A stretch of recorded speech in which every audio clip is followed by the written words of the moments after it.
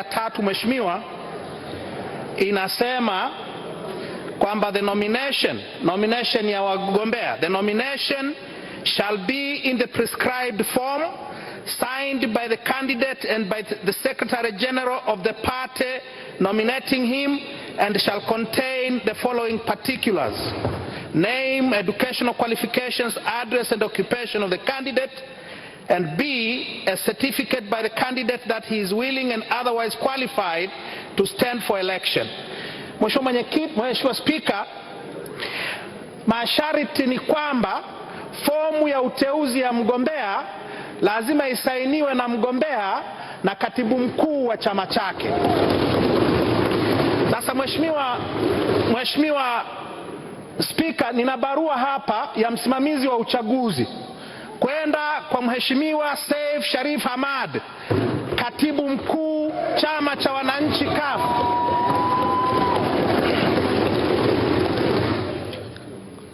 Ameandikiwa na msimamizi wa uchaguzi, anaitwa ni katibu mkuu wa chama cha wananchi CUF, yahusu uteuzi wa nafasi za ujumbe katika bunge la Afrika Mashariki, na inasema: nakiri kupokea barua yako ya tarehe 21 Machi 2017 kuhusu wagombea bunge la Afrika Mashariki. Barua hiyo iliwasilisha jina la ndugu Twaha Isa Taslima, ambaye chama chako kimemteua kugombea katika uchaguzi wa wajumbe wa bunge la Afrika Mashariki, akiwa ndiye mshindi kati ya wagombea wengine walioonyesha nia ya kugombea ujumbe wa bunge la Afrika Mashariki kupitia chama chako.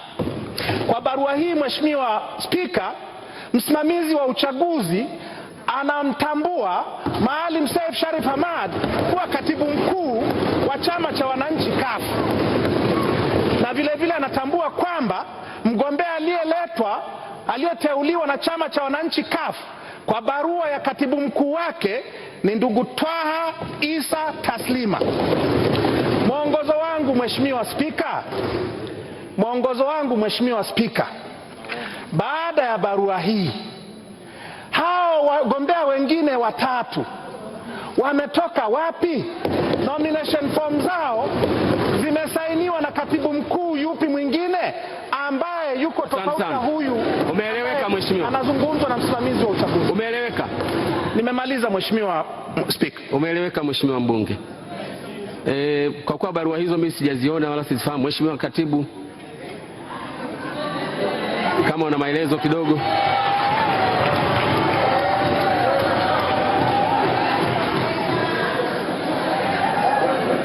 Mheshimiwa Spika, tumemwomba asome barua yote. Asante sana. Inasema hivi, kama nilivyosema, ni ya tarehe 2 Aprili, juzi. Nakiri kupokea barua yako ya tarehe 21 Machi 2017 yenye kumbukumbu namba hiyo kuhusu wagombea wa bunge la Afrika Mashariki. Barua hiyo iliwasilisha jina la ndugu Twaha Isa Taslima, ambaye chama chako kimemteua kugombea katika uchaguzi wa wajumbe wa bunge la Afrika Mashariki, akiwa ndiye mshindi kati ya wagombea wengine walioonyesha nia ya kugombea ujumbe wa bunge la Afrika Mashariki kupitia chama chako. Baada ya kupitia wasilisho lako, imebainika kuwa zipo dosari za msingi zinazohitaji kurekebishwa ili kukidhi masharti ya kanuni ya 5(3)C ya kanuni za kudumu za bunge toleo la 2016. Nyaraka ulizowasilisha zina mapungufu yafuatayo: 1. Kukosekana kwa fomu za maombi ya kugombea kwa wagombea wote. 2. Kukosekana kwa fomu ya hiari ya mgombea kugombea. 3. Kukosekana kwa orodha ya waombaji wote waliojitokeza kugombea kuteuliwa na chama chako. 4. Fomu ya matokeo ya kura zilizopigwa kuwachagua wagombea waliojitokeza kuomba kuteuliwa. Na 5. Kukosekana kwa fomu ya mahudhurio yenye saini za wajumbe wa kikao cha uteuzi wa wagombea. Inatakiwa niletewe nyaraka hizo ili kuniwezesha kujua endapo chama chako kiliendesha uchaguzi kwa njia ya uwazi na kwa misingi ya kidemokrasia.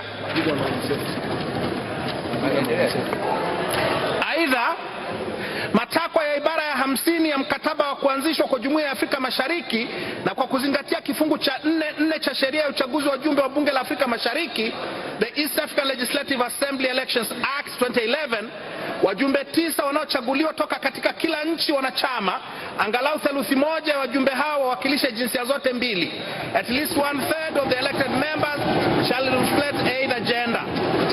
Ili kufikia hitaji hilo la kisheria, kila chama kinapaswa kuzingatia sharti hilo na kuwasilisha wagombea wanaolingana kutoka katika jinsia zote. Katika wasilisho lako, wanaolingana kwa kanuni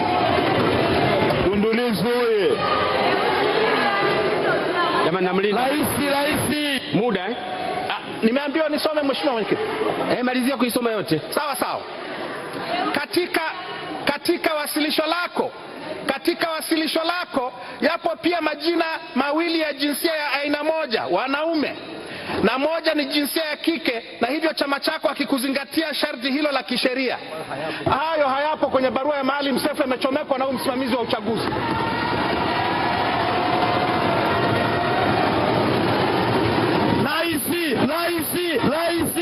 Mheshimiwa, nadhani tayari sasa ukae. Manake muda. Tunataka kuendelea na uchaguzi. Katibu wa Bunge, tafadhali kwa kifupi sana. Mheshimiwa Spika, nafikiri anachokisoma ni sahihi na tuliandika, na msingi wa andiko letu lilitokana na barua ya tarehe 28 Machi kutoka Tume ya Taifa ya Uchaguzi. Hatukuandikia vyama kuwaomba, tulitoa GM 376, vyama viliandika vikaomba. Mimi sikuvitambua. Aliyevitambua vyama ni mkurugenzi wa Tume ya Taifa ya Uchaguzi. Ninayo orodha ya CAF A wamewasilisha kupitia kwa naibu katibu mkuu, CAF B kupitia kwa katibu mkuu.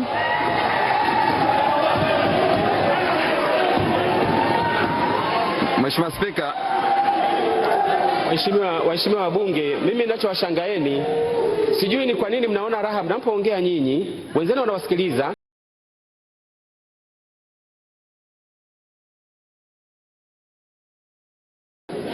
Watu wazima usikilizana, hata kama unachokisikia ukipendi unasikiliza, vinginevyo kwa nini mnauliza?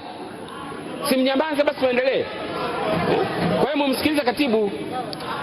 Mheshimiwa Spika, Hebu nyamaza bwana. Hayo ni maoni yako, hebu nyamaza. Mheshimiwa Spika, ni vizuri tuelewane. Katika barua ya Tume ya Taifa ya Uchaguzi ndipo viongozi wawili wa CAF wanapokutana, na wala si ofisi ya msimamizi wa uchaguzi. Mimi nieleze wazi, kwani aliyepeleka jina la Mnyaa Tume ya Taifa ya Uchaguzi ni nani? Na aliyepeleka jina la Taslima ni nani? Sasa mbona wote wameleta? Asante sana katibu kwa maelekezo uliyatoa. Baada ya maelezo hayo, sasa tunaendelea na shughuli iliyo mbele yetu kwa kuanza kuwaita wagombea. Katibu, kama una lolote kabla sijakuruhusu uanze kuita wagombea, ili nikuelekeze ni kundi gani tunaanza nalo. Kama hakuna, moja kwa moja tuendelee kwa kumtaka mpambe wa bunge kugonga kengele ili sergeant at arms, ili waheshimiwa wabunge waendelee kuingia walioko nje. Tunaanza kazi muhimu ya kuwasikiliza wagombea wetu, na wakishajieleza tutagonga kengele tena, ili sasa hesabu kamili ya tuliopo humu ndani iweze kutolewa. Sasa sio lazima niende kwa orodha iliyoko hapa kwa makundi, lakini nitaenda kwa makundi vile ninavyoona inafaa. Na ninavyoona inafaa, tutaanza na kundi la wanaume Tanzania Zanzibar.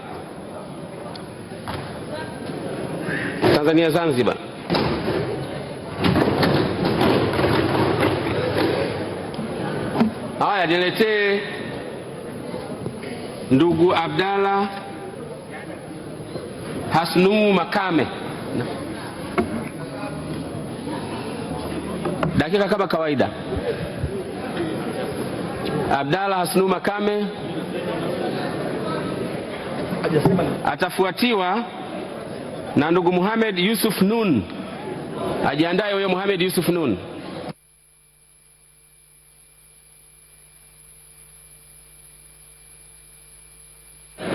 Sasa waheshimiwa wabunge, kuanzia sasa kwenda mbele ni kimombo kitupu.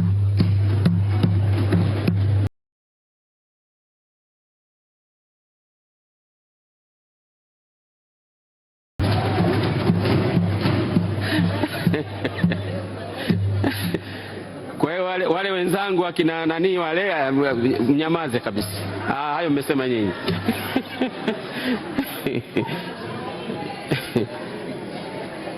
Naomba Sajada Tamzi uwe unafanya haraka, muda wetu ni mdogo sana. Kama nilivyosema, Abdalla Makame atafuatana na Mohamed Nun. Na wale wengine wote wa kundi la Zanzibar wanaume wakae karibu sana.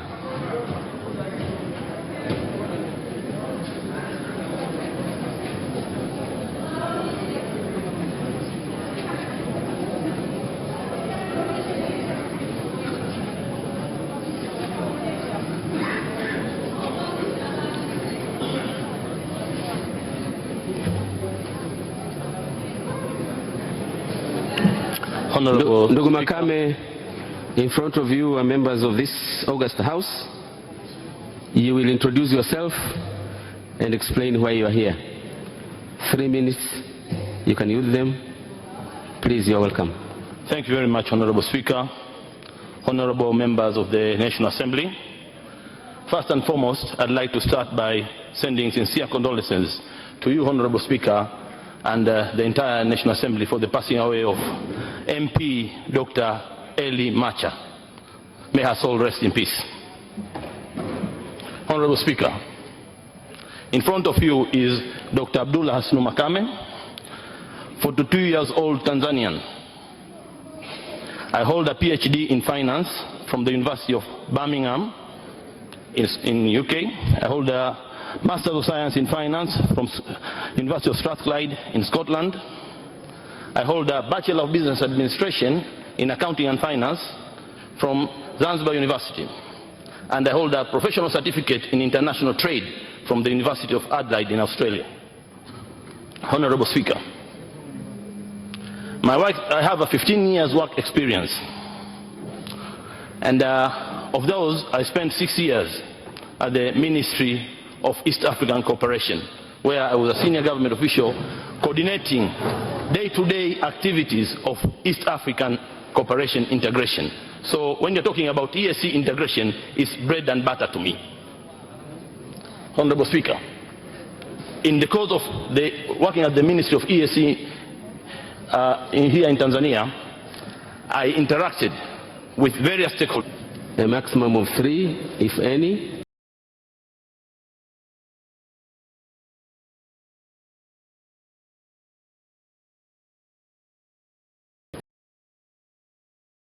Chadema. Please.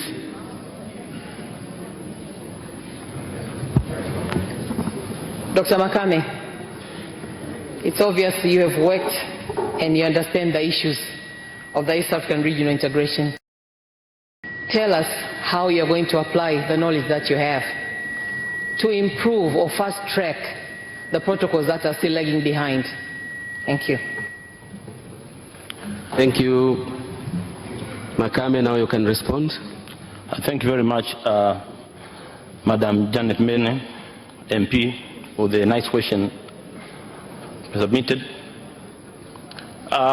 You know, when you're working as an MP, you can only pressurize or you can suggest to the government on fast tracking, because the protocols which are yet to be implemented are being negotiated by the government and not the legislative.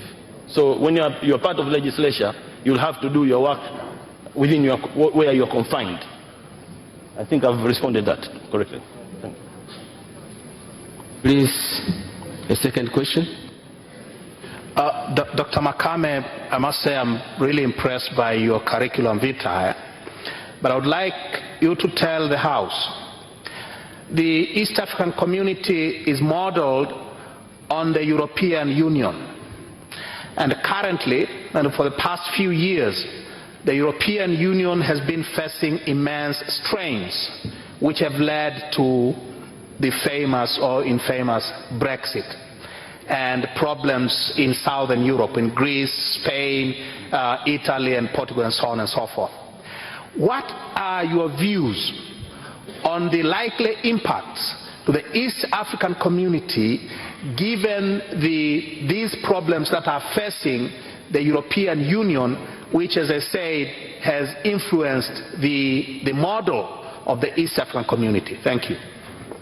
Thank you very much, Honorable Tundu Lissu, for the smart question. You may argue that the East African community is modeled alongside the European Union, but I would like to say that that is not the case. Why? When you're talking about the East African community, what is the final objective of the East African community? The stages, you're going to union, and then finally political federation. So in EAC, we're having an ambition of, and ultimately, I don't know after how long, but we have that vision that we are going to have a political federation. Now, again, in the monetary union of EAC, we are not modeling ourselves along with the European common currency like the one they're using, the Eurozone. Ours is we're having a macroeconomic convergence criteria, which has been stipulated in the protocol. We have a roadmap, which we've stipulated that we're going to achieve that roadmap. And once we've achieved,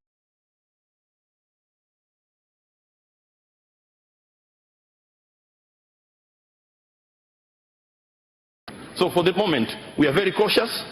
We will not initiate the monetary union until when the macroeconomic convergence criteria has been met. Thank you very much. Thank you very much, Makame. I now allow you to leave. Thank you very much for your presentation. Now you can go. You can go. It's only two who had shown interest before. So please, you can leave. Thank you, Mr. Speaker. Mohammed Yusuf Nuh.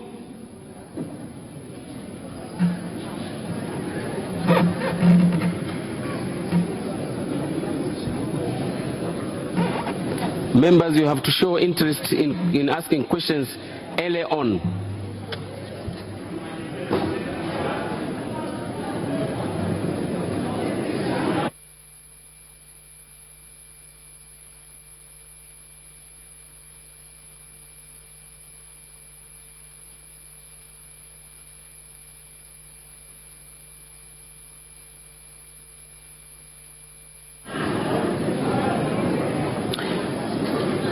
Sergeant, nakuomba tena hawa wagombea wasiwe kilomita 1000 kwa sababu muda wetu ni mdogo.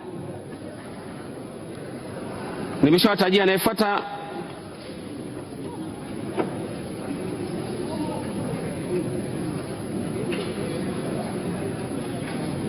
Ni Mohamed Yusuf Nuh.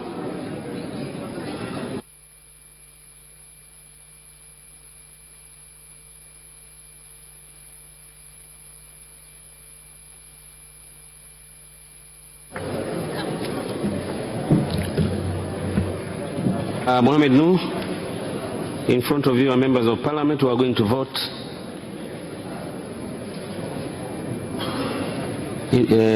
So you have 3 minutes to explain why you should be voted in, and certainly identify yourself. Please go ahead. Thank you. Mr. Speaker, Mr. Prime Minister, Leader of the Opposition, Honorable Members of Parliament, good afternoon. My name is Mohamed Yusuf Nuh, Tanzanian youth who was born in Tanzania and who is proudly patriotic of his country. I am loyal to my motherland and I will give my all to make sure that our country prospers. Honorable MPs, I know my country from Namanga to Tunduma. from Rusumo to Horohoro, from Sirari to Mtambaswala. This shows that I know my country as a whole. This shows that I know the challenges that my country is facing within our neighbors. I assure you that I'm asking for this position so that we could ask and we could address these challenges with our neighbors. The East Africa community has 4 pillars: the customs union, the common market, the monetary union, and the political federation. We have to make sure that Tanzania stays as the powerhouse. We have to make sure that our country is never the underdog in the implementation of these 4 pillars. Representatives, I'm asking you, please allow me to represent our country so that this can be done. The area of Tanzania is approximately 9,487 kilometers square. This is larger than the area of all East African countries combined. Due to this, unfortunately, we are not the leading country in terms of economy. Allow me to represent our country so that we could make sure that our country economical stature goes hand to hand with our area in the land. Our country should not only be larger in terms of its size, it should also be larger in terms of its economic power. Honorable MPs, I would like to bring to your attention that for a whole year I have worked with people from our neighboring countries. This has given me adequate experience to address and to deal with other nationalities. Therefore, this... Time is out. Can you ask for votes now? I ask for your votes. Thank you. Thank you very much. The candidate has already explained himself. If there are any, not more than 3 questions, those who want to ask, they may stand at the same time so that I pick 3.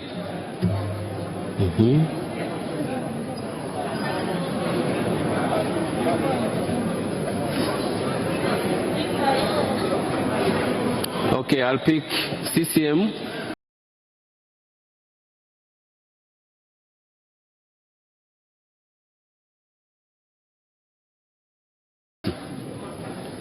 Mheshimiwa Saada.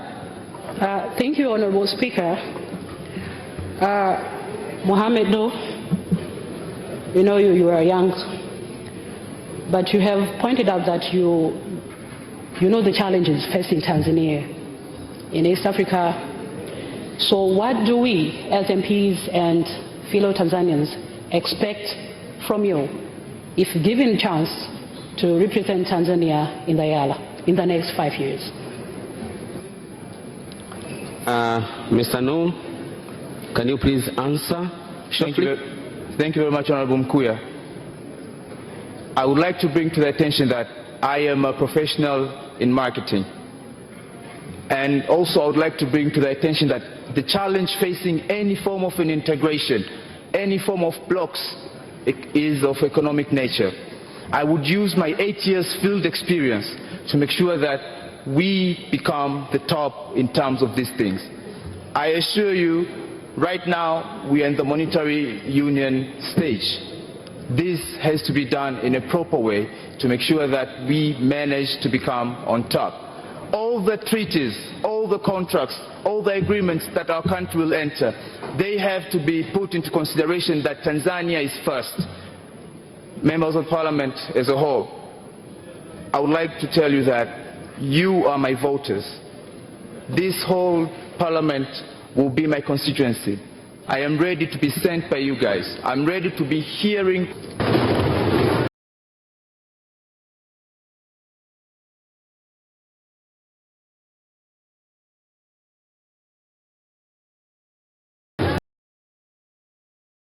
Members of Parliament from various political parties here. That is why we will be electing today members to represent us in the ELA from different political parties. This shows that we are in the East African Union. Yes, I agree, we have these discrepancies in leadership. For example, some of the countries are not really safe right now due to the certain internal scruples that is going on. For example, South Sudan and others. These countries have to be embraced. these countries have to be shown what a true democracy is like. Therefore, I believe that the political federation will be of a democratic nature, provided that we follow the principles of democracy that are set by our forefathers. Thank you very much, candidate. The last question from... Yes, here I am. Far end. Yeah.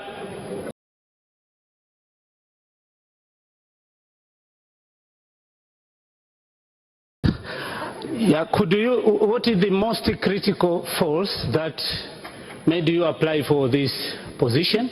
And would you kindly explain whatever link, if any, of that force that made you apply with livelihood matters of the people out there in Biaramuro and elsewhere in Tanzania? Thank you. Response, Honorable. Thank you, Honorable Candidate MP. No. As I stated earlier, I am a highly patriotic youth. I am ready to serve my country in any way, in any matter, in any how. I have to make sure that my country gets the best leaders. I found myself well qualified for this position, as I can represent my country very well.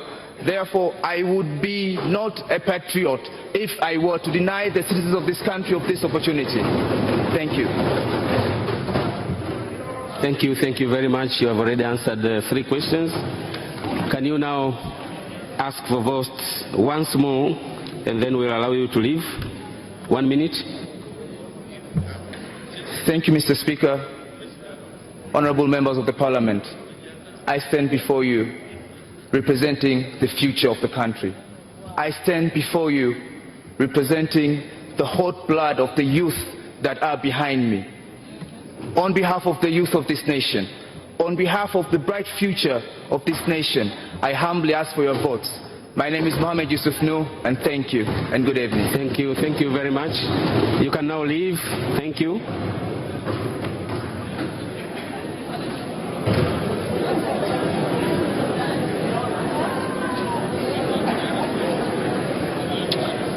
Honorable members, I wish to remind you that later on, when you are given a ballot box, a paper to choose, you will have to choose one candidate out of the 2, either Makame or Nuh. We continue after the group of men from Zanzibar.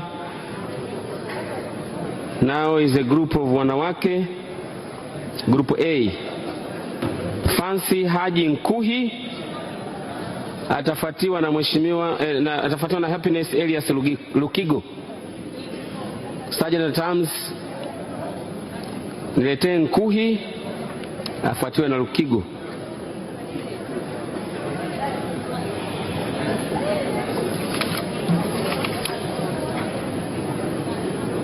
Happiness Mgalula ajiandae na Zainab Kawawa ajiandae pia.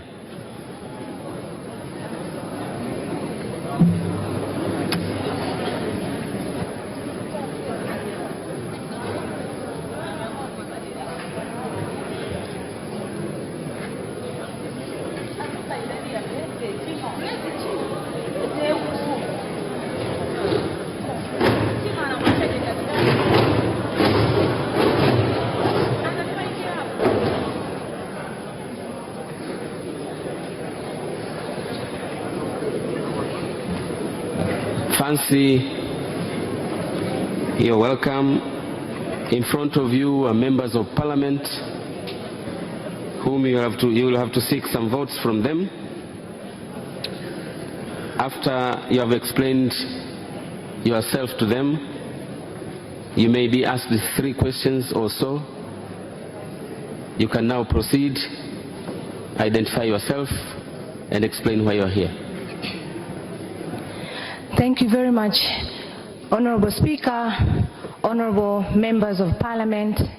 It is my great honor and privilege to stand for the 2nd time in this Parliament to seek for your endorsement for me to be your next representative at East African Legislative Assembly.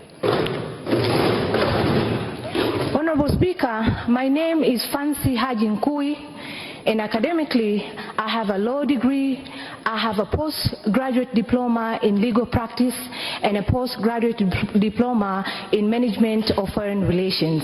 I've worked with various sectors in media and communication, in law practice, and international relations.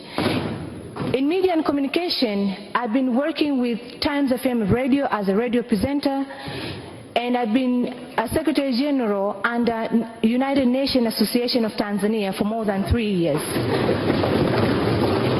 Currently, I'm working as a Principal Legal Officer under TAN Africa Law Chamber. Honorable Speaker, East African Community as it stands today is a full-fledged customs union. In 2010, Common Market Protocol was signed and it was given 5 years of implementation.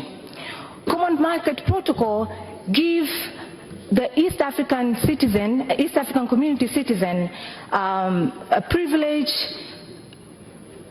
It gives them 4 freedom and 2 rights, which are... Time is up. Fancy, you can now ask for votes. Thank you. Members of Parliament, standing before you is a lawyer, a diplomat, and an excellent communicator who intends to assist this Parliament into fully implementation of Common Market. Please vote for Fancy Haji Nkui. Thank you. 3 questions, if any. I'll pick those who ask questions straight.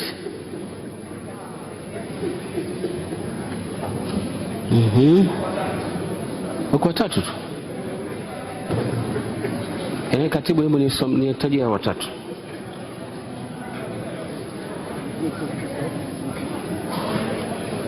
Haya, Yusufu.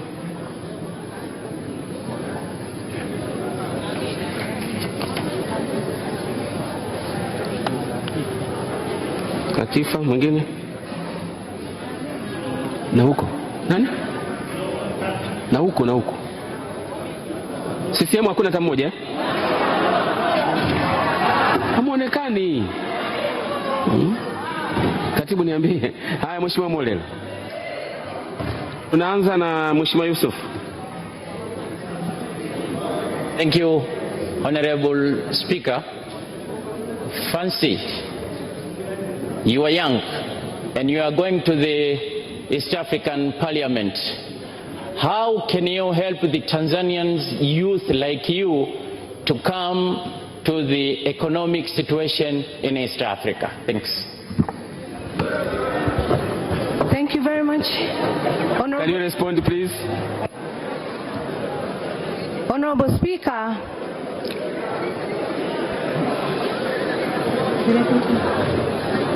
Honorable Speaker, a youth of Tanzania, when it comes to leadership, we have not done much.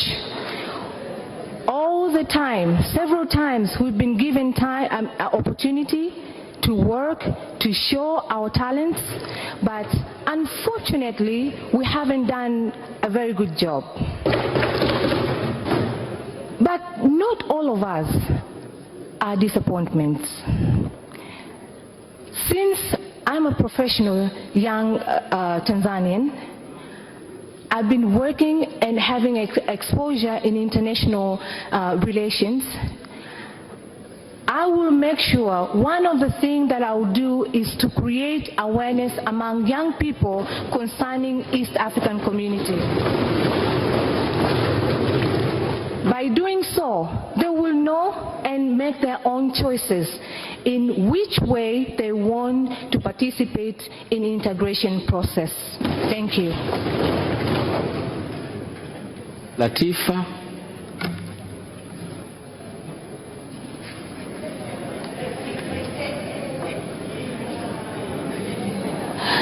Thank you, Honorable Speaker, for giving me this chance. What are the benefits that exist for Tanzania with East African Common Market Arrangement?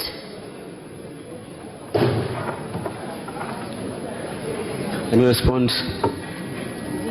Thank you very much.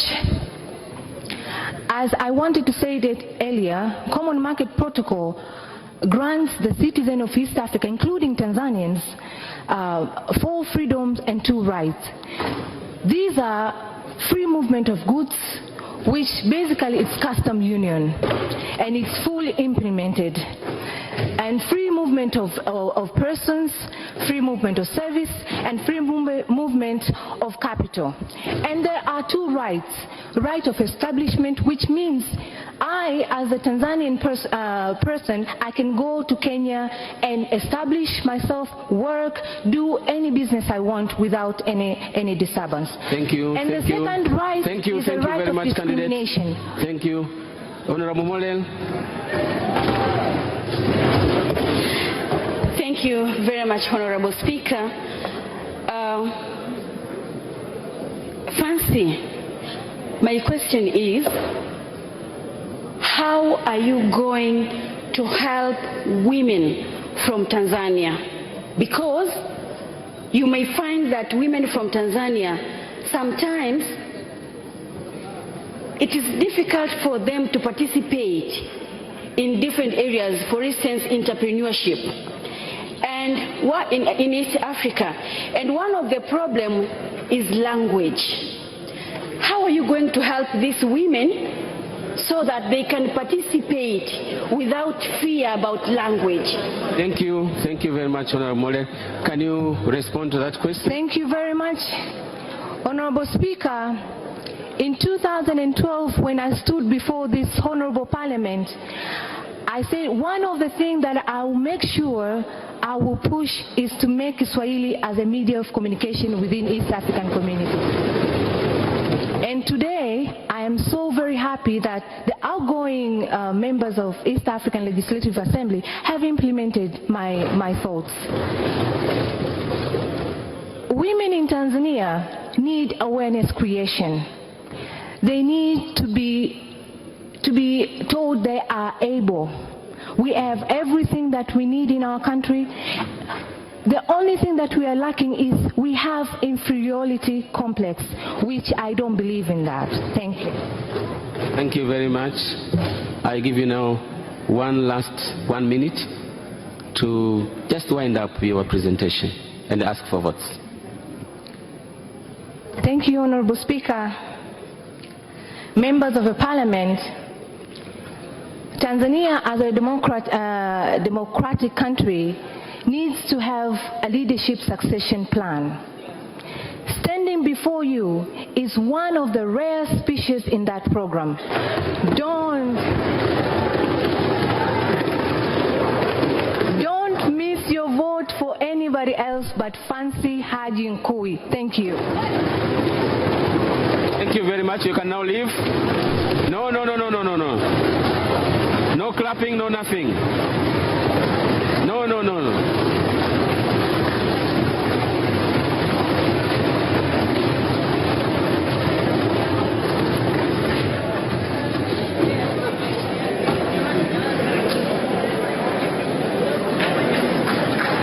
If you disobey the speaker, I might disqualify the candidate.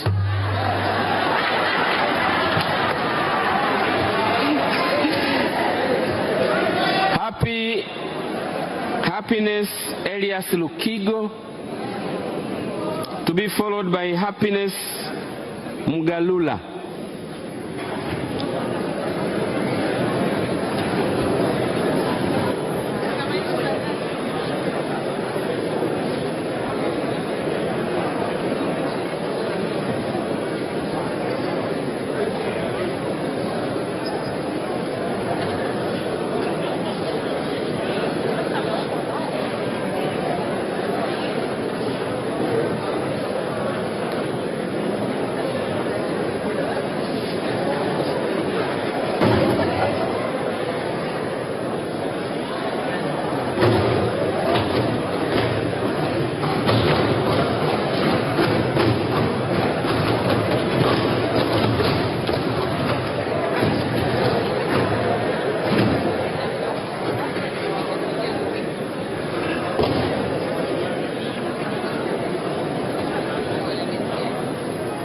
Happiness Elias Lukigo before you are members of parliament who are here ready to listen from you. I'm giving you 3 minutes to explain to them why you are here. And after your explanation, if there might be some questions, not more than 3, you'll be given an opportunity to answer. You are now welcome to take the floor. Thank you. Right Honorable Speaker, Job Dugai, Honorable Prime Minister, Majaliwa Kassim Majaliwa, Honorable Leader of the Opposition, Ikael Freeman Bowe, Honorable members of this great assembly, good evening. First of all, I would like to extend my heartfelt condolences for the loss of our great leader, your fellow member of this great parliament, the late Dr. Macha. She was our heroine, an advocate for women's rights and disability. It's a great loss. May God heal our hearts.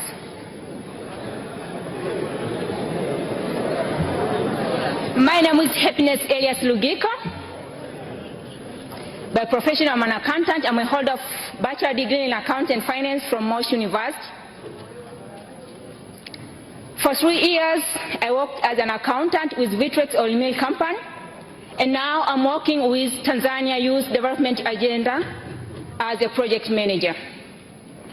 I'm humbled to stand before you to ask for an opportunity to represent you, particular, and our great country in the East African Legislative Assembly.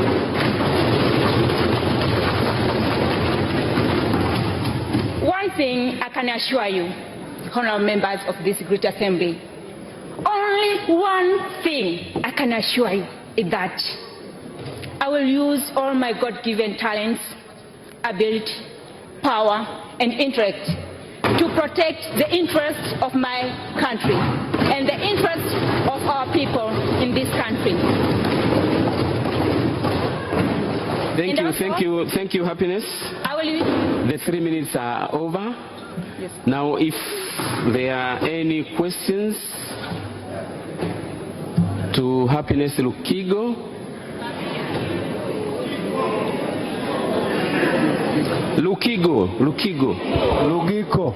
Lugiko. Somebody has, kuna mtu amenipotosha hapa. Katibu. Lukigo. Basi nasaisha, ndio hawa amenipotosha. Lugiko. Lugiko. Narudia tena, Lugiko.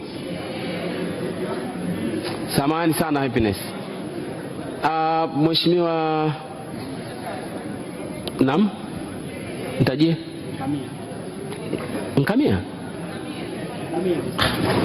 Ngoja kwanza kidogo niwapate watatu kama wapo. Kama ni wawili, twende katibu haraka haraka. Tayari Nkamia. David. Mheshimiwa Zito. Thank you, Honorable Speaker. Tunaanza na Mheshimiwa Zito. Okay.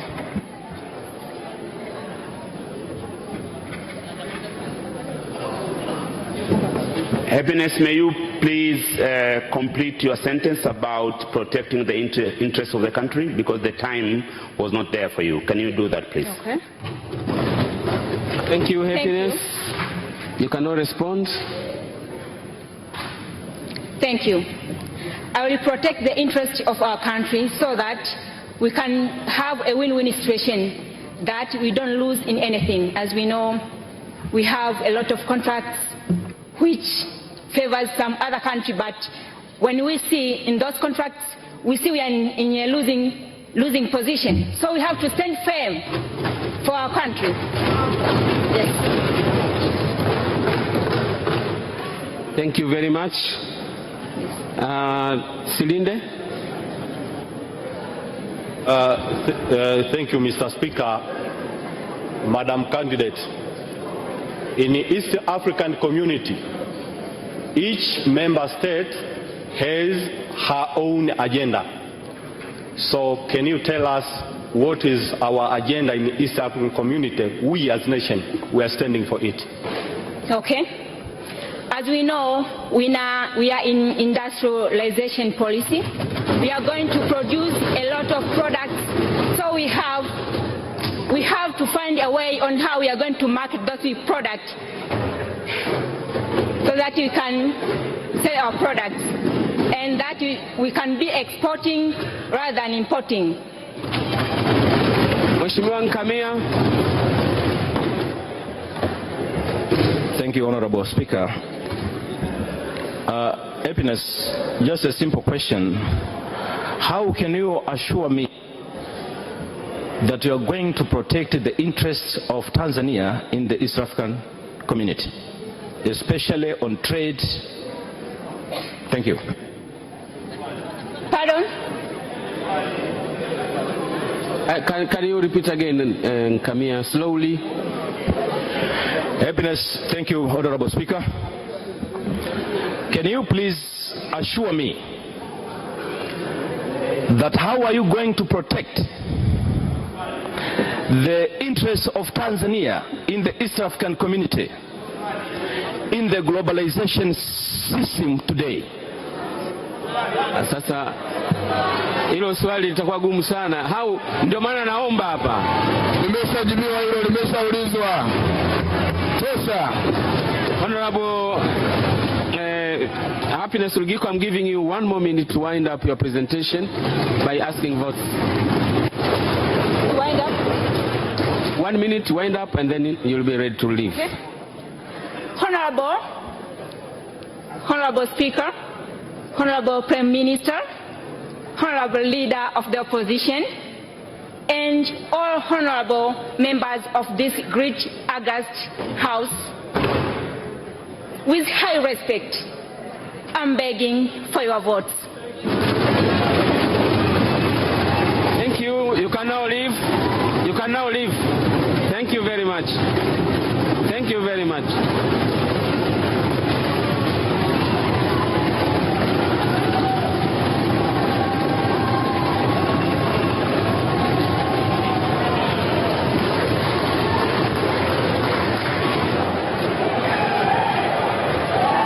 Mheshimiwa, taratibu. Hizo zote ni bunduki za CCM. Raha ilioje. Bado tunaendelea Mheshimiwa. Bado tunaendelea na wagombea. Anakuja sasa Mheshimiwa Happiness Mgalula na atafuatiwa na Mheshimiwa Zainab Kawawa.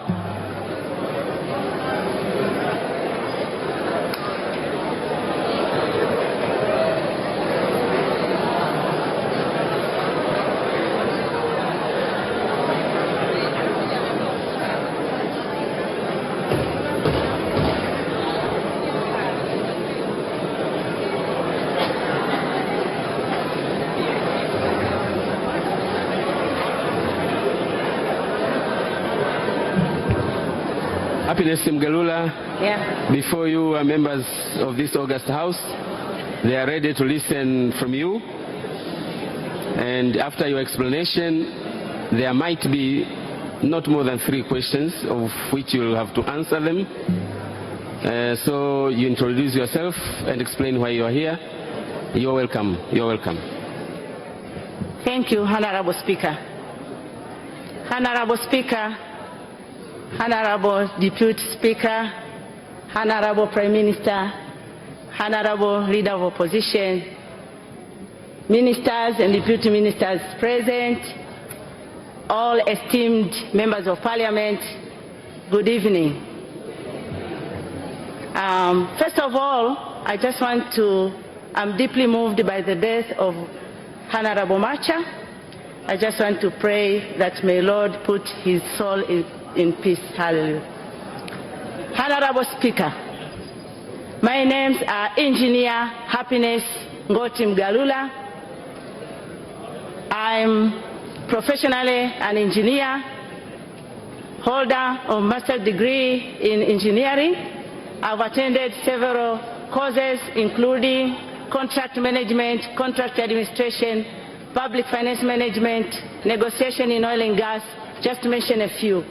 I have worked with the government for almost 20 years in various sectors and entrusted by the government in leadership positions, including managers in various institutions, director, and currently deputy executive secretary in the Planning Commission.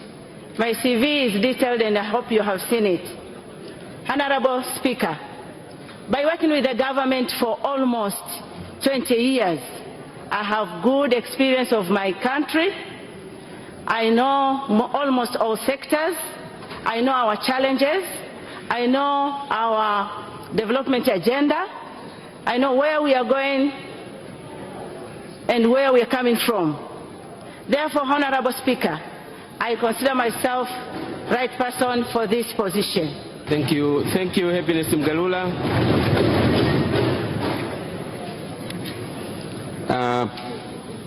If there are any 3 questions, those who want to ask, they can stand up.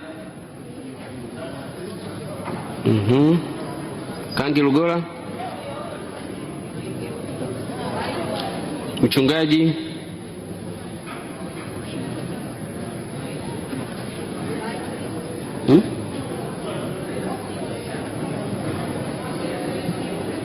bado kafu sasa hapa.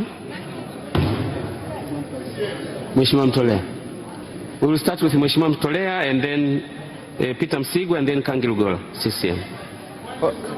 Honorable Speaker, thank you very much for giving me this chance to ask just a question to this candidate. The East African community has recently got another new member, that is Southern Sudan. And the coming of this new member brought in a different school of thoughts. Some of us, we believe that the country was premature to be a member of this community. And and others believes otherwise. So I just wanted to know your views on the regard. Thank you for your good question. Honorable Speaker, I understand that Sudan is also want to join us in the EAC. And to me, I feel it is right because we want to deepening our cooperation and widening the market and economic opportunities for mutual benefit of our countries. And this together, and also aim of EAC is to stabilize its member states politically. So it is better when they join us and together we can help them to stand firm politically and be stable.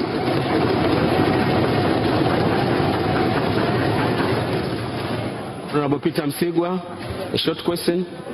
Thank you very much, Honorable Speaker. Madam Engineer, I hope you understand that economic diplomacy is the talk of our time.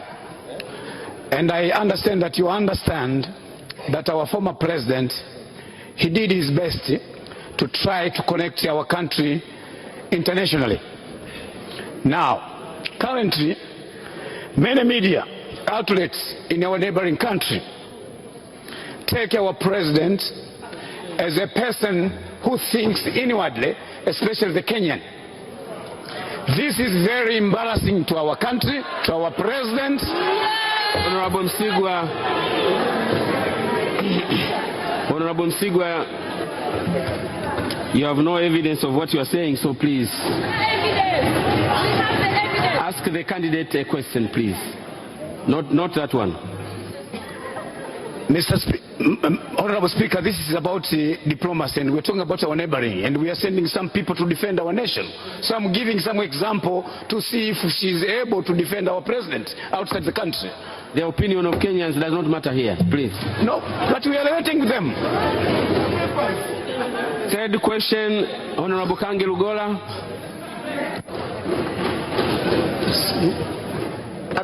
Mgalula, one area in the East African community which can cause a country not to benefit from integration process, that of having MPs who are poor in lobbying. Can you assure this assembly what is your strength in lobbying? Happiness Mgalula, can you respond to that specific question? Thank you. Thank you very much for your question. You want to know my strength in lobbying. Today I have loved almost all of you, and I pray for your votes. And I hope I have convinced you that I'm capable of leading. Anyway, I am able of lobbying because I understand that any program that comes in our country, you cannot achieve just by mere negotiations. I'm a good negotiator, I'm a good communicator, I'm a good leader, and I'm very good in relationship. These are pillars for lobbying and making things move forward. Thank you, thank you. Thank you, Happiness Mgalula. Now, Happiness, I'm giving you one more minute to wind up your presentation, please, and then after that you'll have to leave. Thank you, Honorable Speaker. I'm starting with you, Honorable Speaker. Thank you very much.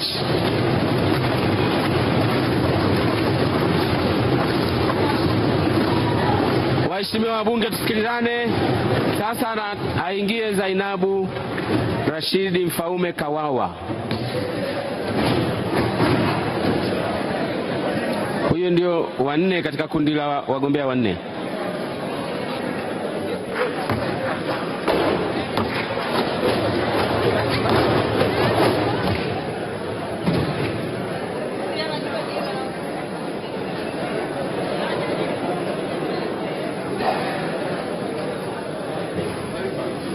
Zainab, you are welcome once more in this house. In front of you are members of parliament who are really ready to listen from your presentation. You'll have to introduce yourself and proceed telling us why you are here. 3 minutes, we'll be waiting for you. And after that, if there are any questions, you'll have to answer them. Please, you're welcome. Honorable Speaker, I'm thankful. First of all, I would like to extend my condolences for the loss of Honorable Macha. May her good soul rest in peace. Honorable Prime Minister of the United Republic of Tanzania, Honorable Head of the political parties of Tanzania, Honorable members of the Parliament, and my fellow politicians. My names are Zainab Rashid Mfaume Kawawa. I was a member of Parliament last time and a member of PAC. I believe you all have my CVs so that I will save my time. Honorable members of the Parliament, we are all the witnesses of the successfulness of the East African community. And for this, I would kindly like to applaud all the heads of the member states, including, excuse me, I can hear a lot of noises. Proceed, candidate. Don't listen from anybody. Okay. Only listen from me. Okay. I hope you save my time. Including our former President of the United Republic of Tanzania, Honorable Dr. Jakaya Mrisho Kikwete. Honorable members of the Parliament, Honorable members of the Parliament, I, Zainab Rashid Mfaume Kawawa, consider that we have the challenge to sustain all this successfulness of the East African community. And it is for this reason that I'm standing here before you to request for all your votes, to vote for me so that I can be able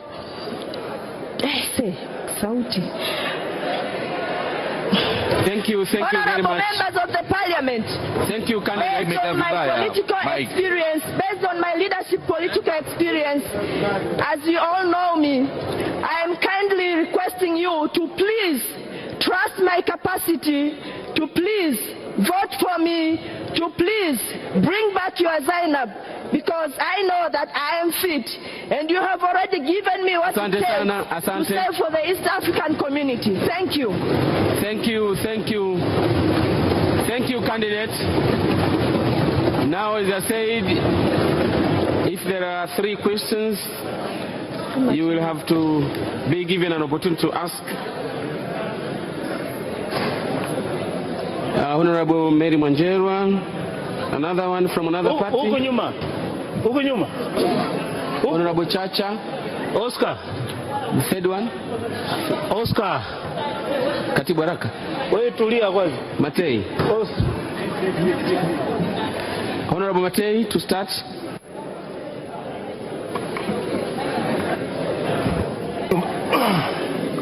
Speaker, Zainabu, I have seen your CV. I understand today your mic is not favorable for you. In your speech, you tell us about of Tanzania in East Africa Federation. You are not. Can you even, Matei? Can you maybe use the next mic? Hello? Yeah. I'm going to repeat again because mic is not fair for you. Zainabu, I know you have been member of parliament in this. Hello? Hello? Hello, hello. You have said speech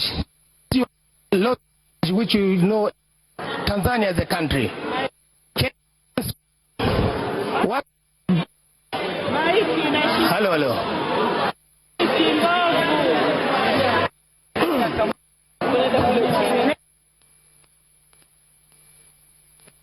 Sio wewe nani?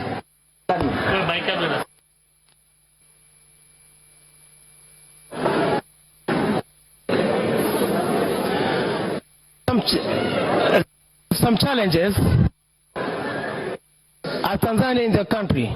We have some interest as a in Tanzania.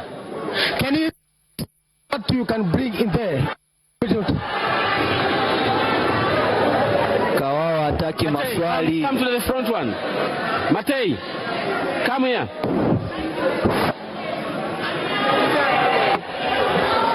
Use that one. Papo.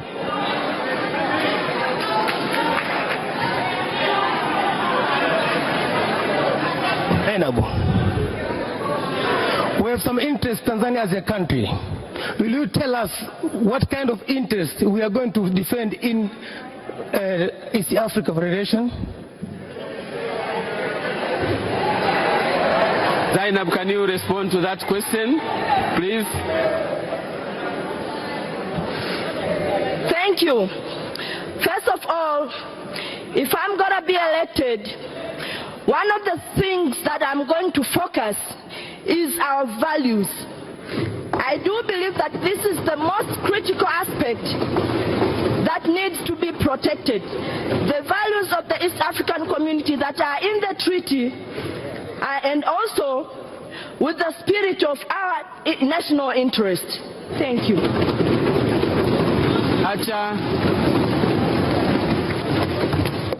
Yes, my name is Mwalimarwa Rioba Chacha, a member of parliament from Serengeti. Dear candidate Kawawa, I have one question.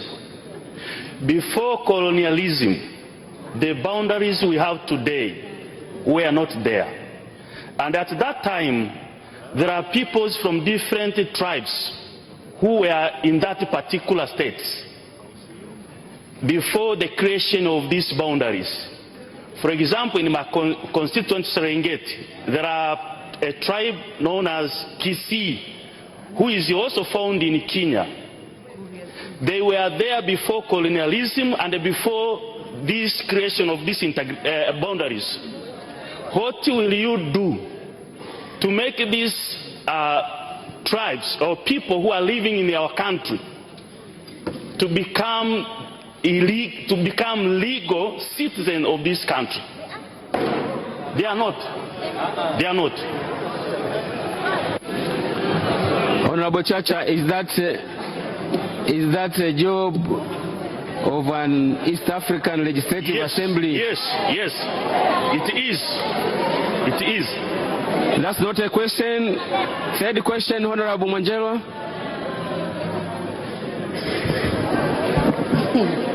Mr. Speaker, thank you for having an eye on me.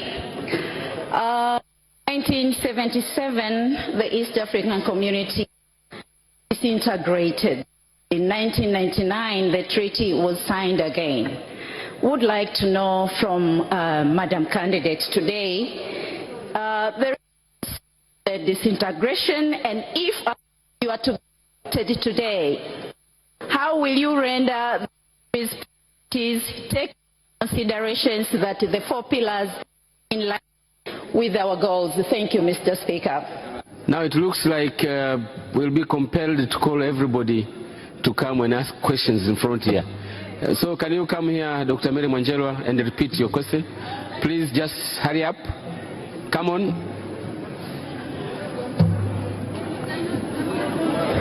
Our staff who are dealing with the IT, please do something with these microphones.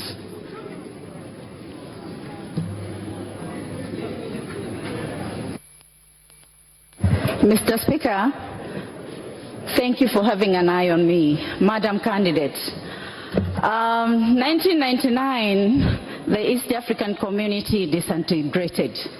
And in 1999, the treaty was signed again. Would like to know, if you are to be elected today, what will be your priorities in terms of our country's interest, taking in consideration that the 4 pillars are in line with our goals? Thank you, Mr. Speaker. Thank you. Thank you. I hope you meant that the East African community collapsed in 1977. Yeah?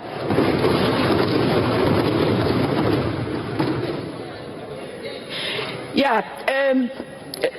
You see, when the countries decide to unite, first of all, each country has its different background. They differ in terms of economy, in terms of social and political aspects. And when these countries decided to unite, their common interest, one of the common interests was to have common monetary. Yeah? So if you remember, they had one single shilling of East African community.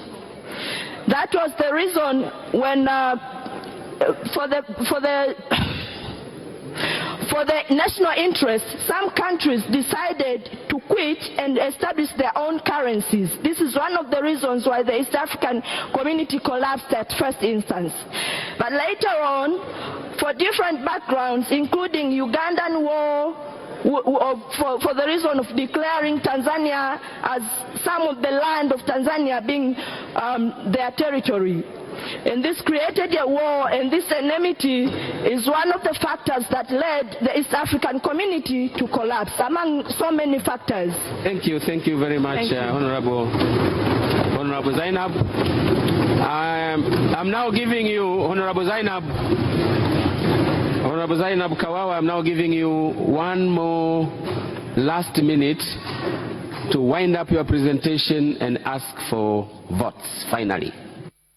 My dear honorable members of the parliament, I always stand to believe that it takes the leadership experience to become the best leader. You have given me what it takes because we have been together as members of the parliament. You know my experience, you know my capability. What I promise you is that you won't regret. I'm not going to let my nation down. I'm going to represent it diligently. Will you please trust me? Trust my capacity. I'm going to make it. I'm going to make wonders for my nation. Please vote for me. Thank you very much. I now allow you to go. You can now leave. You can now leave, please. Thank you.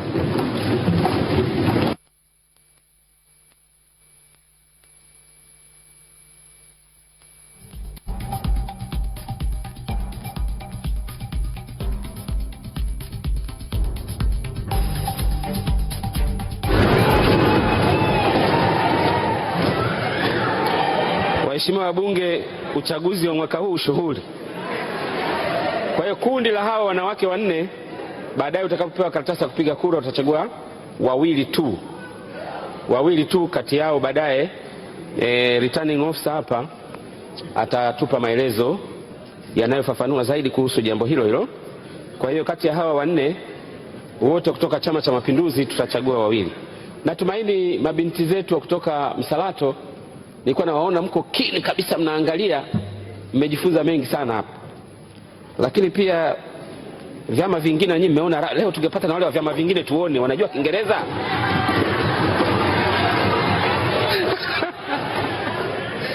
Tunaendelea na kundi linalofuata, nalo litakuwa ni kundi la CUF, ndio litakuwa kundi la tatu. Ataanza Mheshimiwa Habibu Mohamed Nyaa, atafuatiwa na Sonia Jumaa Magogo, atafuatiwa na Thomas Malima na mwisho Twaha Taslima. Any questions, you will be given an opportunity to respond to them. You are welcome, please.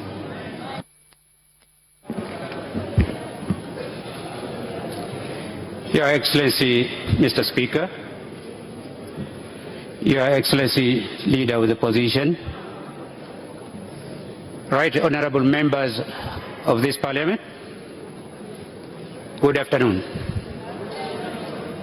My name is Engineer Nyaa. My detailed curriculum vitae has been provided in my application, but the summary one, which shows qualification, profession, and working experience, has been supplemented today here. Honorable Speaker, I do humbly stand before you to ask for your vote. My ambition is to have enough votes which will enable me to qualify for East African Legislative Assembly. The reason why I'm aspiring for this position is because I do sincerely believe that my experience with this Parliament for 10 years, my experience with the SADC Parliamentary Forum for 5 years, with all this qualification, I believe my presence in East African Legislative Assembly will be very instrumental. Honorable Speaker, our country is going toward industrialization. The East African region is busy for oil and gas exploration.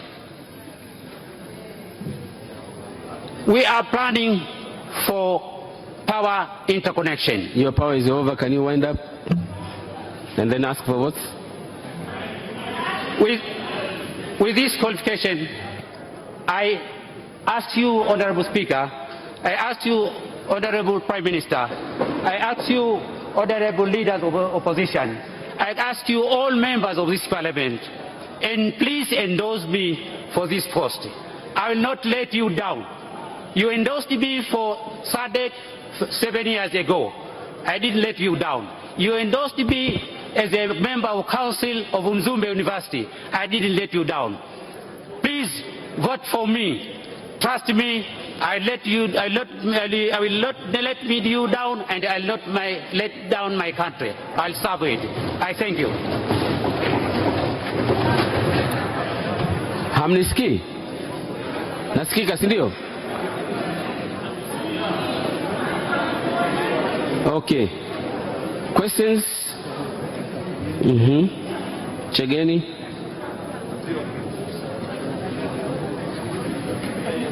Na? Ongeza sauti. Kama hakuna usilazimishe. Mheshimiwa Chegeni peke yake. Mheshimiwa Hamad Omar. Chadema nani?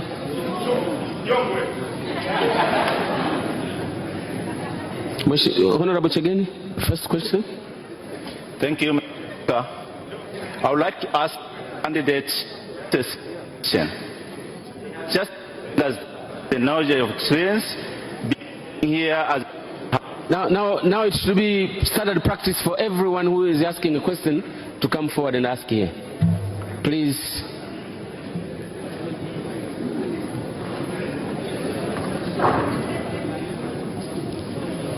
Wataalamu wetu huko mnahusika na IT, hebu rekebisheni embarrassment.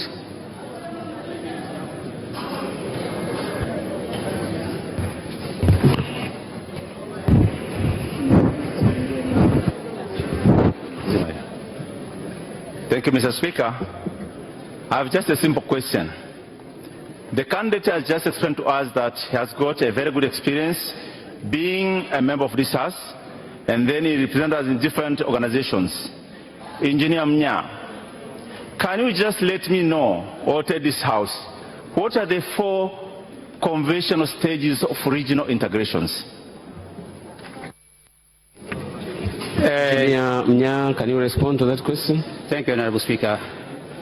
Thank you, Honorable Chegeni. I think I have to be straight. The custom union is one. The mandatory union is second. Political federation is a third. And the fourth one, common market. Thank you.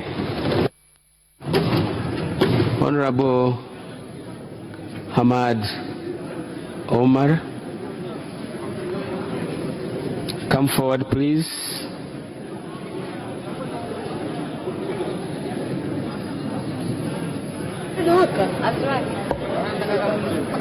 You can use the other microphone, please.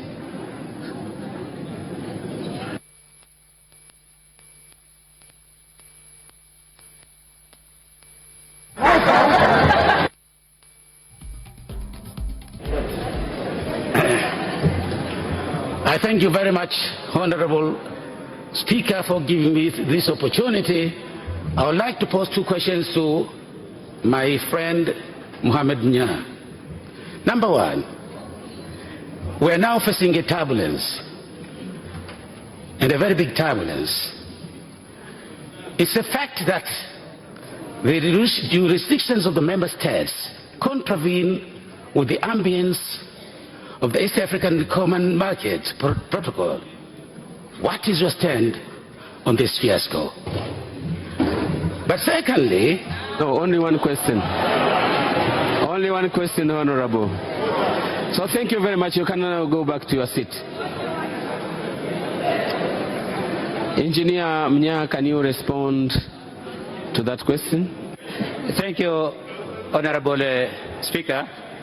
You know, all these problems he has mentioned, they've been expected. That's why we have a lot of stages with this federation. We have a lot of technical committees. So we should not think that everything will be smooth. We know that we have to go in stage by stage. So to have problems is normal, it is known, but the committees, the technical committees, they are the ones to solve all these problems stage by stage. I thank you.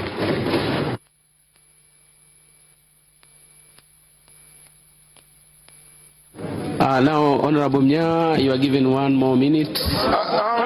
There is a third one. Honorable Mbilinyi, Joseph Mbilinyi, please. I'm sorry. Okay, thank you very much, Honorable Speaker.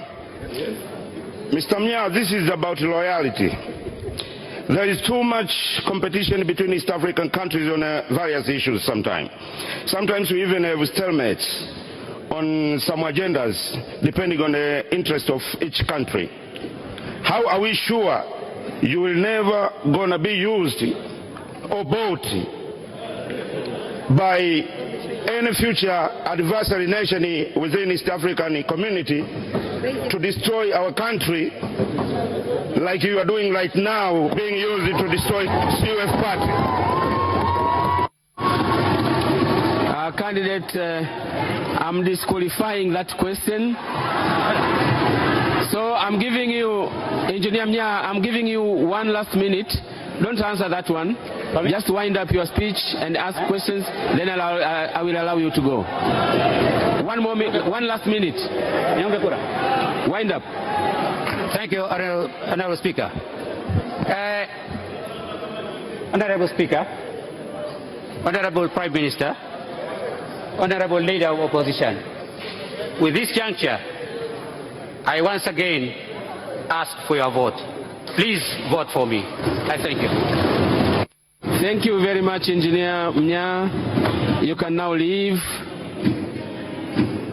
Asante sana.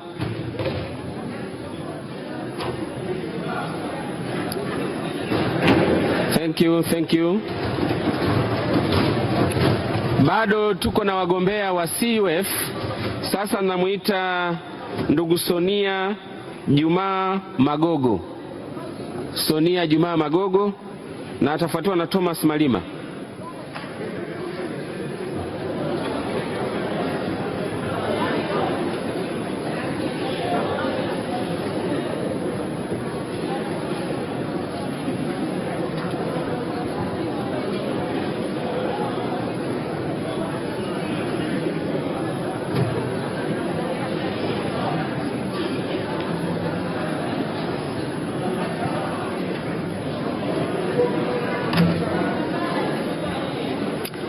You are welcome, Madam.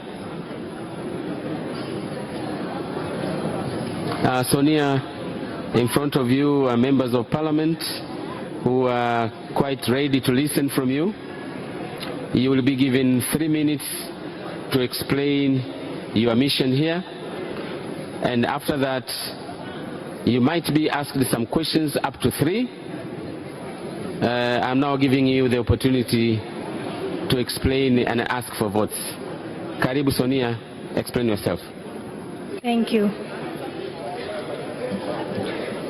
Honorable Speaker, Honorable Prime Minister, Honorable Members of Parliament, distinguished guests, good evening. My name is Sonia Magogo, contesting for the post in East Africa Assembly Legislative. I am the only woman in opposition side.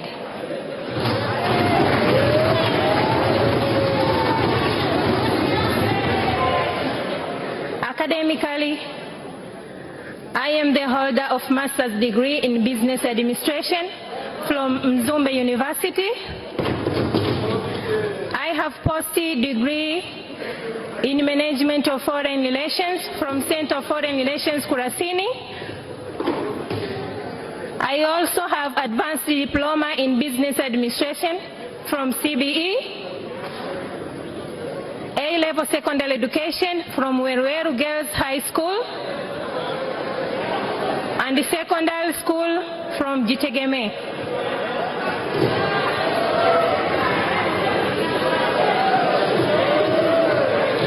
With the knowledge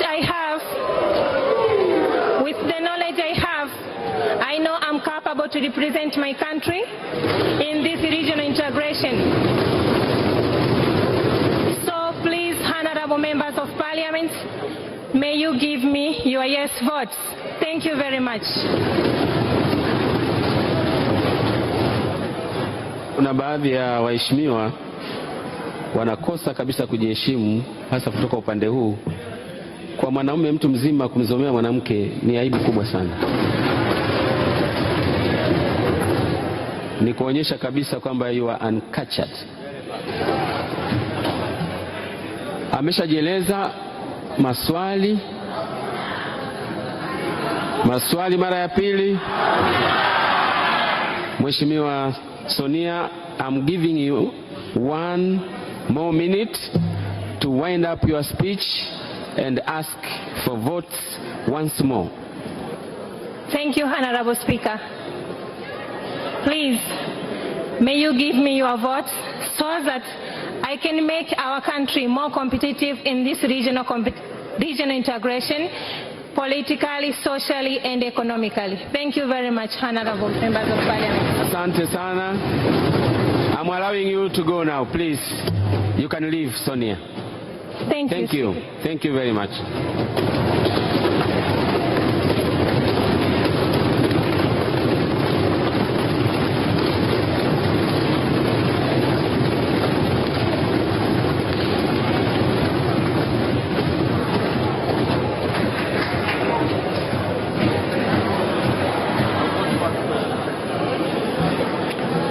Waheshimiwa wabunge, baada ya mgombea kuondoka, ningeomba tuwe na ustaarabu ule wa kawaida wa kibinadamu tu wa kawaida. Yaani mambo mengine tunayofanya na tumesema tuko live. Na ndio tunahalalisha kwa nini bunge hili si lazima liwe live. Kwa sababu ya baadhi ya tabia ambazo ni uncalled for. Kwa hiyo nawaombeni sana tuwaheshimu wanaotuomba kura, tusiwanyanyase na kadhalika. Naomba tuwaheshimu wote waliokuja hapa kuomba kura. Thomas Malima, kama utaki kumpigia utaacha mwenyewe wakati wako, lakini tuwaheshimu jamani.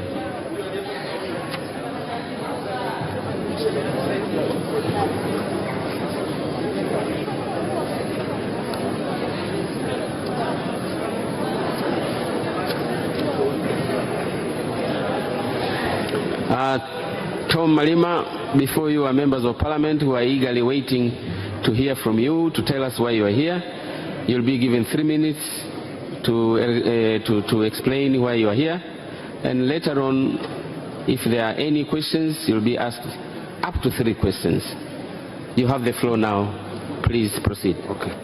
Thank you, Honorable Speaker, Deputy Speaker, Honorable Prime Minister, Honorable Ministers, Honorable Leaders of Opposition, and the members, and all members of Parliament. My name is Thomas Malima. I was contesting this position through the Civic United Front, CAF Chama cha Wananchi, but according to the statement which has been given by the Speaker early, that our party have only one position for the member of IALA. Now I'm withdrawing my contesting, and in so far I'm asking you all members of Parliament to vote for Mr. Abibu Nya to be a member of IALA. Thank you. Thank you, candidate Thomas Malima. Thank you very much. You can now leave. Thank you very much.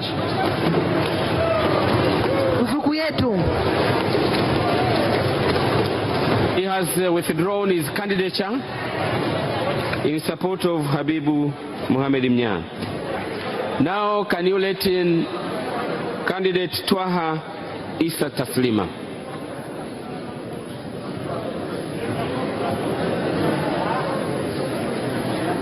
Twaha Issa Taslima.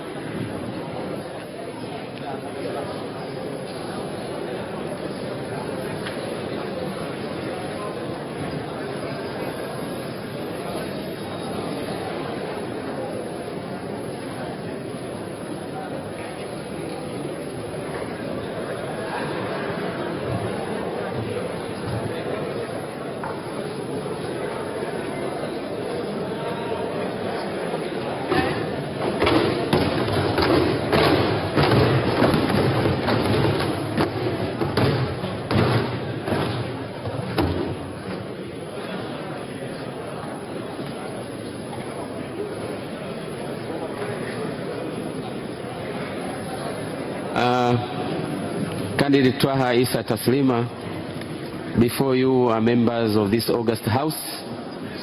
They are eagerly waiting to hear from you. You will have to introduce yourself and tell us your mission for 3 minutes. And after that, if there are any questions, you will have to answer them, not more than 3. You can now proceed.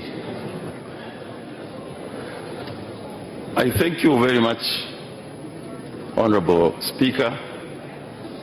And I thank you very much, Honorables in the House. My name is Twaha Issa Taslima, and I'm currently in the East African Legislative Assembly, finishing my term. I've come here to seek for the second term, which is also the last term. Honorables, when I stood here in 2012, there were promises that I put forward before you, and I'm happy to report on them right now. One of the promises that I gave you is that I promised that I'm going to use my knowledge, my expertise, to make sure that in that house which makes law, I have participated as much as possible, because I am a seasoned lawyer, and I would like to say that that job, I have done it thoroughly well. I would also say that I have not done my legal work only in the South African community. I have a chamber called Taslima Lord Chambers. It also continued giving services, and some of us, I think, will remember that our beloved President Magufuli the other time came to praise me for what I did for the people in Magomeni quarters. Right now, I'm praying to come for the... Can you go ahead and ask for votes now? Thank you, sir.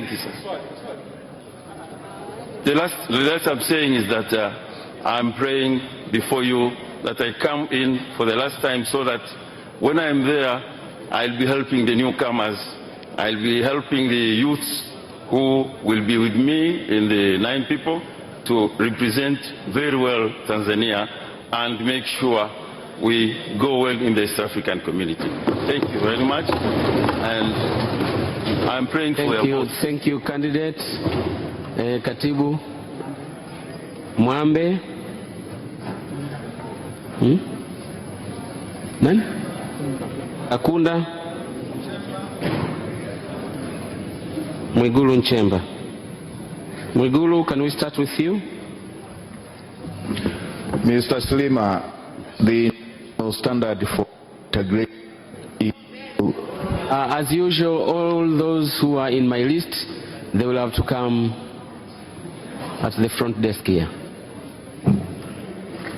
The international standard for integration is for the partner states to work as complementary rather than competitive. But apparently our partner states, some of them have been treating us as their competitors once it goes to the laws, to the marketing, claiming even Kilimanjaro is on their side. And you have been part of the delegation we sent for lawmaking house in the East African Legislative Assembly. In your opinion, what went wrong and what should be done so that we can maintain the permanent need we are looking for of East African Federation, and yet do not compromise the permanent interest of our nation when it comes to utilization of resources and benefit to the advantage we have? Taslima, can you respond to that? Thank you, Mr. Speaker. Question? What went wrong is the individualistic way of looking at things for people who are in power or who were in power during those times.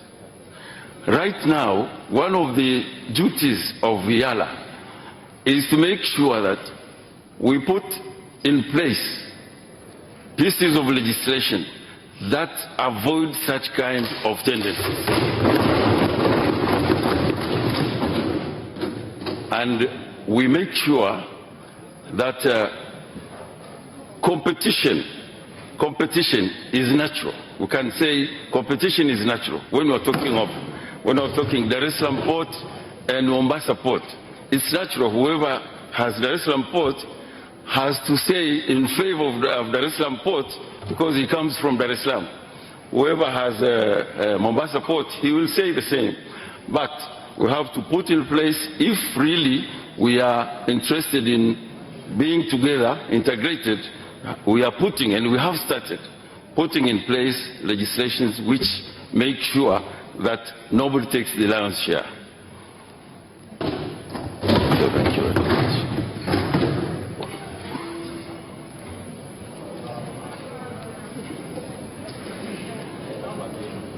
Honorable Kakunda, please, the second question.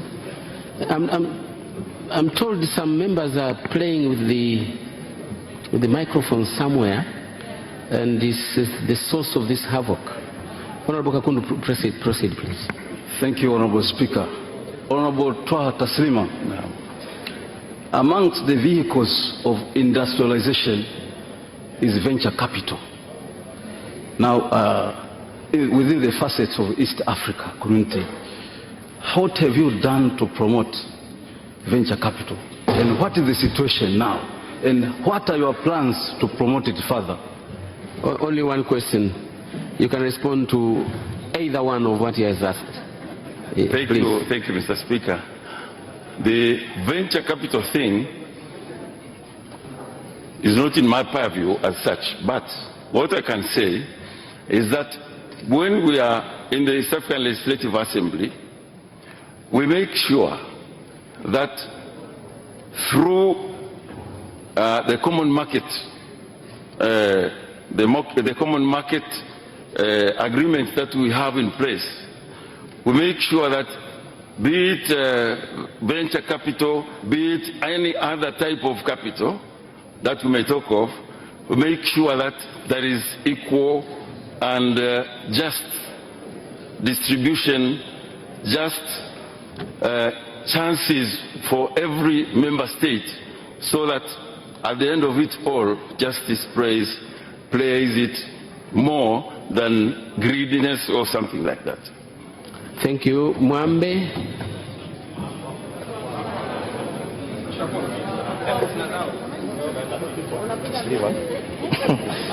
Thank you, Mr. Speaker, for giving me this opportunity. Honorable Taslima, you have been a good representative for our country on the last Yala. Now you are here asking again for the votes so that you represent us for the next 5 years.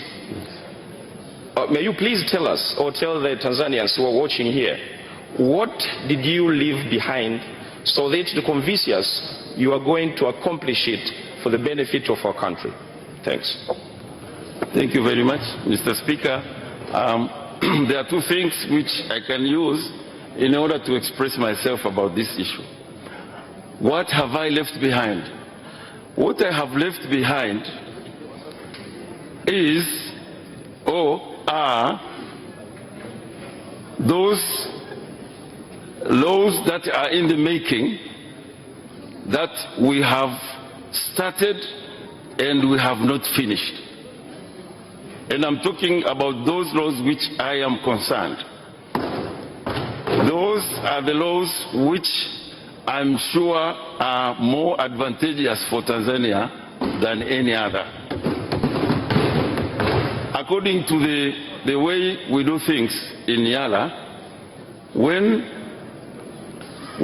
some law is being started today and it is not passed until a certain Yala, like Yala 3, expires, it cannot see its light in the 4th Yala.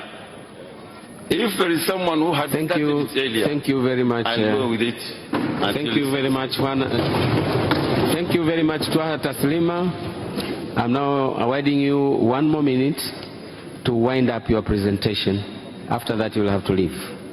Please. Thank you, Mr. Speaker. What I have to say lastly is that honorable members of this House, may you please give me opportunity for this second and last time so that I go there to represent you not in a good way but in the best way for the next 5 years. Thank you very much. Thank you very much. You can now excuse yourself.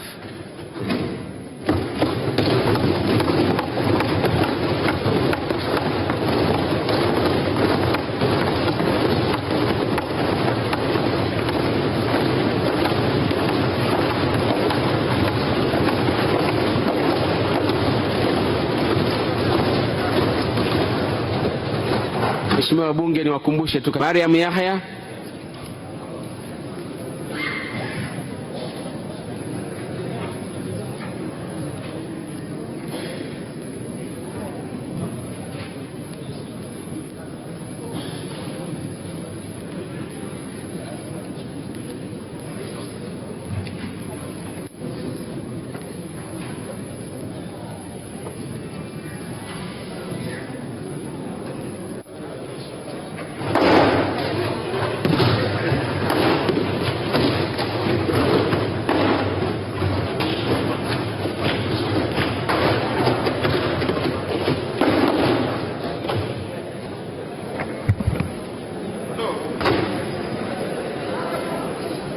Mariam Usi Yahya, you are welcome.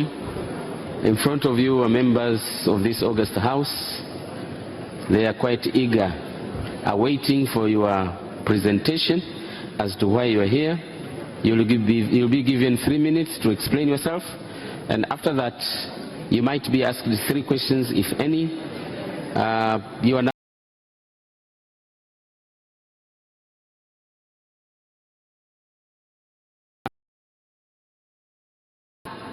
Right Honorable Speaker, Honorable Prime Minister, Honorable Leader of the Opposition Bloc, Honorable Members of Parliament of United Republic of Tanzania. Standing in front of you, my name is Mariam Usi Yahya. I am a lawyer by profession.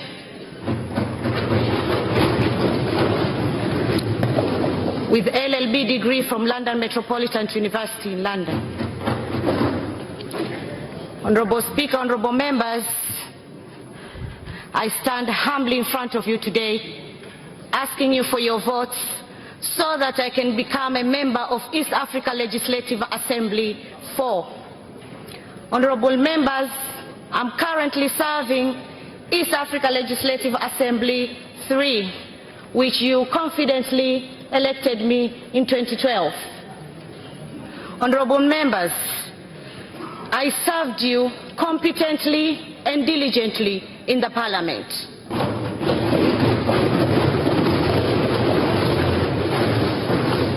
And I always stood for the interest of my country no matter what.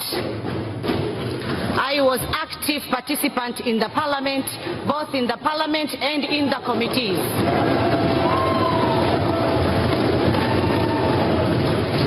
Right Honorable Speaker, honorable member, I obediently represented you, and I was actually elected Vice Chairperson of EAC of Iyala Women Caucus in Iyala Parliament. Honorable members, I provided my CV.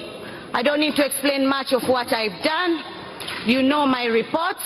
I humbly standing in front of you today to humbly asking you for your votes so that I can become a member in the 3rd Iyala.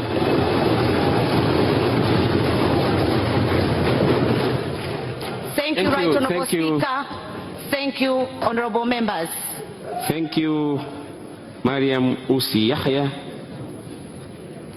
CCM imechagua. 3 questions, if any. Hakuna? Hakuna? Hakuna?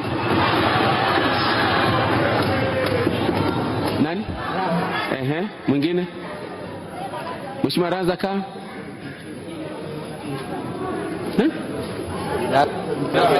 Roda? Thank you, Mr. Speaker. Bado. The last one? Lucy Molel. Tuanze na Lucy Molel. Ruth. Yes, Honorable Speaker, Ruth. Thank you, Honorable Speaker. Dear candidate, I would like you to share with us what you consider to be challenges facing the East African community and what value addition are you going to provide? Thank you. Thank you.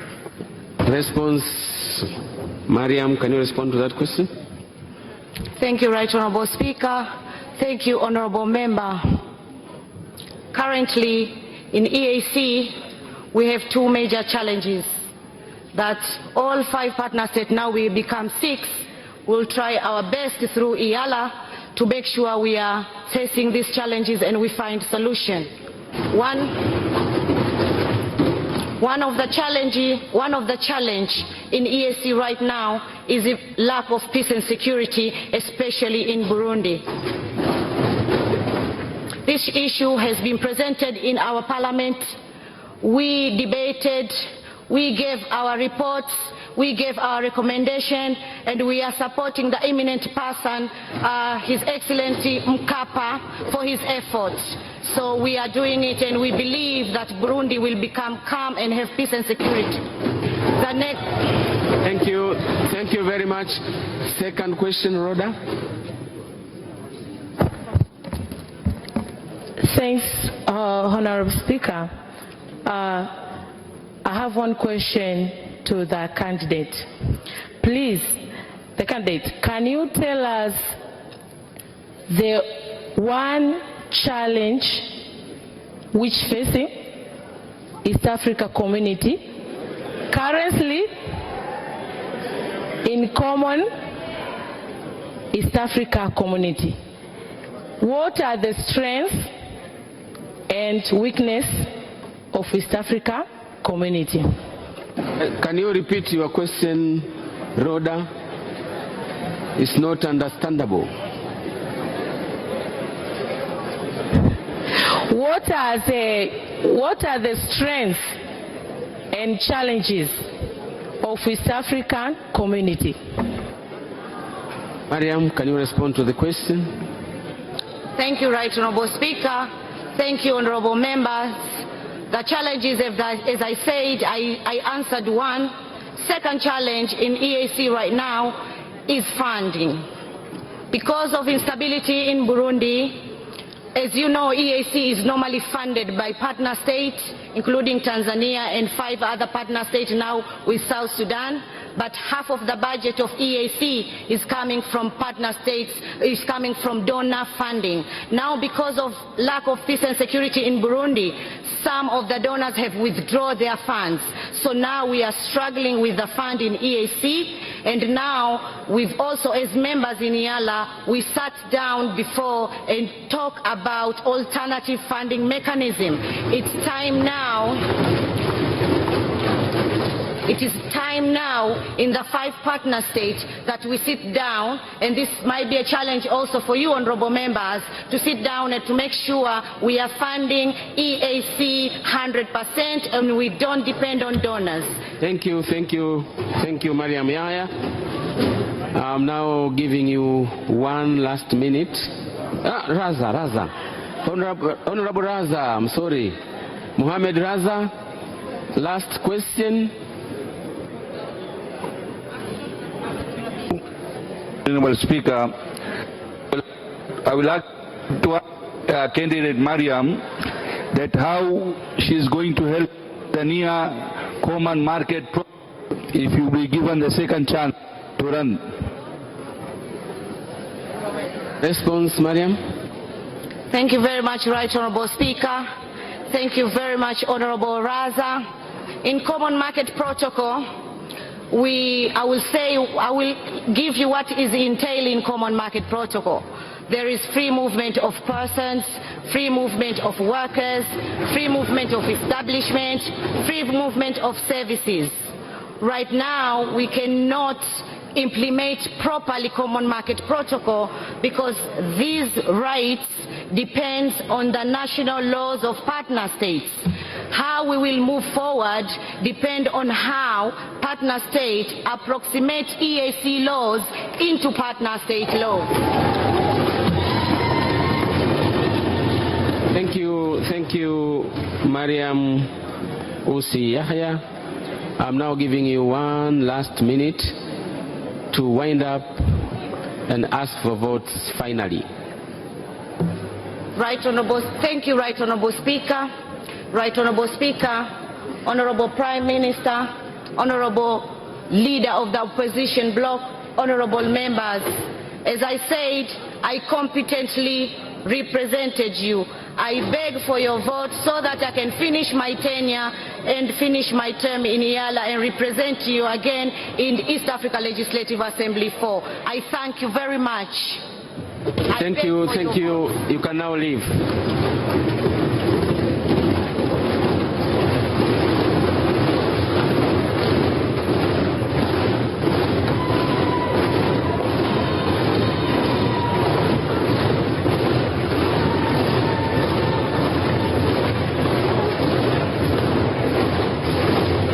Namwomba Rabia Hamid Mohamed. Rabia Hamid Mohamed.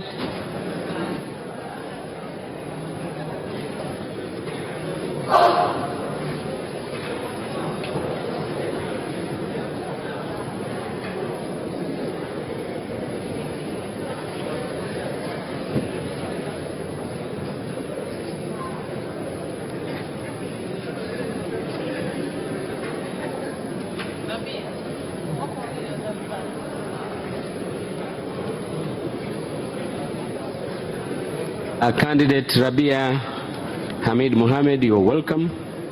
In front of you are members of parliament who are eagerly waiting to hear from you. You'll have to tell us what is our mission here, and we'll give you 3 minutes to do that.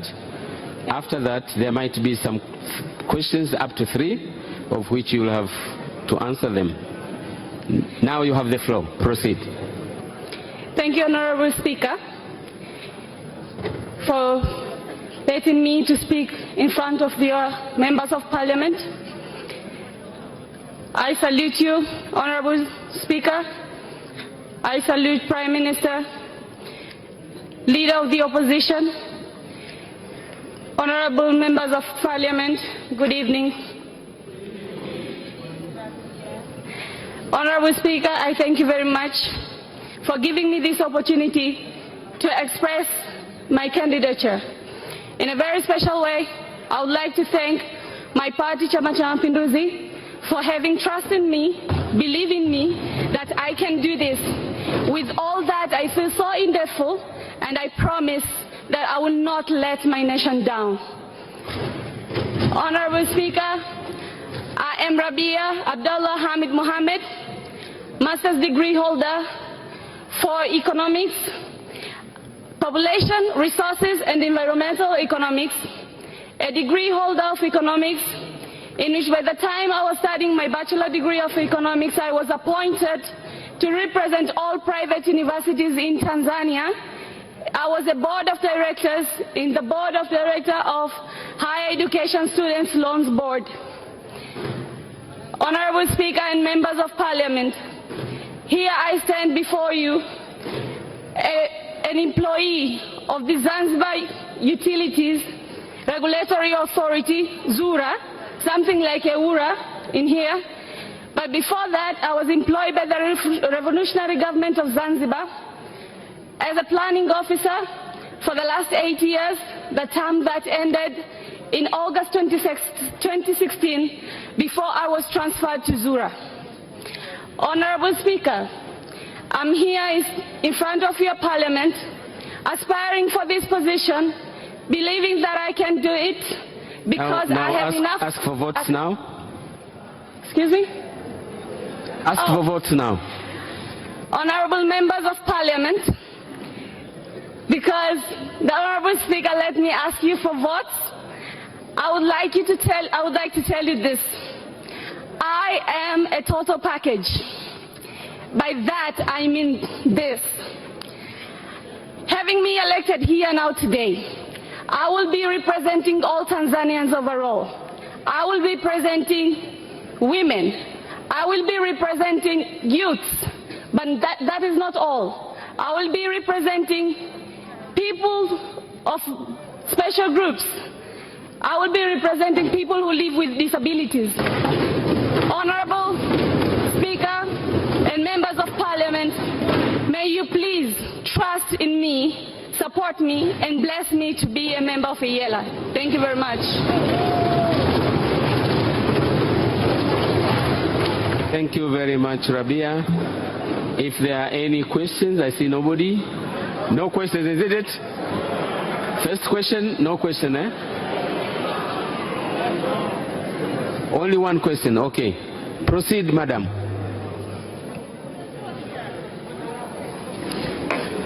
Thank you, Honorable Speaker. If elected, how will you ensure active and effective representation of the youth of Tanzania in the national and regional integration process? Thank you, Rabia. Can you respond to that question? With your permission, Honorable Speaker, I would like to ensure, Member of Parliament, that if I'll be elected here today, you'll see wonders. Because I have served the UVCCM, the Council of Youth of Chama cha Mapinduzi at the national level. Therefore, I've been there for the last 5 years, from 2018 to 2012. That council that has produced a countless numbers of members of parliament in here. That council that was under the chairman, Honorable Ahmad Yusuf Masauni, you all know that has a lot of members of parliament in this parliament. Then definitely I have enough skills, knowledge and experience to represent youth in national council and international councils. Thank you, thank you. Honorable Pendo Peneza. I should say I wish you well. And basing on your experience that you have mentioned, I do understand that you also understand the challenges that are facing the young people the young people in the country. And the young people in the country need market. And so tell us today, what do you promise the young people out there who are listening to you today? What will you do to make sure that they are able to utilize the available East African market? Thank you. Response, Rabia. Honorable Speaker, I really appreciate your members of parliament asking me the questions that are definitely in my zone. Thank you, Honorable Member of Parliament. Tanzania, in the East African Community member states, Tanzania is the one with the largest population, with the largest land, with all the natural resources and the tourism areas of attraction. I think you already get the answer. Thank you, Mariam. Thank you, Rabia. Thank you, Rabia Mohammed. I'm giving you one more last minute to wind up your speech and ask for votes. Members of Parliament, I think you already believe in yourselves that I will never disappoint you. I will represent the nation, as I said. Youth, don't worry about that. Women, people with disabilities, don't worry about any group of people living in Tanzania. Thank you, Honorable Speaker. Thank you very much. Thank you very much, Rabia. Rabia Mohammed, you are allowed to go now. Thank you. Thank you. You are wonderful.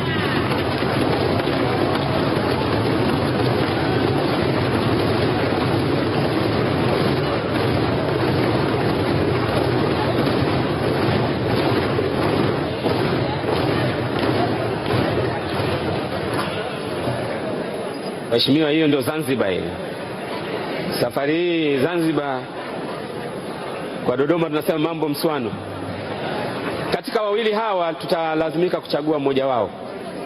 Natamani tungeweza kuwachagua wote wawili. Kwa hiyo tukipata karatasi ile tutachagua mmoja wapo, baadaye katibu atatufahamisha nini cha kufanya. Tunaendelea na kundi jingine. Namuomba Adam Omari Kimbisa.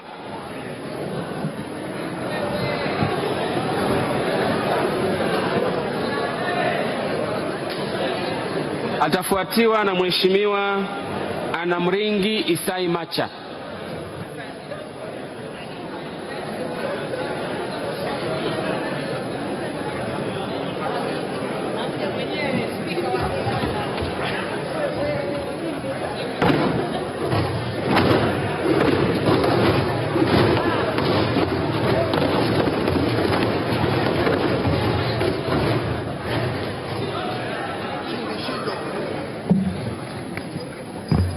Adam Omar Kimbisa, you are welcome in this house. In front of you are members of parliament who are awaiting to hear from you as to why you are here. And after your presentation, there might be some 3 questions of which you will have to answer. I'm now giving you the floor. Can you proceed? Right Honorable Speaker, Right Honorable Prime Minister, Right Honorable Leader of the Opposition, Honorable Members of Parliament, ladies and gentlemen, good evening. Right Honorable Speaker, my name is Adam Kimbisa. I hold an MBA in Finance and Economics. Right Honorable Speaker, the East African Community is nothing except the 4 pillars of integration. And these 4 pillars of integration, Honorable Speaker, we have already covered 2. We are remaining with 2. The 2 more sophisticated ones are the monetary unions and the political federation. Honorable Speaker, these 2 ones, I said they are more sophisticated, they are more complicated, because, for example, by 2024, we need to have a central bank of East Africa. By 2024, we need to have the same currency in all the 5 partner states. Having said now, if at all those are complicated, honorable members, we don't afford, Tanzania can't afford to send just anyone. Tanzania should send some people, the relevant people with the relevant education.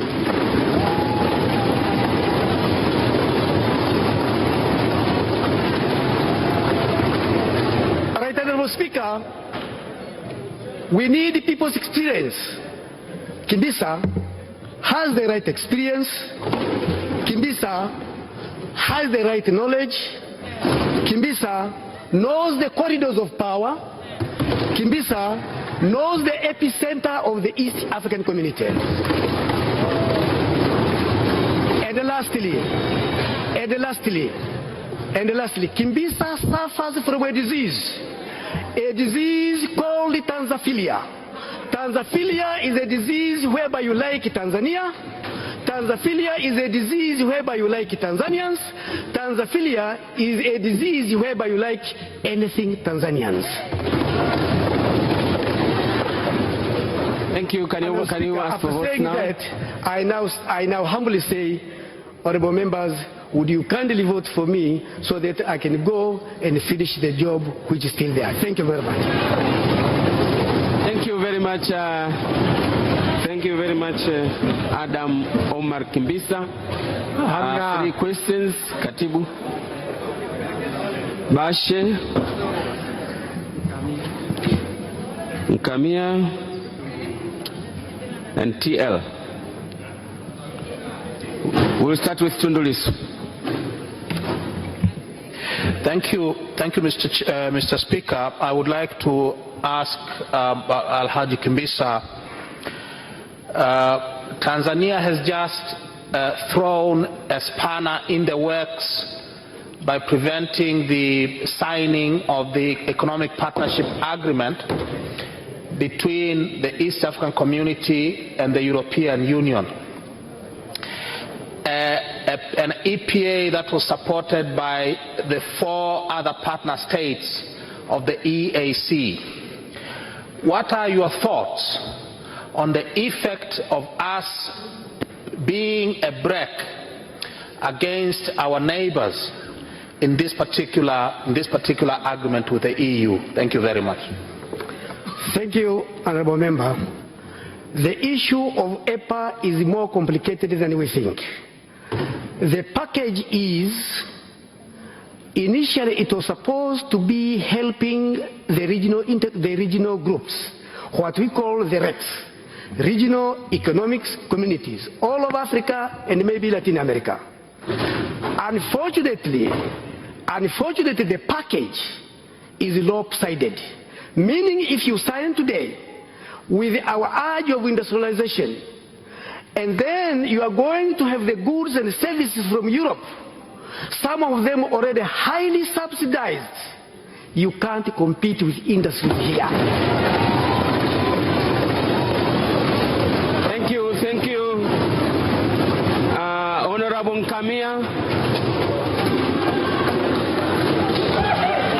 Thank you, Mr. Speaker. Honorable Kimbisa, you have been in East African Legislative Assembly. This is the second time you're going to win it. I'm so impressed with your presentation there. But my question is, as we speak today, Burundi is unsettled. Through your experience, what do you think and your vision to end the political crisis in Burundi, East African legislative member? Thank you, Honorable Speaker. He is asking me how can I end. This has something to do with the Burundis themselves. One. Two, the issue of Burundi is more complex than we all think. One, there are issues of ethnic. There is the Hutu-Tutsi complexity. There is the issue of resources. There is the issue of external forces.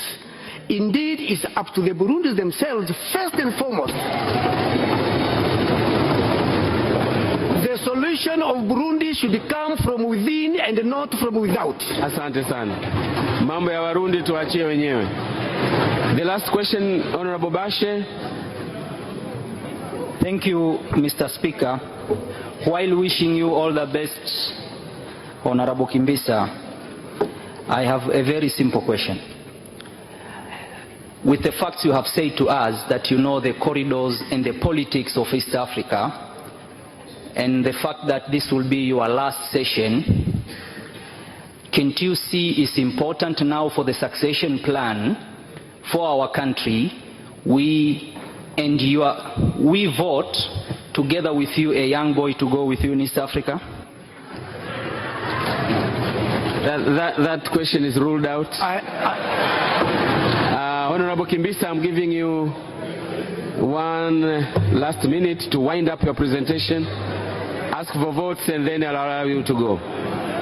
Ladies and gentlemen, Honorable Speaker, the only thing I could say, please vote for me. If you vote for an investment which you will never regret. Therefore, I humbly ask for your votes. Thank you very much indeed. Thank you very much. You can now leave. Thank you very much.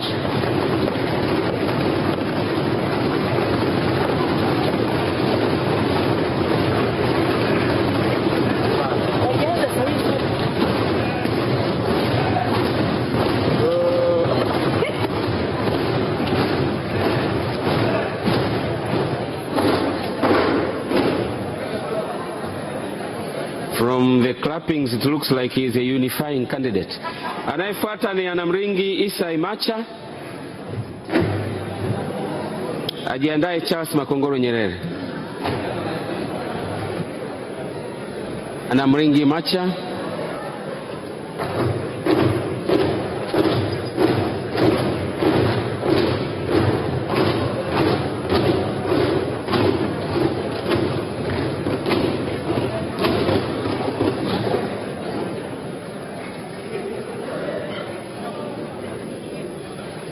Anamringi Macha, before you are members of parliament are waiting to hear your presentation as to why you are here this evening. You will be given 3 minutes to do that, and after that you might be asked not more than 3 questions. You can now proceed, please. Karibu. Honorable Speaker, honorable members of Parliament, first of all, may I take this opportunity to convey my sincere sympathy to you and all members of this House following the death of our beloved sister, the late Eli Marco Macha, who passed away a few days ago. May God rest her soul in peace. My name is Anamringi Isai Macha. I'm a graduate from Institute of Development Management, now Mzumbe University, plus the other various courses in and outside of our country. Currently, I'm working with Chama cha Mapinduzi as a secretary for Secretariat of National Executive Committee, the post which I am now after serving for more than 25 years into various senior posts. Honorable Speaker and members of this House, I'm just here humbly requesting only one thing: to endorse my name to be one of representatives of our nation and you in general to East African Legislative Assembly. I decide to contest for the post after examining myself and find that I'm fit and I'm able through my experience to represent you and to represent my nation into this main organ of East African community. Honorable Speaker and all members of this House, I really understand the challenge ahead of us as a nation in East African community.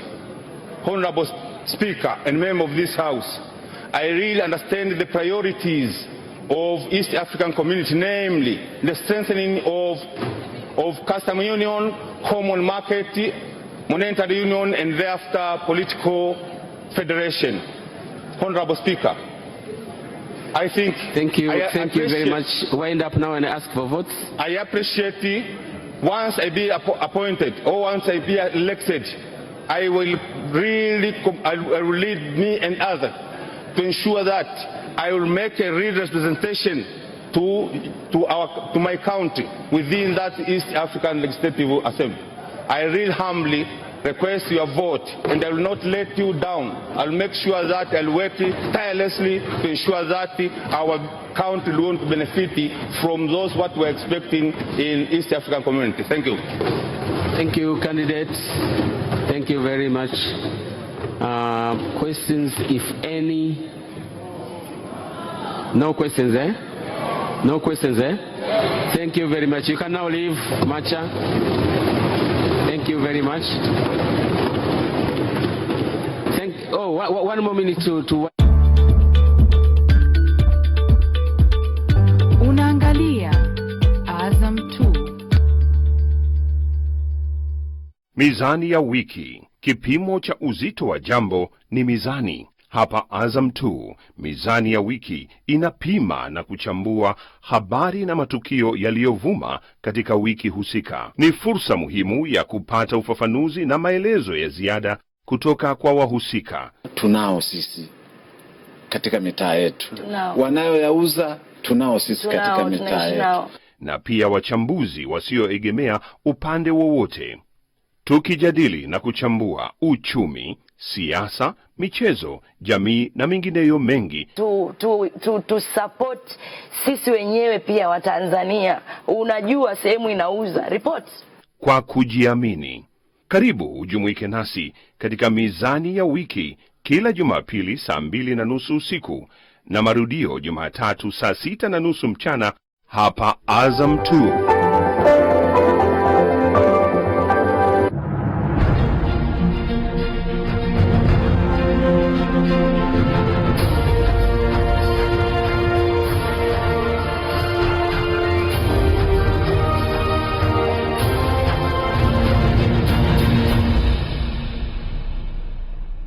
Fairy Daylights ni kampuni ya Kitanzania iliyoanzishwa mwaka 1900.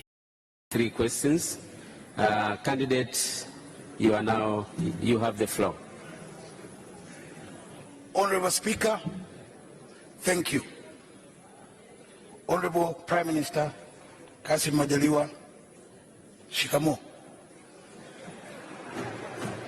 Honorable Leader of the Opposition, my brother-in-law, Freeman Kaili Mbowe, shikamo.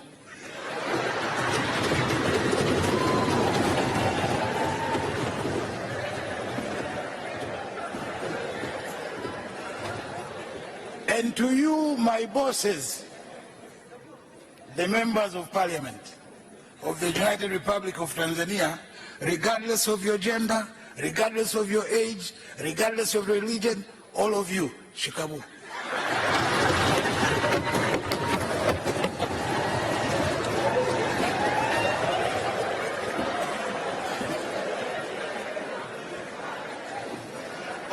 Honorable Speaker, 5 years ago, I was elected by this parliament, this very august house,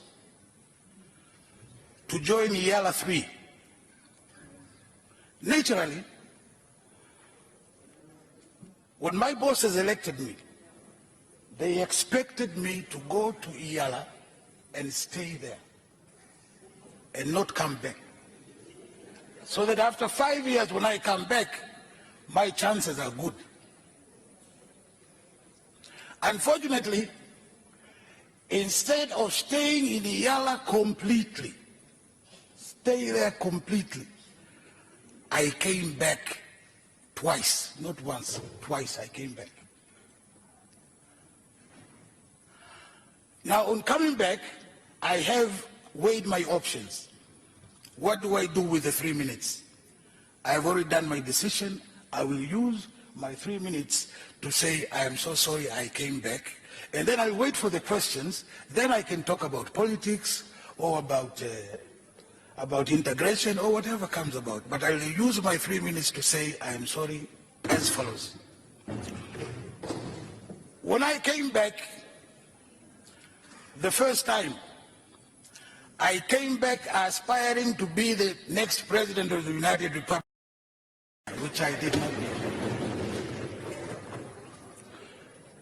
So within my party, CCM, the ruling party, there are things that I said and things that I did, which right now I know very, very well. I made a lot of people very, very angry. Now, some of those I made angry from within CCM did not make it in here because of something I said or something I did. You can now wind up and ask for votes on the candidate. Okay. I wanted to say, I apologize that I came back. I may have made, not may have made, I surely made people angry. I am sorry, but now I am ready for your questions, please.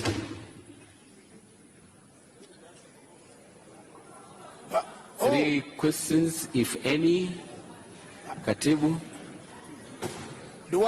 Mr. Speaker, do I ask for votes now or after the questions? Now and after. Okay. Please vote for me.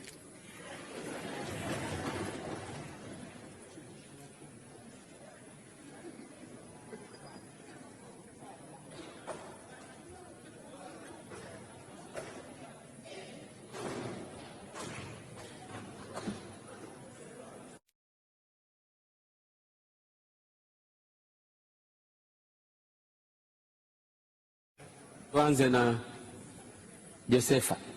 Majina mengine. Josefa. Thank you, Honorable Speaker. Just have a simple question to the candidate. As you know, the goal of West Africa, one of them is to reach to a single currency.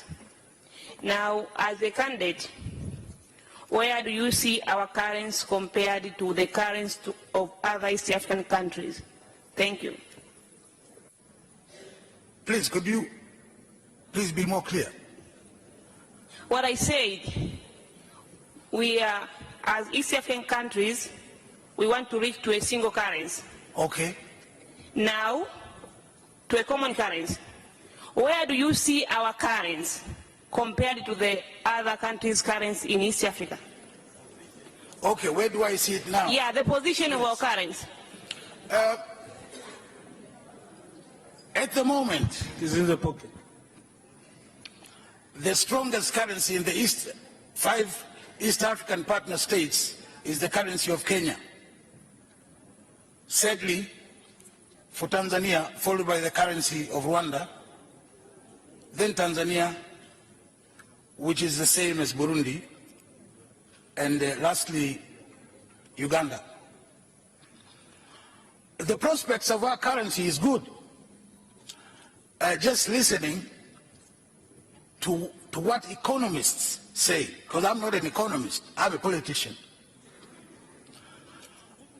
However, in 2014, the summit signed this protocol that in 10 years, we should aspire to have a single currency for all of us. Now in that, they actually did not really look at the strength of a currency, but they put a set of rules that after a country has done those rules consecutively for 3 years, then this one country is ready. And the minimum countries are supposed to be, the minimum is 3, then after these 3, then we can have a single currency for these 3, while the other 6 are still ongoing. Thank you very much. Honorable Obama Ntabaliba. Thank you, Mr. Speaker. Nyelele, you have said that you are really a politician, and in this year we have 4 protocols. Can you explain to us the political federation? Some of the members, Tanzanian, might not be aware. Can you explain what do you mean political federation? Political federation. Is that it, sir? Political federation, right? Okay, very quickly. There are 4 stages of integration. A customs union, the East African Common Market, a monetary union, that's Syria, and that is the 4th. So far, the partner states have signed 3 protocols, except for the one of federation. In the federation, what is expected is that for these 5 partner countries, now 6 plus South Sudan, we shall be having 1 federal government with 1 defense forces, 1 high court of all these states, 1 police force, and 1 everything, customs, passport, and so forth.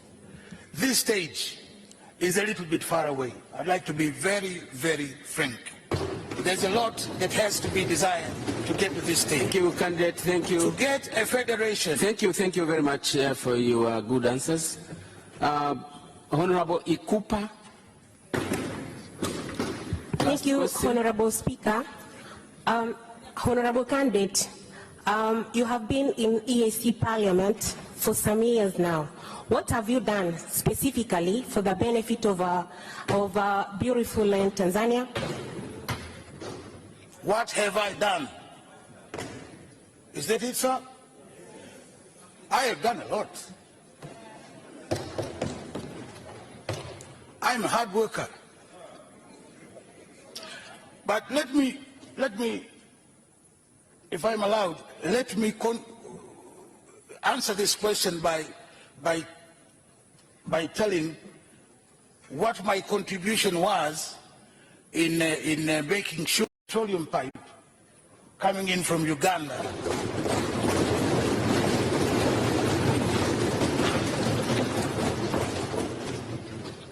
There were many aspirants. Some wanted that pipe to go through Lamu in Kenya.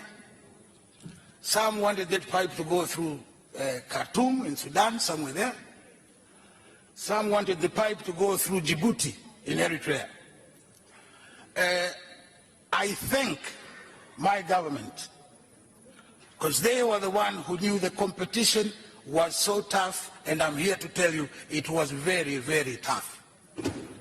Time is up, candidates. Now I'm giving you one last minute to wind up and ask for votes. In short, I was there. I was leader of the advance team of the government of Tanzania and my country, and I made it possible for this pipe to come through here. Thank you very much. Wind up, 1 minute and leave. 1 minute for asking for votes. Gentlemen, please vote for me. I am very, very capable.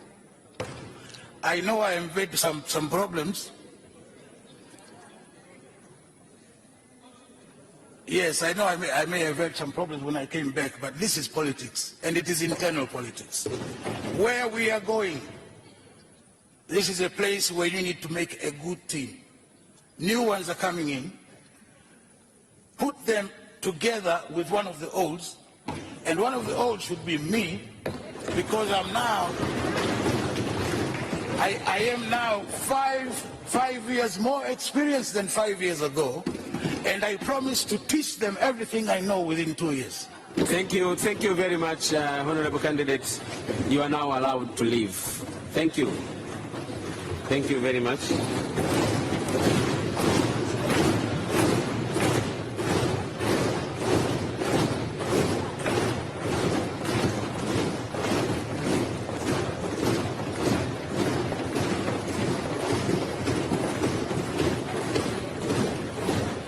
Namwomba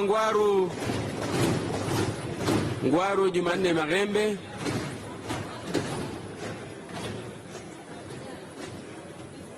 Profesa Magembe, naangalia kanuni zangu kama huna conflict of interest.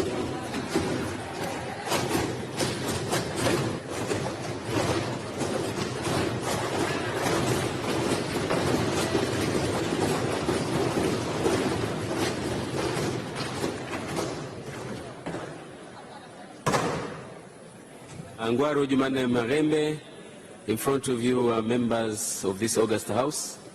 They are eagerly waiting to hear from you. Why you are here, and you'll be given 3 minutes for that purpose. After that, you might be asked 3 questions. You now have the floor. You can go forward, please. Thank you, Honorable Speaker, Honorable Prime Minister, Honorable Leader of the Opposition. Good evening. My name is Dr. Ngwaru Magembe. I would like to first start by offering my heartfelt condolences to members of the House for losing one of your own, Dr. Eli Macha. She was a lovely lady. Every time I used to call and ask her for votes, she was very kind to me. So, poleni sana. Honorable Speaker, I would like to start also by thanking you for this opportunity, you and the House. For a young man such as myself to be able to present my case in front of such a distinguished House is a wonderful honor.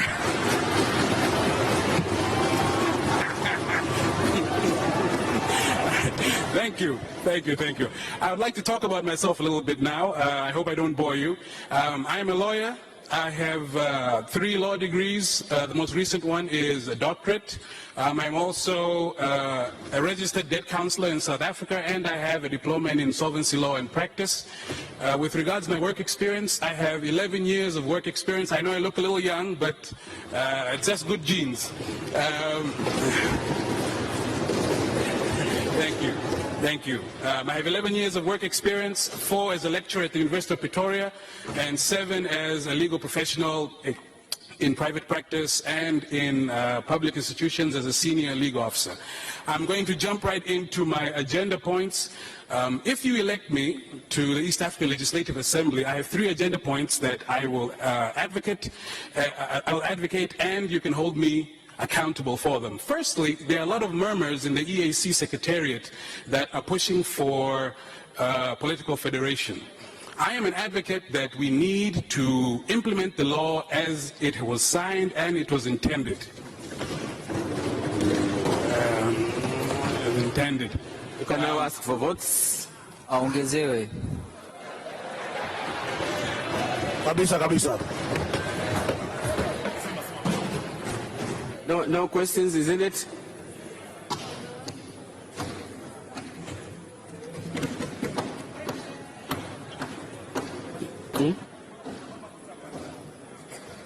Get ready first. Ashkuru. I see there were questions.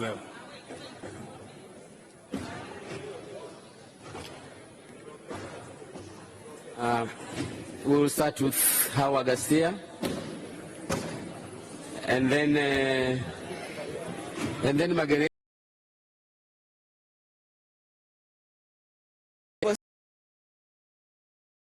Ngwaru Magembe. You are capable. Can you please assure me that your age is not going to be an issue to fulfill the interest of our country? Can you respond, candidate? Thank you. Honorable Hawagase, I would like to assure you that my age won't be an issue.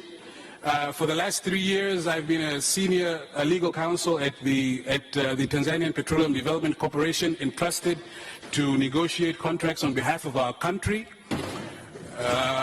Also drafting, for example, the memorandum that was signed between our country and Uganda for the pipeline. I was part of the drafting team. I am a fierce, fierce patriot. I will not let you down, and my age is not an issue. Thank you. Honorable Lucy Magereli. Yeah, thank you, Honorable Speaker, for picking me up. Honorable Mr. Candidate, I should really begin by congratulating you for appearing in front of us for this particular opportunity. And if at all you be voted, you'll be elected, the first assignment I wish I could give you is to work into the so-called harmonization of the curriculum in the East African community, so that the African and the Tanzanian kids are benefiting from that particular area as you do, because yours doesn't really come from within. My question is, amongst sectors in the common market is the movement of capital. And as you know, the situation in Tanzania is, the economic situation in Tanzania is really not performing as compared to most of the African communities, countries. And the first most thing that is really hindering Tanzania from the movement is, shouldn't be one really, but firstly the depreciating Tanzanian shillings. The second is our port not operating in an optimal capacity. Lucy. And therefore the movement of capital is going to be limited. Yes. Now I'll start afresh. I'm giving you only half a minute to say what is your question directly. Amongst the freedoms and rights we have in the East African Community Treaty is the movement of capital. Our economy, Tanzanian economy, is not performing. What do you think will be our position in this particular area of movement of capital? I think that's precise. Thank you, Honorable Speaker. Thank you. She started from curriculum to movement of capital. Candidate, please, can you respond to the last question? All right, thank you. That's a very good question. I will not tackle the economy side. That's a caveat. I'm a lawyer. But one thing which I can promise you, which is one of my agenda points, is that I am going to tackle the harmonization of commercial laws within the EAC bloc in order to help the free movement of capital within our free trade section. Thank you.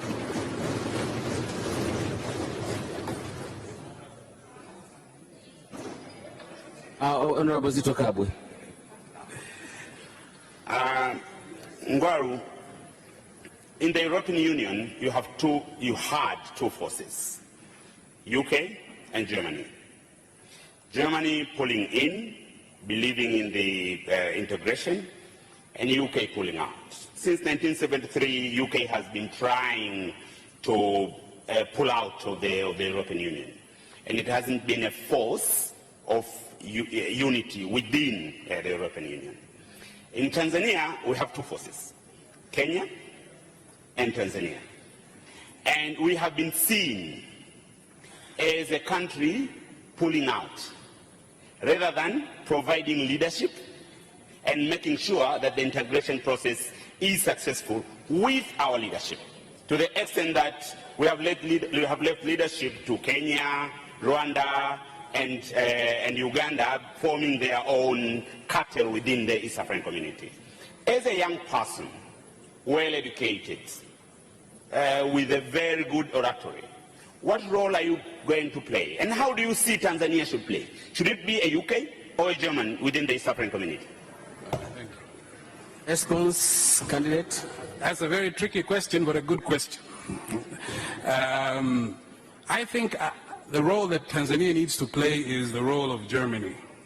Okay, we have the biggest, well, now that Sudan has joined, but we are the most influential country within the We're the most influential country within the AC with respect to our population, our resources, and of course our size, and of course our pedigree as one of the founding nations. We need to play the role of Germany.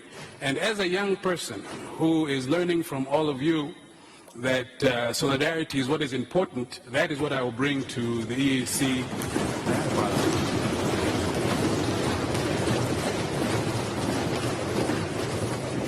Thank you, Candidate Ngwaru Marembe. Now I'm giving you 1 last minute to wind up and ask for votes once more. Thank you.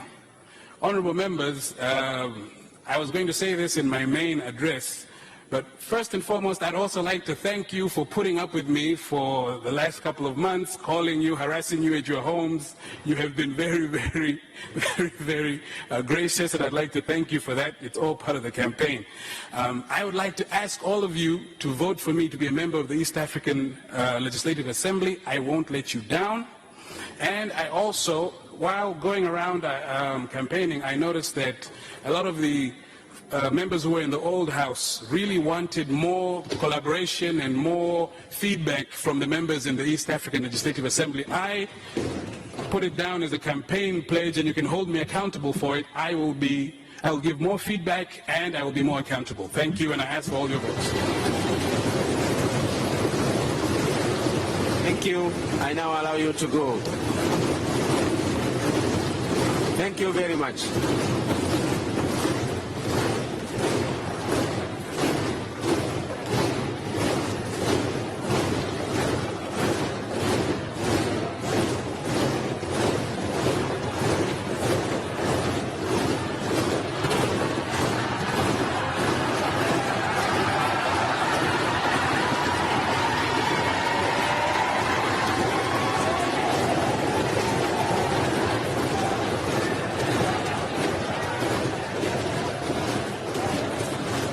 Waheshimiwa, tunaendelea waheshimiwa wabunge. Tunaendelea. Hilo kundi ni la Tanzania bara wanaume, ambapo utapaswa baadaye kuchagua wawili, kuweka tiki katika wawili kati ya wanne, na hilo kundi ni wakumbushe la Mheshimiwa ndugu Kimbisa, ndugu Macha, ndugu Nyerere na ndugu Marembe. Sasa naomba tuendelee. Namuomba Mheshimiwa Ezekiel Wenje.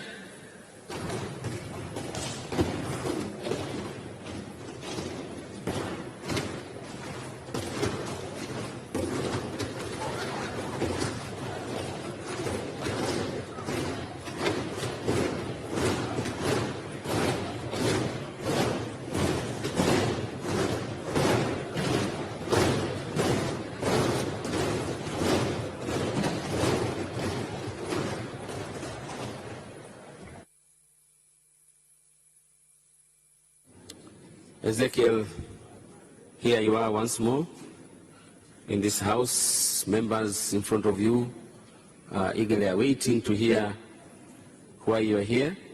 You will be given 3 minutes to explain yourself and introduce yourself. And after the 3 minutes, you might be asked 3 questions, of which you might be requested to answer them. You can now proceed and address the members. Thank you, Mr. Speaker, sir. The Right Honorable Prime Minister of the United Republic of Tanzania, Kassim Majaliwa, the leader of opposition and the leader of my party, Honorable Freeman Mbowe, ministers present, honorable members of this House, ladies and gentlemen. Mr. Speaker, sir, before I proceed, allow me to take this opportunity to extend my sincere condolences to yourself and this honorable House for the loss of one of your members, Dr. Eli Macha. Honorable Speaker, my names are Ezekiel Debogo Wenje, born 38 years ago in a small village called Shirati, which I'm proud of. My member of parliament is Lamek Okambwahiro, present here, my own member of parliament. Mr. Speaker, sir, I stand here today as a proud son of Africa, who believe that Africa and its people are one in diversity, despite the colonial boundaries. Mr. Speaker, sir, I stand here today while believing that the dreams of the East African integration was born by the founders of our nations, on whose shoulders we stand today to reap the fruits of justice, fruits of freedom, fruits of equality, and fruits of justice. Mr. Speaker, sir, this time today we are going to write another history. We are going to participate in this dream. Some of you are going to participate by using your pens. I have no doubt that both of you are going to do justice to this dream by voting strong women and men who at any time will be ready to bear the cost of defending sovereignty of our country and its strategic interests in the region. Mr. Speaker, sir, I stand here today to be elected not to represent my political party, but to represent our country, because this country is bigger than me. Wind up now. Mr. Speaker, sir, I humbly stand here fully believing that once we cross the boundaries of this country, given to fly flag of our country high, we must do it with all our hearts, irrespective of our political differences. I'm ready to do that job, Mr. Speaker, sir. Questions, if any? So who is asking the question here? Mapunda, na mwingine? 6 peke yake? Nambogo. Oh. And John Mnyika. 6 please. Mbogo. Nambogo, eh? Hi. 6. Thank you, Honorable Speaker. Mr. Wenje, one of the challenges facing East Africa community right now in terms of political will and the trust among member states is what we cling. Perhaps came because as a country we failed to define our strategic interests in the East African community. This time round, Mr. Speaker, sir, I believe if I get elected together with other members, we will have to sit down with the government of our country so that we together define the strategic interest of our country that we are going to stand and defend through thick and thin. I believe that the question of coalition of willing is also gone, and that is why today we have a pipeline being constructed from Uganda running down towards Tanga. Thank you, Mr. Speaker, sir. John Mnyika. Mr. Wenje, you have been a member of this assembly for 5 years. What experience will you transfer from this house to the IALA once you are elected? Anakuuliza unaenda kupinga kule pia.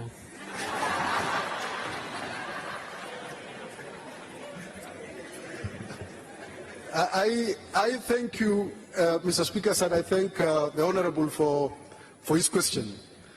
Mr. Speaker, sir, it is true that I am one of the privileged young men in our country who got the privilege to serve this honorable house.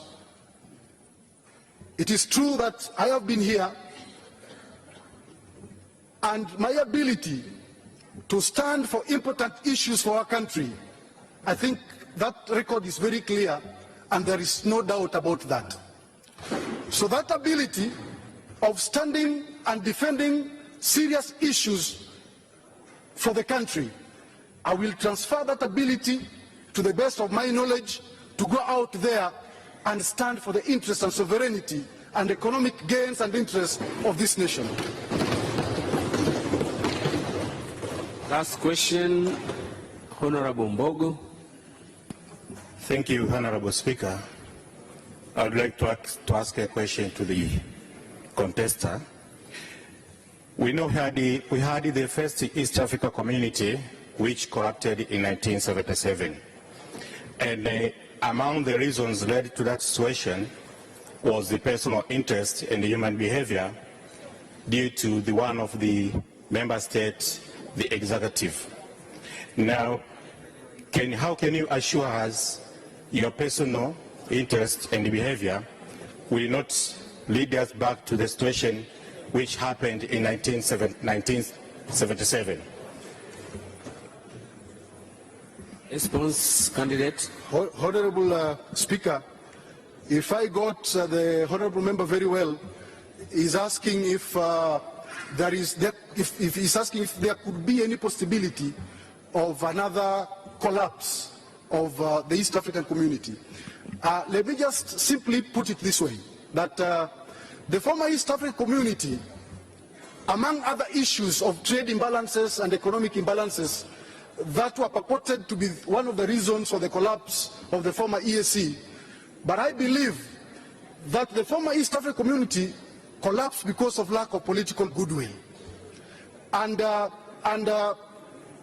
if you look at the way things are unfolding today, the new East African community has a serious political goodwill behind it. And I can assure this House that I don't foresee any collapse of this current East African community. Thank you, Mr. Speaker. You have answered all the three questions. Now I'm giving you 1 last minute to use it in winding up your presentation. Mr. Speaker, sir, once again, let me thank you and your Honorable House for giving me this opportunity to come before you and seek your votes. I have been in this House before. I served with many of you. You know my capacity and ability. Please trust me. I will fly high the flag of our nation with a lot of pride. I humbly request your votes with lots of humility. Thank you. Thank you much, Mr. Candidate. You can now leave. We thank you.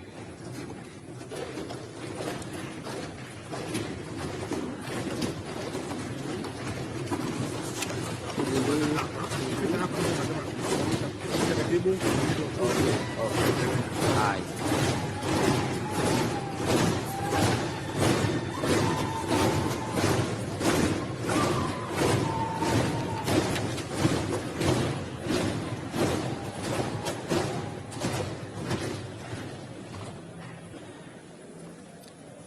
Candidate Lawrence Kego Masha.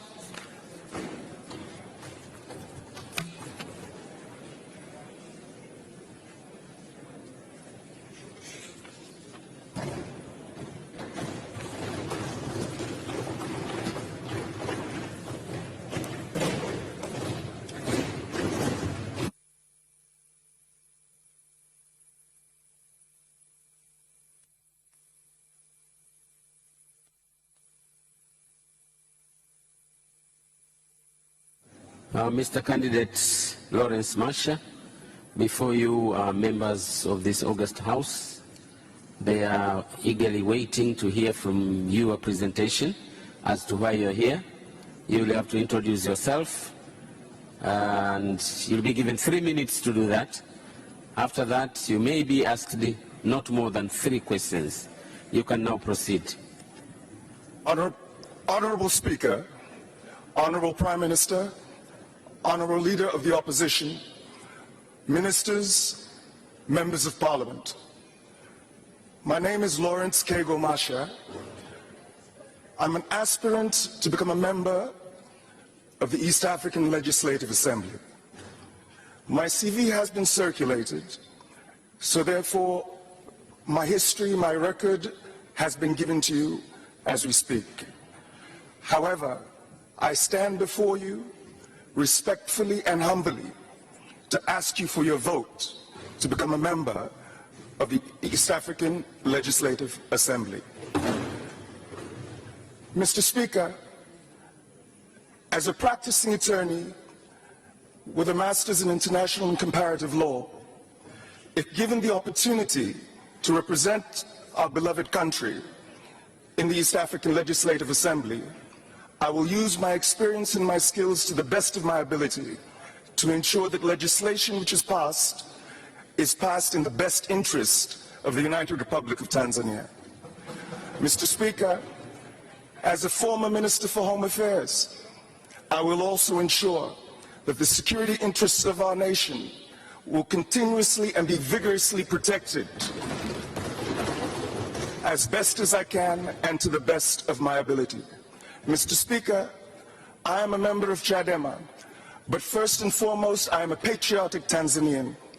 I am requesting your permission and the permission of my fellow colleagues here in this august House to once again be able to serve my nation proudly by working in the East African Legislative Assembly. May I please have your votes?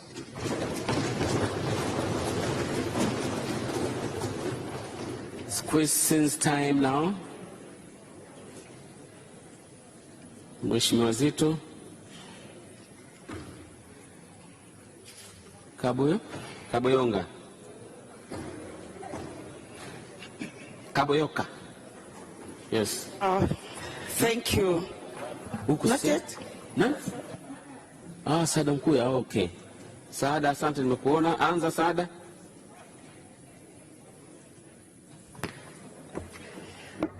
Thank you, Honorable Speaker. Honorable Masha, we heard that you have been this experience of, security, being a deputy minister as well as Minister of Internal Affairs. Security is a main challenge in East Africa, given that there is a delay of signing a peace accord in Sudan, will definitely affect the security of the bloc. How are you going to use your experience to address this security issue if given a chance to represent Tanzanians in the IALA? Thank you very much. Let me first start by saying that South Sudan is not the only major security problem in the area. We have a problem with Burundi currently. We have a problem with influxes into Kenya from Somalia. So it's not just a question of looking at South Sudan, but it's a question of looking at how we control the free movement of people within the region in order to ensure that our borders are protected. There are plenty of other things which we also need to do in terms of ensuring that places like Burundi,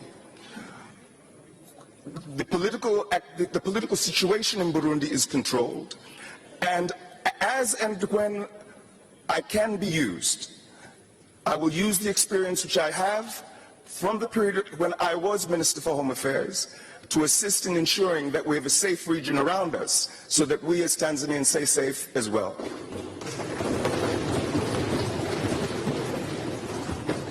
Honorable Kaboyoka. Thank you, Honorable Speaker. May I ask Lawrence Masha, how do you rate yourself being in the East Africa community? Where will you put our country? At what level do you expect to take our country from the present level to whatever level you're expecting to take it? Thank you. Thank you for the question. First, let me start by saying this, that many people mistakenly believe that Kenya is the largest economy in East Africa. Although they are currently, Tanzania is potentially the largest economy in the region. It's a question of us knowing how to use the potential which we have properly in order to take advantage of the common market, the customs union, etc., and teach our people the advantages of being part of the East African community so that we can benefit and make the money and development which we have. I will work with my colleagues, I will work with the government to do everything that I can to ensure that we get the benefit of being a member of the EAC. Rabazito.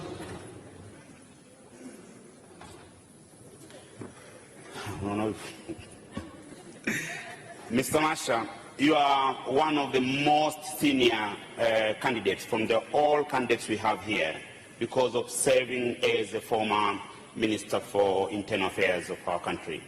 And one of the legacy you left as a Minister for Home Affairs was the integration of refugees from Burundi being naturalized, being Tanzanians, and that have massively solved the problem of security in our area after being Tanzanians. But we still have this problem. We still have a number of refugees from Burundi in refugee camps in Kigoma, more than 100,000. And the main problem that we have in Burundi is democratization. As a former Home Affairs Minister, how are you going to use your experience to help our nation within the East African integration to resolve what's going on in Burundi so that we reduce the number of refugees in Kigoma and let the people of Kigoma enjoy their fruits of the country without being disturbed by refugees? Thank you, Honorable Kabwe. Let me start by saying as follows. Burundi has two problems. One is political. The second one is land pressure. So we must understand that when you're dealing with the issue of land pressure, we must figure out how we can accommodate either whether it's migrant farm workers and other type of activity within our country so as to allow them to release the tension in Burundi. When it comes to the tension, when it comes to the issue of the political issue, we have been working for a very long time trying to look for political solutions to the state of affairs in Burundi. When it comes to my granting of citizenship to the 165,000 Burundians who I granted citizenship to, first and foremost, it should be understood that that was a government decision, not a decision of the Minister for Home Affairs. My job was to implement it accordingly. But there were reasons for it being done. And the primary reason it was done, and I believe it was a correct reason, is because of the fact you had people who had been living in Tanzania as refugees for well over 40 years. They had no future. A child was born in Tanzania, goes to 15, 20, 30 years of age, living in a refugee camp, not knowing whether or not they belong here or there. Thank you, candidate. I thank you so much. You now have one more minute to use it in winding up your presentation. Thank you, Mr. Speaker. Mr. Speaker, Mr. Prime Minister, Honorable Leader of the Opposition, Ministers and Members of Parliament, mine is a humble request to you. I enjoyed serving my nation when I was a minister. I love this country dearly. I'd like to serve my nation again. Can you kindly please send me to the East African Legislative Assembly so that I can continue to work for the country I love? Thank you. Thank you. You can now leave. Thank you. Thank you.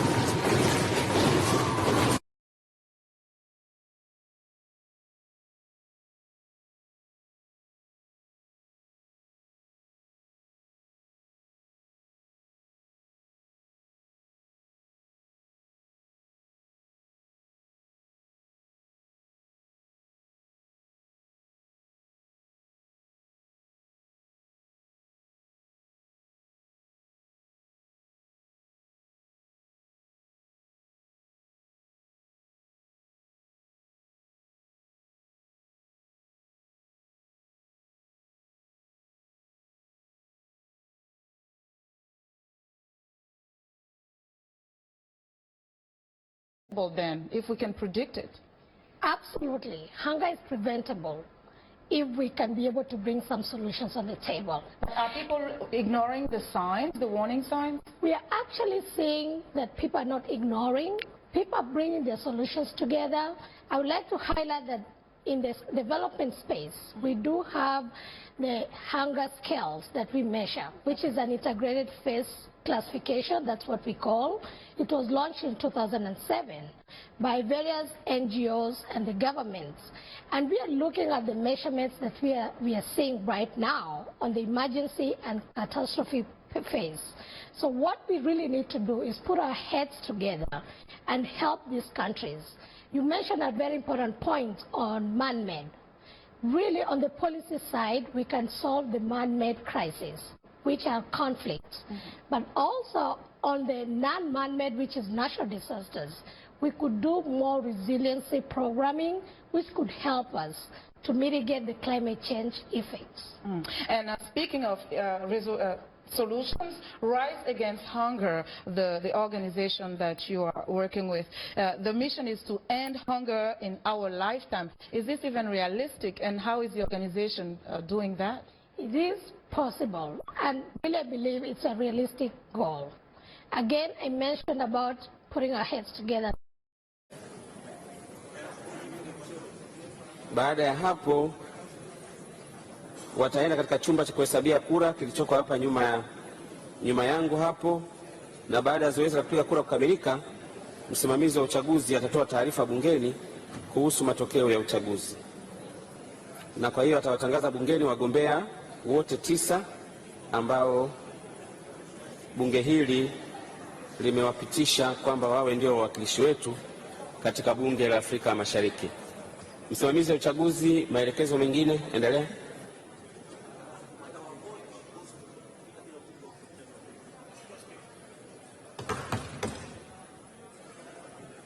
Msimamizi wa uchaguzi, endelea. Nafasi. Ngoja kidogo jamani. Mkozo wako kabla ya zoezi la upigaji kura. Mheshimiwa Spika. Mheshimiwa Spika, naomba niendelee na taratibu nyingine. Kama ulivyoelekeza utaratibu, nataka kengele ipigwe, wabunge waliopo nje waingie ndani, na mliomo ndani tunaomba msubiri kidogo ili muweze kuhesabiwa, tupate idadi kamili ya wabunge mliopo ndani. Zoezi letu halitokuwa refu sana. Kama alivyosema Mheshimiwa Spika, tutakuwa na karatasi ya kura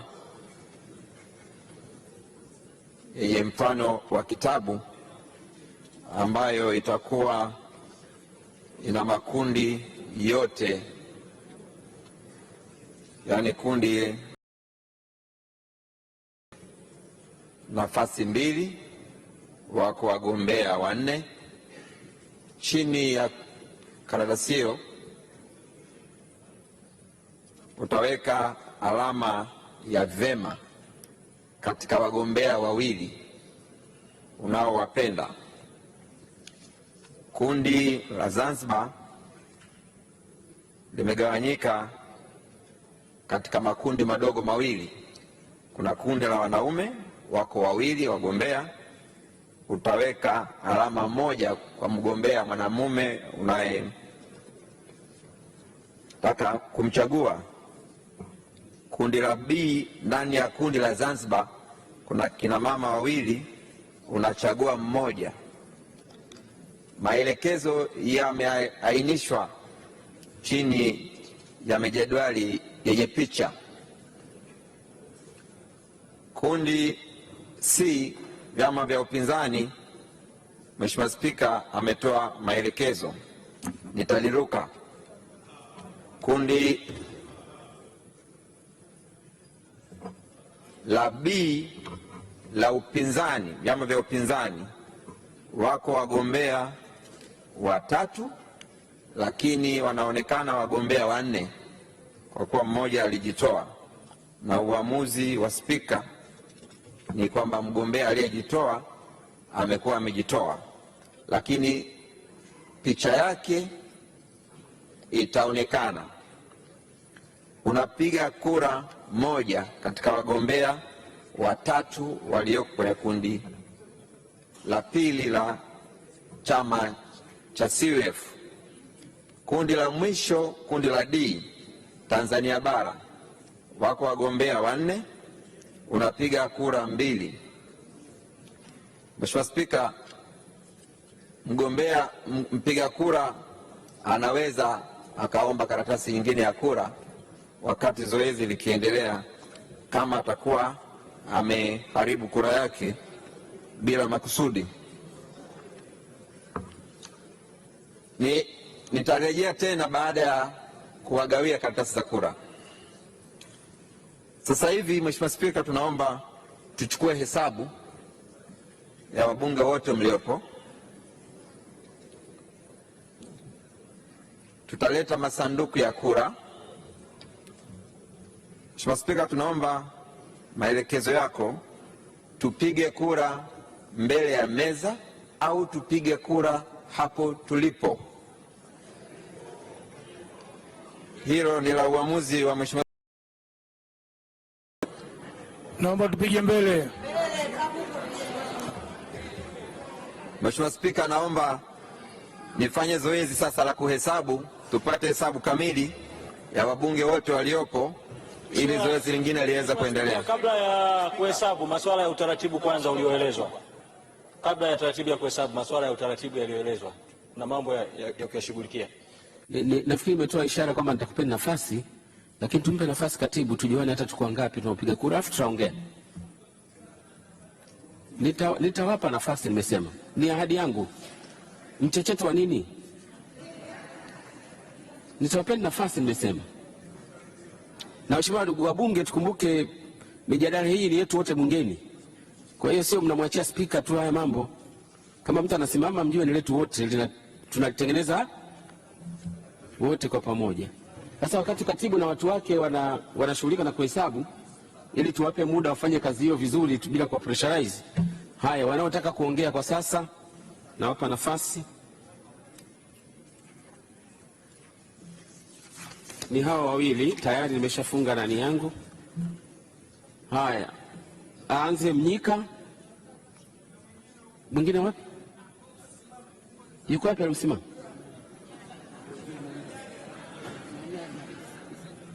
Mheshimiwa Manyanya yuko wapi?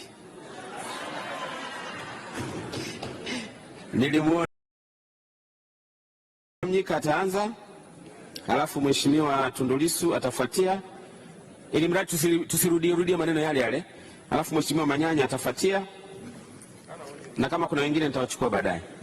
Mheshimiwa, nakupenda dakika chache tu. Mheshimiwa, jaribu kuwa reasonable.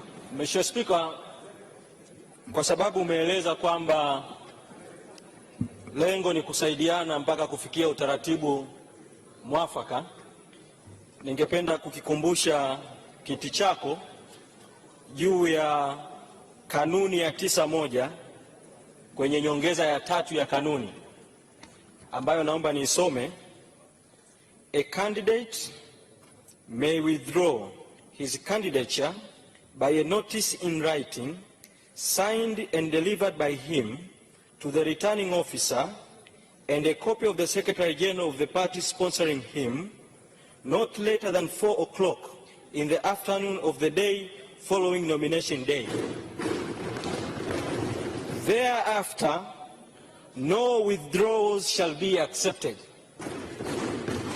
Tafsiri rahisi, Mheshimiwa Spika, ya kifungu hiki ni kwamba utaratibu umewekwa kama mgombea anataka kujitoa, lazima aandike notice kwa msimamizi, na hiyo notice aitoe nakala kwa katibu wake wa chama kilichomdhamini saa 10 kabla ya muda wa kumaliza uteuzi, na kwamba baada ya kipindi hicho hakuna mgombea yoyote anayeruhusiwa kujitoa. Sasa Mheshimiwa Spika, katika maelezo yako umeeleza kwamba katika kundi la wagombea wa CUF kuna wagombea 3 badala ya wagombea 4 kwa sababu mgombea mmoja amejitoa hapa mbele. Hivi Mnyika, anayekwambia kabla ya saa 10 huyo candidate hakuwa ameandika huko na hapa kaja kufanya formally nini? candidates. Unajua yako mambo mengine. Mheshimiwa Spika, atakuwepo kwenye ballot box, kwenye karatasi kupiga kura atakuwepo. Kama unampenda sana utampigia na kura yake itahesabiwa. Hilo halina shida. Kama ni hilo, naomba tuokoe muda. Kinachotakiwa kuingia in record ni kwamba kafu ina wagombea 4. Kwa hiyo maana yake uchaguzi wa kafu ni batili. Kwa hiyo kwa sababu kanuni itaka wagombea 3, uchaguzi wa kundi la kafu ni batili. Hiyo achana nayo, kwa sababu hilo ni jambo la katibu. Kama ni batili, yeye ndio msimamizi wa uchaguzi. Wewe kwa namna yoyote ile huna mamlaka kusema mtu yote ni batili, kwa sababu wewe ni mpiga kura tu. Wewe kazi yako ni kupiga kura. Wapi mliwahi kuona mpiga kura anasema huyu batili? Mliwahi kuona wapi? Nyinyi mmegombea. Tunaendelea Mheshimiwa Tundu Lissu.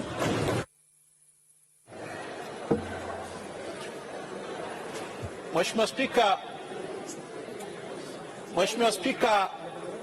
Spika, mimi naomba nijielekeze kwenye kanuni ya 11(3), 4, 5 na 6 za nyongeza ya 3 zinazohusu namna ya upigaji kura katika uchaguzi huu.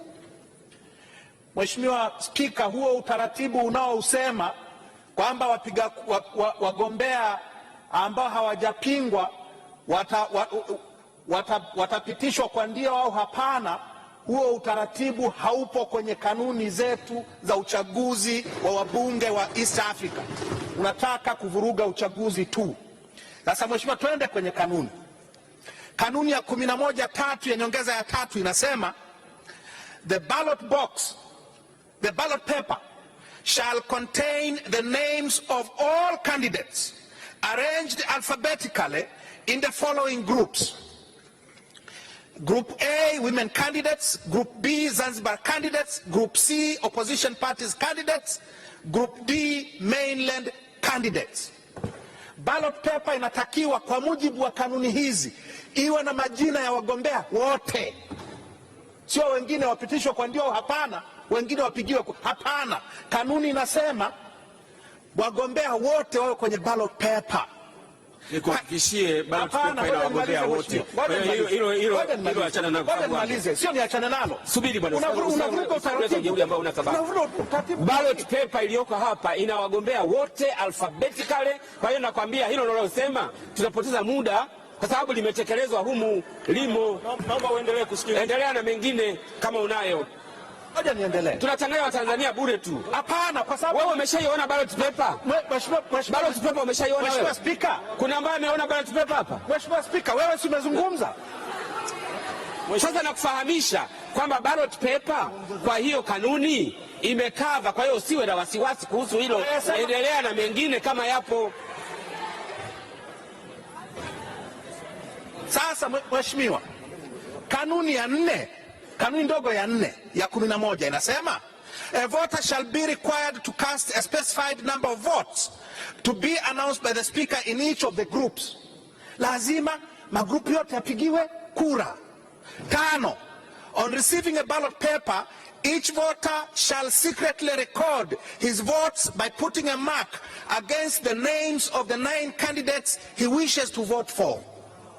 Yote hii inaonyesha kwamba lazima wagombea wote wapigiwe kura.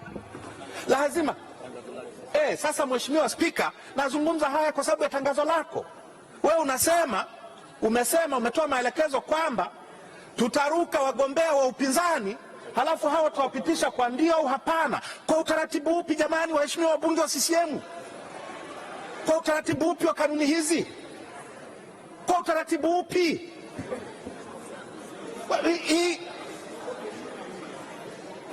Tutaoneana. Taarifa Mheshimiwa Spika. Na 5 Mheshimiwa Spika. Ya 6, each voter shall be required to cast as many votes as there are vacancies. Otherwise, his whole ballot paper will be regarded as spoiled. Usipopiga wagombea 9 kwa mujibu wa kanuni ya 11(6), kura yako imeharibika. Sasa maelekezo yako Mheshimiwa Spika yataharibu kura za watu wote hapa. Kwa nini jamani tufike huku? Kama umesha present basi nifungue. Tufike huku. Nadhani umeshaeleweka. Ndio nasema, nakuomba tafadhali Mheshimiwa Spika. Nasema umeshaeleweka kama ni hilo. Nataka nimalizie sasa Mheshimiwa Spika. Mheshimiwa Spika. Hili bunge na heshima yake inakutegemea wewe. Tenda haki kwa mujibu wa kanuni hizi, utaheshimika. Mheshimiwa Manyanya, ulikuwa umeomba kusema.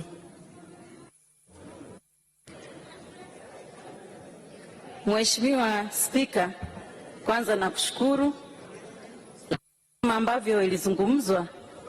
Nashukuru kusema kwamba tumefurahi kuona kwamba zoezi lilivyokuwa linaendelea, lakini kabla hatujaendelea, nitaka kama mwanamke wa Tanzania kurejista hali yangu ya kutokuridhishwa na kuona kwamba kwa sasa Tanzania tunazungumzia masuala ya demokrasia na masuala ya jinsia.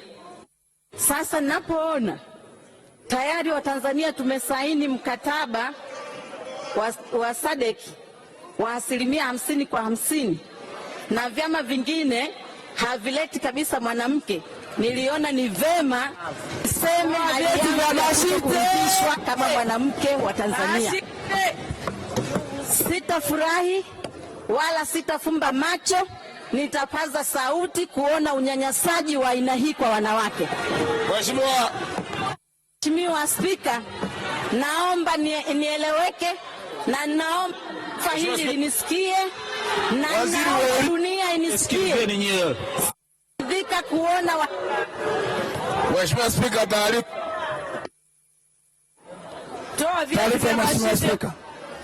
Huu ni unafiki kuomba kura kwa wanawake kuunga mkono wakati hao wanawake hawapewi nafasi. Mheshimiwa Spika, jambo hili limenigusa sana. Katika dunia hii ya sasa, sitegemei kuona kuna watu wasiokuwa na uelewa jambo hili. Tena wanawake wenzangu, wanawake nyinyi ambao nyinyi ndio wakupigania wanawake wenzenu, mnawakanyaga wanawake wenzenu. Mheshimiwa Spika, nimeona niliseme hili, mimi siridhiki hata kidogo. Asante Mheshimiwa Spika. Kuna nani mwingine amesimama huko? Nimekuona mheshimiwa. Sana Mheshimiwa Spika. Mheshimiwa Spika, nasimama kwa kanuni ya 68(7). Mheshimiwa Spika, mimi nadhani mnataka kuleta vitu ambavyo si vya msingi kwa Watanzania wanao. Hapa tunachagua wabunge East Africa, sio wa Chadema wala CCM. Sasa mnisikilize vizuri, msipige makofi.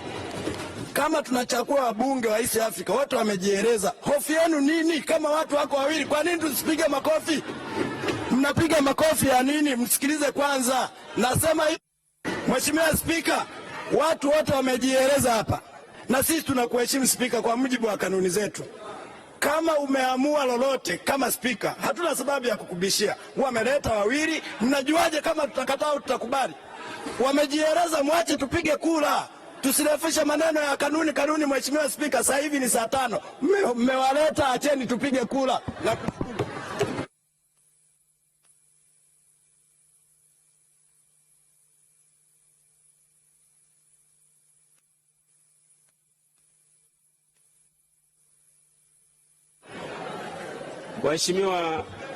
Waheshimiwa wabunge, Mheshimiwa Heche, unapenda kweli kusema out of focus.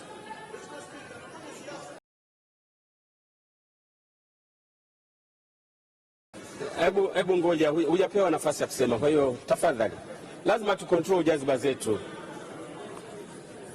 Waheshimiwa wabunge,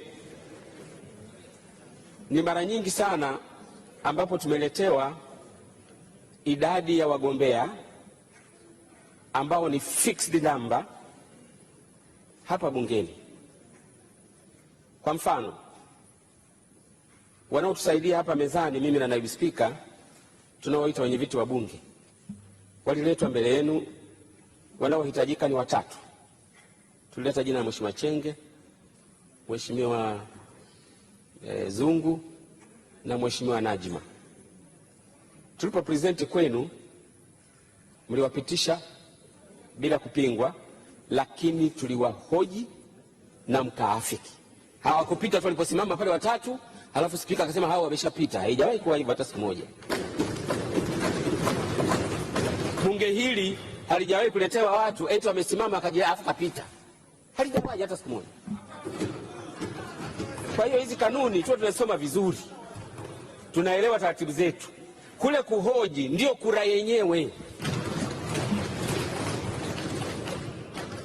Ndio kura yenyewe.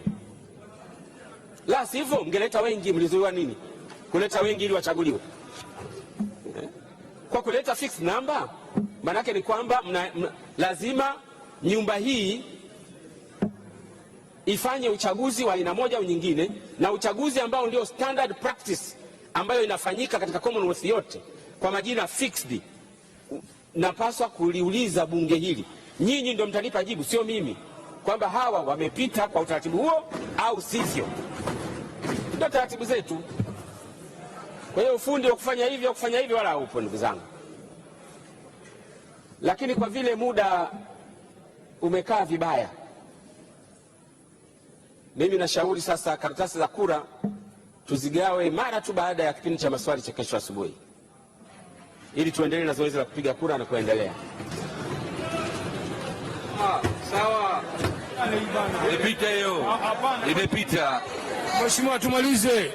Kesho asubuhi. Tumalize leo mpaka usiku. Mnakubali tumalize? Ilali zege, Ilali zege. Asante. Zege Ilali. Mimi niko tayari. Liishelewe? Ndio. Liishelewe? Ndio. Asanteni sana. Huo ndio taratibu. Leo hii tuwachinje.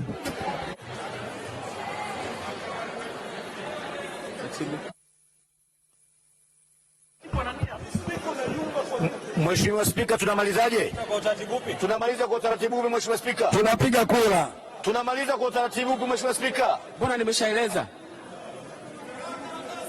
nimeshaeleza na msimamizi wa uchaguzi atafafanua zaidi, tumsikilize.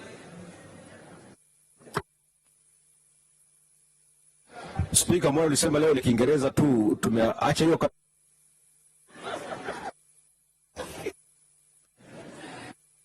Mheshimiwa, sina hakika kama kule chemba wanaweza wakatuelewa sana tukiendelea na lugha hiyo. Hiyo tulikuwa tunafanya kwa ajili ya wagombea. Sasa tunarudi kwenye utaratibu wetu wa kibunge. Mheshimiwa Spika, tunaomba Sergeant Atiamzi waingie ndani. Tunaomba masanduku ya kura yaletwe ndani.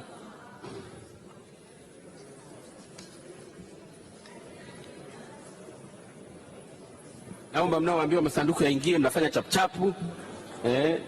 Wale wote walioandaliwa mnakuwa na miguu mepesi kidogo. Muda umeenda.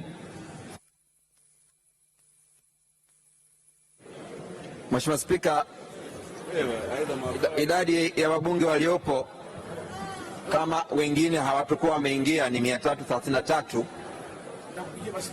ikiwa ni idadi kubwa kwa wakati mmoja. Tunaomba muonyeshe masanduku ya kura. Tunaomba myahifadhi hapo hapo. Tunaomba karatasi za kura. Mheshimiwa afisa waliopangwa kwa ajili ya karatasi za kura. Mheshimiwa karatasi za kura. Tunaomba karatasi za kura. Kila block tunaomba tugawe tuende block nyingine. Kabla ya kugawa kidogo, nilimwona kiongozi wa upinzani John Mnyika. Tunagawaje karatasi kabla utaratibu wa kura? Bosi wako amesimama, unaropoka ovyo. Sijui hata nidhamu kama kuna shida gani? Ukimwona mkubwa wako usimruhusu. Sasa niko Mbowe, kaa chini, aongee Mnyika maki ndo bosi. Kaa chini. Mwaka nyinyi yani hata utaratibu hamna. Wewe hata ukiona kiongozi wako pia umheshimu, wewe unashambulia tu. Mheshimiwa kiongozi wa upinzani bungeni, endelea na Mheshimiwa Spika. Nimekupa nafasi tafadhali. Mheshimiwa Spika, nina hofu kubwa sana. kwamba tukiendelea na uchaguzi kabla hatujaelewana kwanza kwenye rules of engagement, tunaweza kujikuta tunavurugana mbele ya safari. Kwa ni rai yangu, hayo maeneo ambayo yana utata tuyatafutie kwanza ufumbuzi ili tumalize kazi salama. Mheshimiwa Spika, uchaguzi wa wabunge wa Afrika Mashariki kimsingi unaongozwa na vitu vitatu. Kwanza, matakwa ya Article 50 ya treaty. Pili, kanuni ya 12 ya kanuni za bunge. Tatu, nyongeza ya 3 ya kanuni za bunge, vifungu kadhaa vinahusika. Sasa ambacho chief whip wetu alikuwa anajaribu kukiargue hapa havijapatiwa ufumbuzi wa kutosha. Baadaye Mheshimiwa Spika, katika kutoa maelekezo yako ulitoa mfano wa uchaguzi wa wenye viti wa bunge ambao bunge lilihoji, lakini kwa uchaguzi wa wabunge wa Afrika Mashariki article nyongeza ya 3 inatoa utaratibu mzima wa uchaguzi huo. Kwa hiyo hatuwezi tukafanya utaratibu uliotolewa kikanuni kisheria ni kitu cha kuacha pembeni tukatumia mazoea. Mazoea yanatumika pale ambako hakuna sheria inayoprovide for something specific. Hilo la kwanza. Lakini Mheshimiwa Spika, mwaka jana tulichagua wawakilishi wa bunge hili kwenye vyombo mbalimbali. Wale ambao walikuwa Chama cha Mapinduzi kileta wagombea wake, hawakuwa na mtu wa kupinga, wakapita bila kupingwa. Upande wa kambi ya upinzani tukaleta wagombea wetu, walikuwa hawana mtu wa kuwapinga, wakapita bila kupingwa, na mambo haya tukamaliza salama. Sasa leo utaratibu wa kuhoji wakati kuna sheria ziko very specific na stipulate process nzima ya uchaguzi, mbona tunabadilisha sheria katikati ya mchezo? Kwa hiyo nilikuwa naomba Mheshimiwa Spika, ili kuhakikisha kwamba tunapata amani ya kutosha katika bunge hili na kazi hii tuimalize salama. Tumeshasikia wagombea wetu wazuri tu, wengi wako hapa, ili tuende tukapige kura zetu kwa utulivu bila kulazimika kuvutana na kutiana aibu hapa ndani. Ni vyema Mheshimiwa Spika, tukaclarify haya mambo vizuri, tukafuata sheria ambazo ziko very clear, tukatoka hapa kwa amani. Ndio hoja yangu ambayo nataka kuiwasilisha, na nina hakika tukikubaliana kwenye hili uchaguzi utakwenda vizuri tu, wala tutakuwa na sababu ya kuvutana. Asante sana Mheshimiwa Spika. Wakati mnachagua wabunge wa mabunge haya mengine ambayo Mheshimiwa kiongozi wa upinzani kwa heshima kubwa amearifaa hapa, kwa kweli mimi nilikuwa hospitali, kwa hiyo siwezi kukumbuka exactly mlichokifanya, lakini utaratibu ni kwamba japo sikuwepo, hao mliowapitisha siku hiyo bunge hili lilihojiwa, ndio nyinyi mkasema sawa waende. Ndivyo, hakuna wakati wowote ambapo wamewahi kuletwa watu hapa halafu wakapita moja kwa moja tu kwamba wamepita. Sasa roli ya bunge nini? Kwa nini wamekuja hapa sasa? Wamekuja kufanya nini sasa? Unapigiaje kura mtu ambaye amepita bila kupingwa? Kwa hiyo kura ya wale kiutaratibu inakuwa kama tulivyofanya kwa wale wengine. Ndio utaratibu wetu wa kibunge.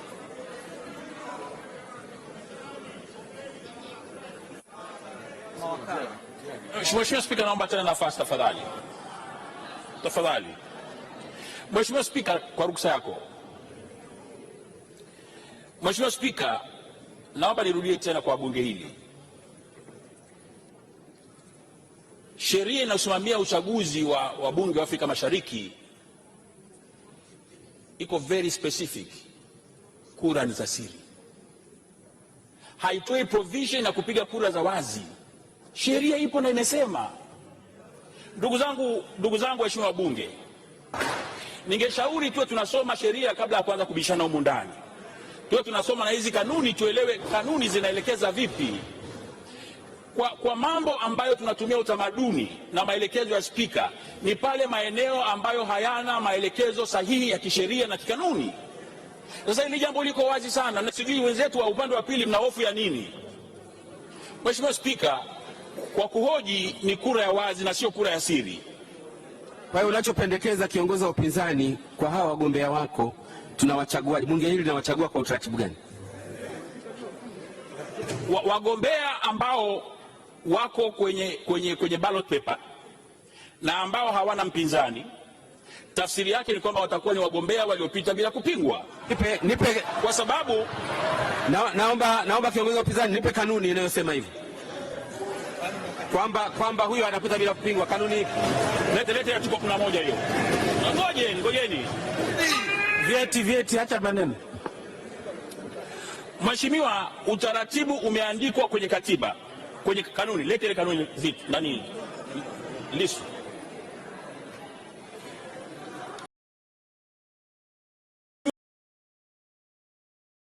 Kuhusu utaratibu, Mheshimiwa Spika. Mheshimiwa Mbowe, wakati nakupa muda utafute hapo. Hebu tusikilize kuhusu utaratibu. Nataka kusema wakati anatusomea kanuni pia angalie ni kwa nini pia chama cha Chadema, chama cha upinzani akileta wanawake. Wewe kaa kimya wewe. Nazingatia kanuni pia. Wala agenda. Wewe mwenyekiti, haijawahi kutokea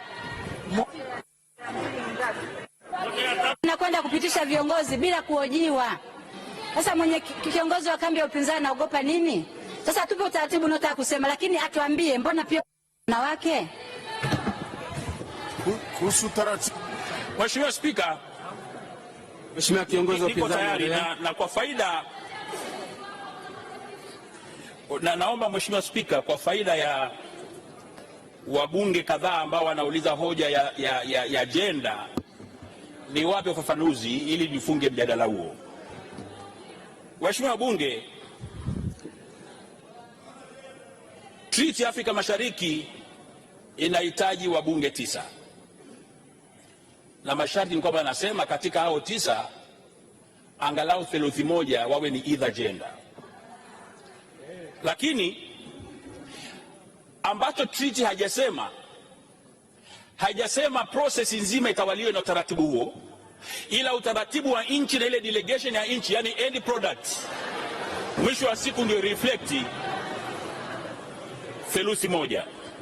Kwa utamaduni na utaratibu uliopangwa, labda niwafahamishe maana wengine hamuelewi, sikilize basi. Kwa utaratibu ambao ulipangwa na uongozi wa bunge, yalikuwa ni makubaliano kwamba kutokana na mgawanyo wa viti kwa vyama mbalimbali, kwa mfano chama cha wananchi CUF kina nafasi moja. Taarifa Mheshimiwa. Taarifa Mheshimiwa kiongozi wa upinzani. Mheshimiwa Mama Nagu, nimekusikia. Mheshimiwa Spika, nakushukuru sana kwa nafasi ya kutoa taarifa. Mheshimiwa nifanyia fujo nini? Mheshimiwa Spika, anawasha hiyo maiki, tunakuona. Spika, nimesikia alichosema kiongozi kambi ya upinzani kwamba kwa masharti ya Afrika Mashariki wana theluthi moja. Nataka nimpe taarifa kwamba namba ya chini theluthi inaweza zaidi. Hiyo ndio taarifa ambayo nataka kuwapa. Maiki ya jirani pale tuone. Ile ya jirani ile. Mheshimiwa Spika, mchezo unachezwa hasa upande huu. Ndio rekodi nilopata, na mkumbuke haya mambo ni computerized. Kwa hiyo rahisi sana kujua, kwa sababu kila wakiongea wabunge wa upande huu maiki zinakataa. Mkiongea nyinyi maiki zinafanya kazi. Mheshimiwa, ni michezo ya kitoto. Muwe na hali ya kuweza kusikiliza wenzenu. Shida nini? Mbona nyinyi mkiongea wenzenu wanawasikiliza? Kwa nini tunakuwa hivyo? Lakini litakuwa ni bunge la aina gani la watu ambao wanataka kuongea wenyewe peke yao tu? Mheshimiwa Spika, nilichotaka kutafsiri kwamba hiyo theluthi moja ni idadi ya chini kabisa, lakini inaweza kuwa zaidi. Hiyo kila chama inapaswa iwe eleza hilo, sio lingojee kama vingine peke yake vitekeleze. Kwa hivyo kwa kweli na Chadema taarifa kuwa na wajibika taarifa enda zote mbili. Taarifa kuhusu taratibu. Mheshimiwa kidogo tu kabla kiongozi wa upinzani hujaendelea, nasikia sauti ya Halima Mdee anapinga wanawake wa Chadema wasigombee. Haya, nakupa nafasi. Mheshimiwa Mwenyekiti, Mheshimiwa Spika, hizi ndo tunaita cheap politics bila. Kiongozi wa kambi ya upinzani bungeni alikuwa anataka kuwapa elimu ya triti na sheria ya uchaguzi wa mabunge ya Iyala inasema nini kuhusiana na zile nafasi 9 na swala la jinsia zote mbili zisipungue 1 ya 3. Kwa inaweza kaa jinsi ya kike ama jinsi ya kiume. Sasa mimi nashangaa watu mnasimama hapa mna propagate vitu ambavyo vinakwenda. Kwa mfano, CUF ina chama kimoja, ina nafasi moja. Hivyo nafasi moja 1/3 inatoka wapi?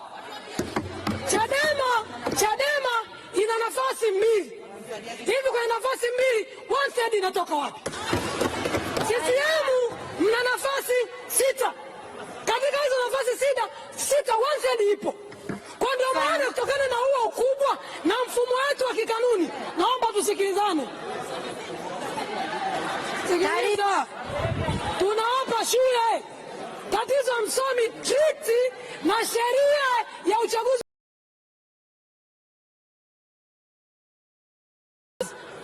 Katika tunaangalia elected members, hatuangalii wagombea. Kwa tunatakiwa kama nchi tuangalie baada ya uchaguzi. Asante sana Mheshimiwa Halima. Asante sana, muda wako umeisha. Naelimisha waelewi wanarukaruka. Unaoelimisha wako na kuuliza tu katika wagombea wako wale wanaume wawili, mwanamke nani pale? Nachosema ni hivi. Kuhusu taratibu. Mheshimiwa Mwanasheria Mkuu wa Serikali. Spika. Subiri nimalize basi. Waniambia ukiniambia 1/3. Tayari Mheshimiwa Halima. Mheshimiwa Mwanasheria Mkuu, endelea. Mheshimiwa Spika, Bunge tutakumbuka asubuhi msimamizi wa uchaguzi asubuhi alitusomea maelezo marefu hapa ndani ya bunge hili tukufu, na akatueleza kuhusiana na baadhi ya vyama vya siasa, na ambacho amekisisitiza ni sharti la kisheria. Watu wa IT na watumishi wa bunge, pigeni jicho mniambie anayefanya ukorofi huu ni nani? Kwa sababu hiyo sasa, kwa sababu msimamizi wa uchaguzi wajibu wake ni kutoa mwongozo wa kisheria, ni yeye achague na hawalazimishi wabunge. Kwa maana sababu hilo swali anahoji sana. Mheshimiwa, nakuomba uje mbele hapa, maiki zinasumbua sana leo.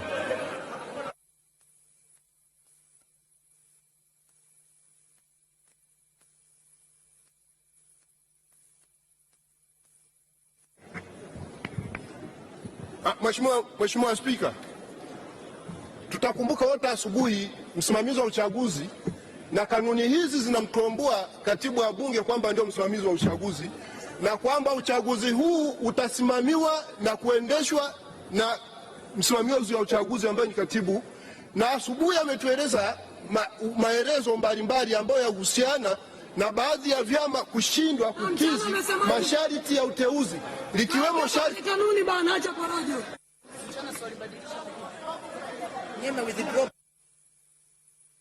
Kura zinapigwa na wabunge, na yeye kama msimamizi wa uchaguzi hataki kulielekeza bunge lifanye kitu ambacho anaona ni uvunjifu wa sheria. Kwa hiyo wakati wa kupiga kura ndio kunaletwa huo umuhimu wa kuwahoji sasa wabunge. Taarifa kusudi kama kanuni bana, usipoteze muda hapa. Kanuni ziko wazi, ndio kanuni ziko wazi, lakini kuna hilo swala la uwajibu wa kisheria. Ndio msingi. Sasa je, wabunge wakubali wao wenyewe wavunje sheria au wasivunje sheria? Kwa Mheshimiwa Spika, huo ndio msingi wa kuhojiwa. Na kwenye hili Mheshimiwa Mwenyekiti Spika, mimi nilikuwa nashauri kwamba wabunge msiahirishe uchaguzi huu. Tusiahirishe uchaguzi, na kwa sababu hata kwa mjibu wa kanuni hakuna kuahirisha uchaguzi. Hatuahirishe. Wapige kura leo hii, ndio ushauri wangu Mheshimiwa Spika. Asante. Waheshimiwa wabunge, aliyekuwa anaongea alikuwa ni Mheshimiwa Mbowe, namrudishia atupe kile kipengele cha kupita bila kupingwa. Mheshimiwa Spika, hoja ya kwangu naomba nielekeze na nataka kuielekeza. Nimesema kwamba uchaguzi wa wabunge wa Afrika Mashariki unasimamiwa na sheria ambazo ziko very specific, na ndio naomba nizisome. Article 5 inasema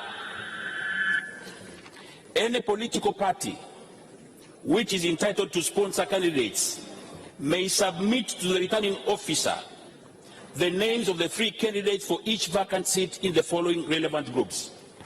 Sasa wote tunatunga sheria hapa.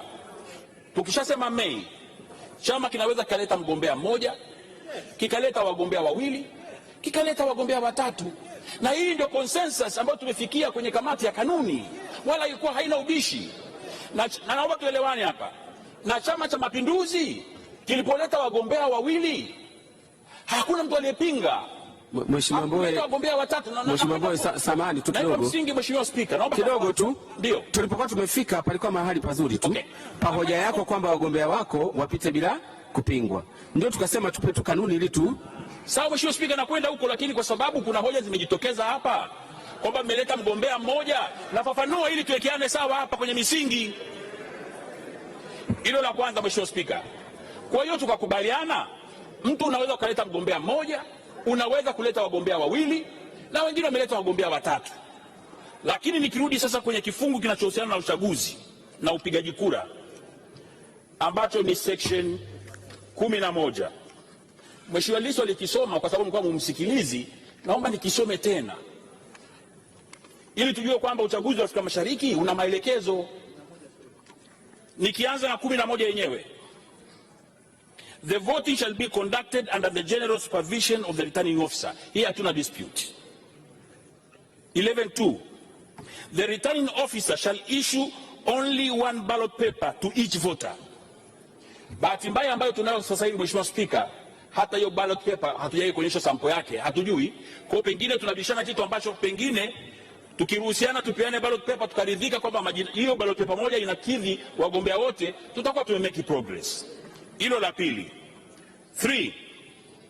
The ballot paper shall contain the names of all candidates arranged alphabetically in the following groups. Group A, women candidates. Group B, Zanzibar candidates. Group C, opposition parties candidates. Group D, mainland candidates. 4. A voter shall be required to cast a specified number of votes to be announced by the Speaker in each of the groups. 5.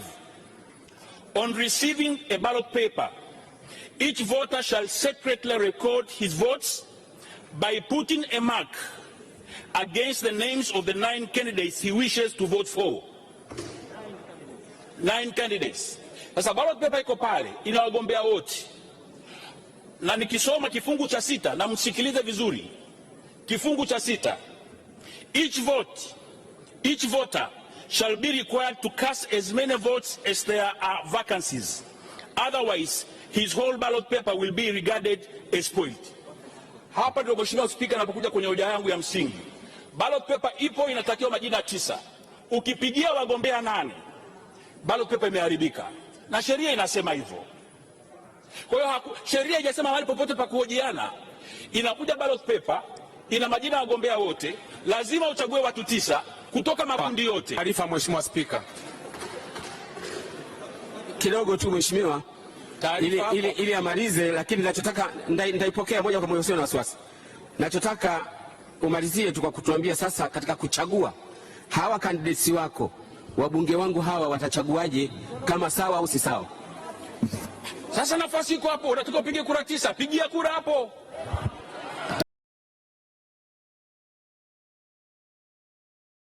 Kwa maana gani? Yani kuwa wazi. Maana ulisema wagombea wako wanapita bila kupingwa, na wewe mwenyewe unaanza kujipinga tena kwa kusema kwamba lazima mtu apige kura 9. Hasa walishapita bila kupingwa, unapigaje kura 9 tena? Mheshimiwa, katika general practice za uchaguzi, na wewe mwenyewe speaker unajua. Taarifa Speaker. Mwenyewe speaker unajua kwamba katika general practice za uchaguzi katika nchi yetu popote zilipo, mgombea anapokuwa hana mpinzani anapita bila kupingwa. Lakini tunachosema kwenye sheria hizi lazima mtiki pale kwamba anapita.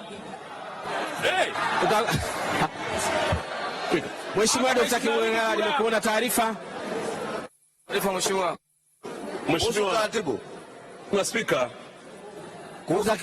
Nimemsikiliza. Alafu atafuatiwa na Mheshimiwa Simbachawene. Kigwangala kwanza. Mimi Mheshimiwa Mheshimiwa Spika. Spika, nakushukuru kwa kunisi hii. Yuko mtu karibu na mpata sasa hivi anayecheza na hizi mic. Nishapewa majina yake mara 2 3, nataka tu confirm. Alafu basi tumuembarasi mbele ya nchi nzima kwamba amekataa kujiheshimu. Endelea Mheshimiwa Kigwangala. Mheshimiwa Spika, hizi kanuni zimeandikwa na mimi nimepata bahati ya kuwa hapa. Nasoma mle ambapo Mheshimiwa ananukuu. Kwa mfano, kwenye kanuni namba 5 ambayo inasomeka kama ifuatavyo: A political party entitled to sponsor candidates is submitted to the names of... Njoo tumia hii mbele hapa.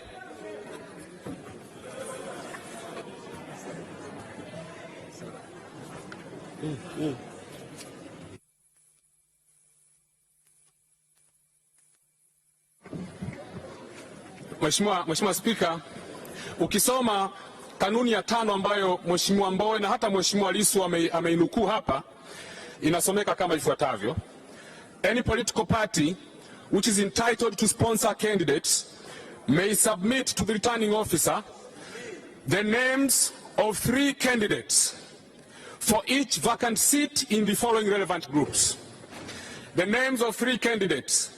Pigia mstari hapo. Majina ya wagombea 3 in each of the vacant seat in the following relevant groups. Subirini basi. Nasoma tena. Mbona sisi tunakuwa wastaarabu tunawasikiliza? Tujenge hoja kama tumeenda shule, sio kupiga kelele.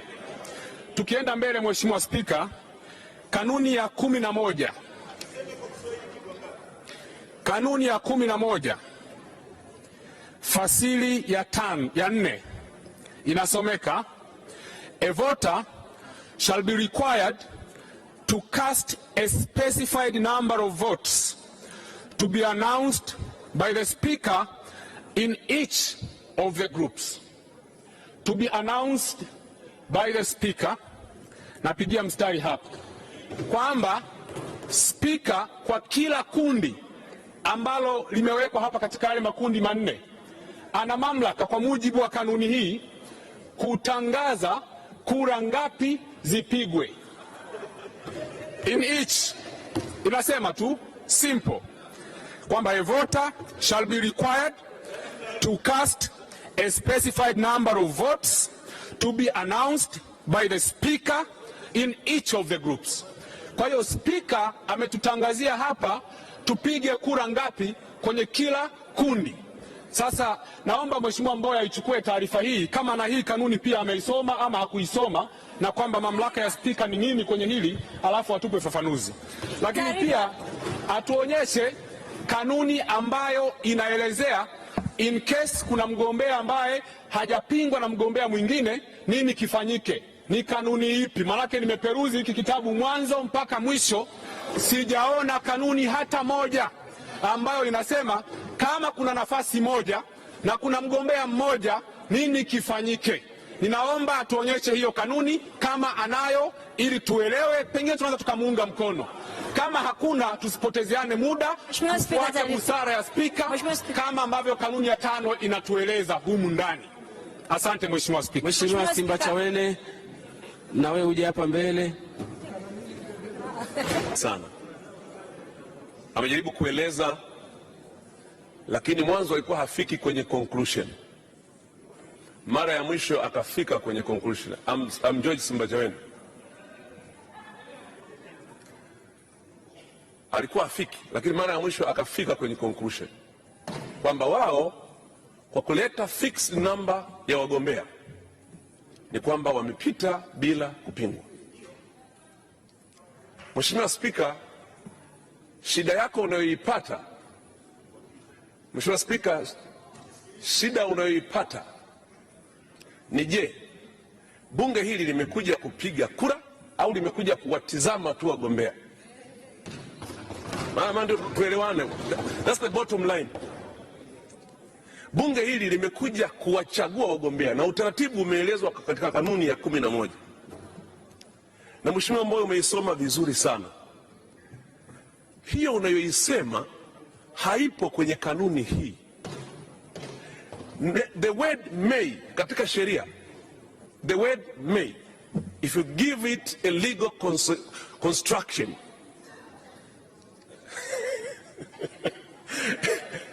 sio tu inakupa uhuru wa kuamua, bali huwa inatatua matatizo yanaweza kujitokeza ili uweze kupanga utaratibu unaofiti mazingira ya wakati huo. Hatukitikisa, lakini kasome vitabu. Nakwambia.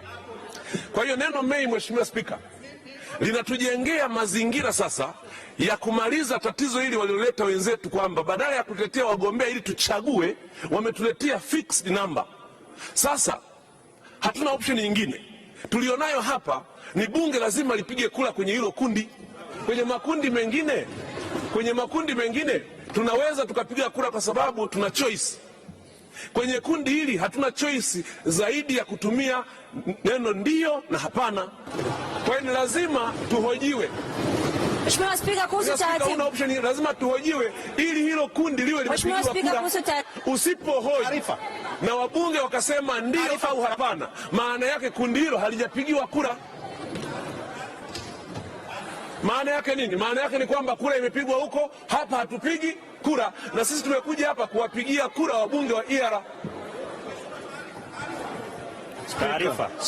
Mheshimiwa, kuna mbunge amesimama muda mrefu sana. Kuhusu taratibu. Ni mbunge wenu pia, hebu tusikize. Amesimama masaa mengi. Spika, na mimi unione baadaye. Nafasi ndugu yangu. Kuhusu taratibu, Spika. Lusinda.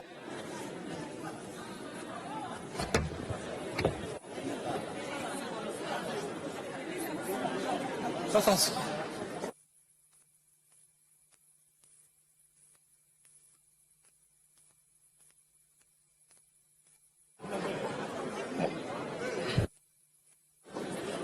Mheshimiwa Spika,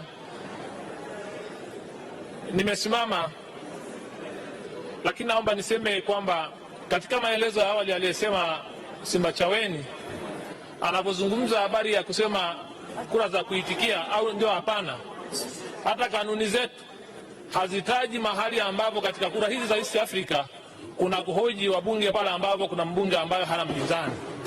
Kwa hiyo kama maelekezo ya kiti chako siku za nyuma kwamba pale ambapo hakuna kanuni au kanuni zimekaa kimya kuhusu jambo fulani, inatumika utaratibu wa kibunge wa mabunge mbalimbali katika kushughulikia jambo hili hapa. Na hoja tulizozileta hapa, kuna hiyo hoja ya ndio au hapana kuitika ambayo haipo. Lakini inaonekana tumehama kwenye hoja ambazo tumeshatoa ruling kuhusu candidates. Tunaanza kurudisha mjadala katika mambo ya msingi ambayo tulishaamua kwamba walioletwa tayari wamequalified. Kwa hiyo Mheshimiwa Spika, kiti chako kitumie busara, kwa sababu inaonekana kuna hujuma zinazotakiwa kufanyika hapa kuhusu upande wetu wa upinzani. Kama kiti chako kinatenda hapa, nakuomba ukae. Mimi nilidhani kwa mtu yoyote mwenye nia njema unasimama tu nasema mimi ninachopendekeza utaratibu utumike ni huu, lakini ukianza kusema maneno ambayo hayapo nadhani haitusaidii hata kidogo. Mnasimama kumbe hata hoja yenyewe hamna. Wewe una dispute lile pendekezo ambalo nilitoa. Si uweke alternative. Alternative yako ni nini? Na uwe baki na kanuni. Utachukua dakika moja, tutasonga mbele. Lakini unasimama njama iko wapi? Una ushahidi nawe? Kwa hiyo wewe unapopinga hii sema badala yake nini? Ndio mtu mzima anavyofanya. Hawa wagombea hao wawili kwenye ballot paper. Mimi na ballot paper za aina za kila aina. Kwa utaratibu nilosema ambao ni standard kwa Commonwealth, kwa majina ya aina hii, speaker anawahoji. Wenyewe mnaamua. Hasa mnasimama mnasema tunataka utaratibu huo. Mheshimiwa Speaker, hapo umekosea. Utaratibu mzuri ni huu kwa mazingira yetu. Mnaongea utaratibu amuonyeshi. Mnasema tu mpingwa bila kupingwa. Hiyo haiwezekani, haipo. Kwa kama mlikuwa na mawazo hayo yafuteni kwanza, sasa wazeni upya. Usiwe kama jiwe, yani ukishakamata jiwe basi pale tu. Hakuna baada ya kupita bila kupingwa, haipo. Kwa hiyo sasa tunafanyaje sasa katika mazingira haya? Pendo hapa, alafu hapa Speaker. Hapa kwa Lusinda. Mheshimiwa Speaker. Peneza ongea. Hakuna cha chief whip, mnasimama wote, mimi namnyoshia ambaye amesimama. Sasa usisimame tena, usinisumbue tena Pendo maana mnanisumbua nyinyi. Mheshimiwa kiongozi waziri wa nchi ofisi ya waziri mkuu, Mheshimiwa Mwagama, hujaongea. Mheshimiwa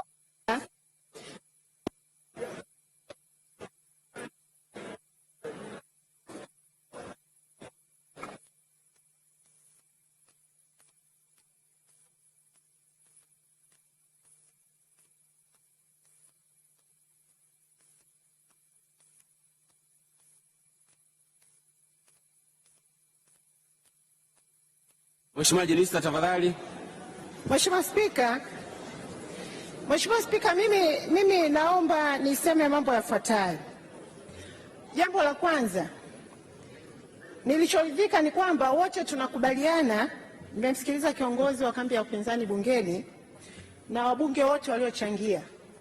Kwanza wote tunakubaliana kwamba kwa mujibu wa East African Treaty ni kwamba uchaguzi huu ni lazima wagombea wote wapigiwe kura. Hiyo wote tunakubaliana. Sasa kama tunakubaliana wote wapigiwe kura, kanuni zetu, kwanza ile kanuni ya 11 inampa mamlaka returning officer. Kwa hatua hiyo Mheshimiwa Waziri, kwa kuwa wote wanapigiwa kura, neno kupita bila kupingwa halipo. Tunaendelea. Na nadhani hilo wote tumekubaliana kwamba hakuna atakayepita bila kupingwa, kwa sababu ukiangalia East African Treaty na kanuni tulizonazo, na nashukuru sana hata kiongozi wa kambi ya upinzani bungeni ametusaidia hilo, kwamba ni lazima wagombea wapigiwe kura. Kwa hiyo hilo wote tunakubaliana. Sasa Mheshimiwa Spika, ni lazima sasa hapa tuanze kuchukua utaratibu wa kuwapigia kura wagombea wetu.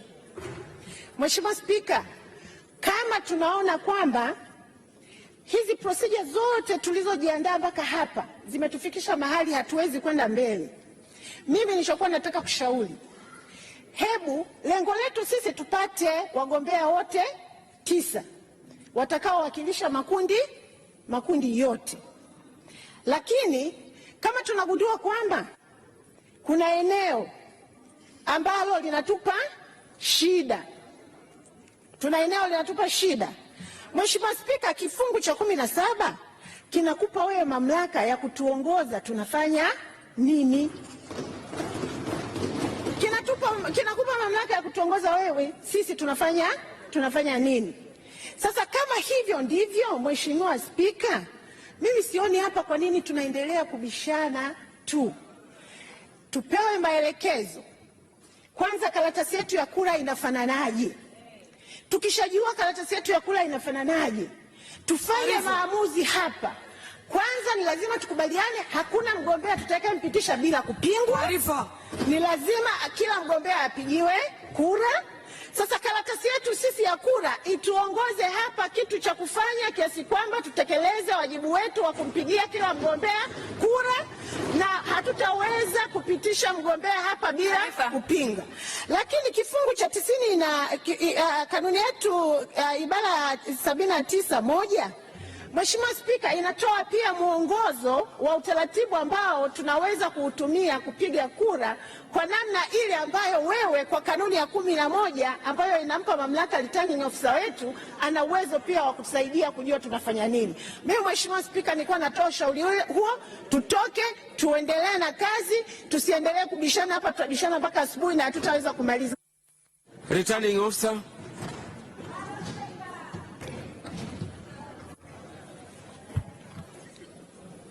Mheshimiwa Spika, naomba niwarejeshe. Bahati mbaya sana Mheshimiwa Spika, wakati nazungumza sikupata fursa ya kufanya uchambuzi.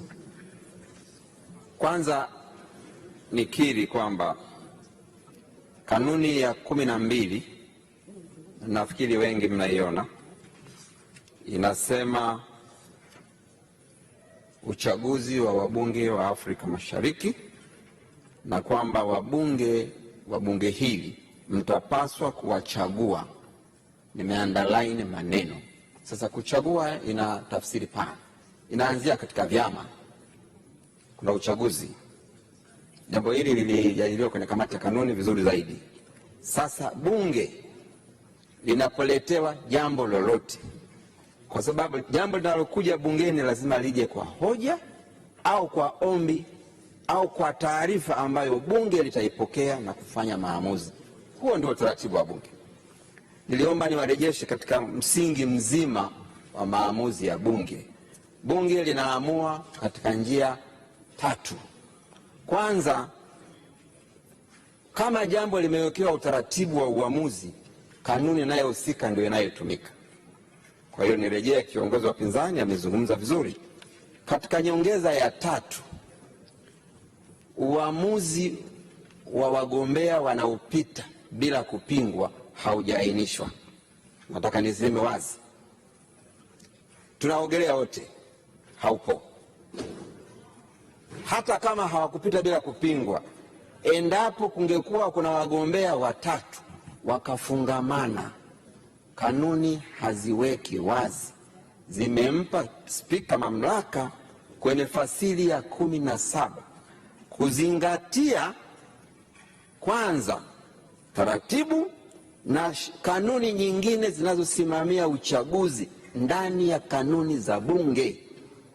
Soma kanuni ya 12, inasema uchaguzi utazingatia kanuni za bunge. Mamlaka yote ya Spika anatafsiri kanuni zote harmoniously. Hazungumzi kanuni moja. Tunakwenda kanuni ya 79. Bunge linaamua kwa namna 3. Kwanza, yale yanahitaji kuamuliwa, kama kuna kanuni yataamuliwa.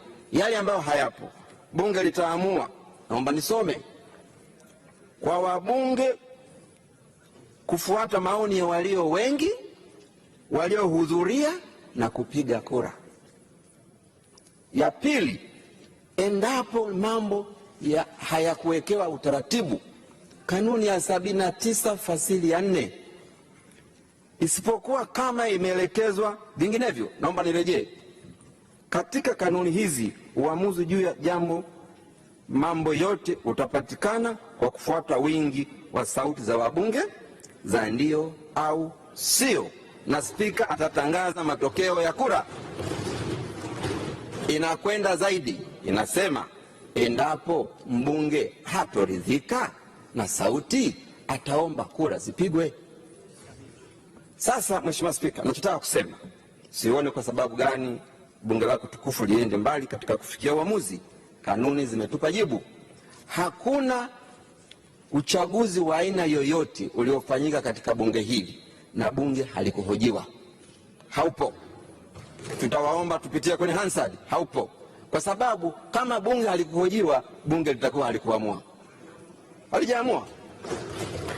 Sasa uamuzi unaweza kuwa ni acclamation, sauti, au kura, au kura za siri.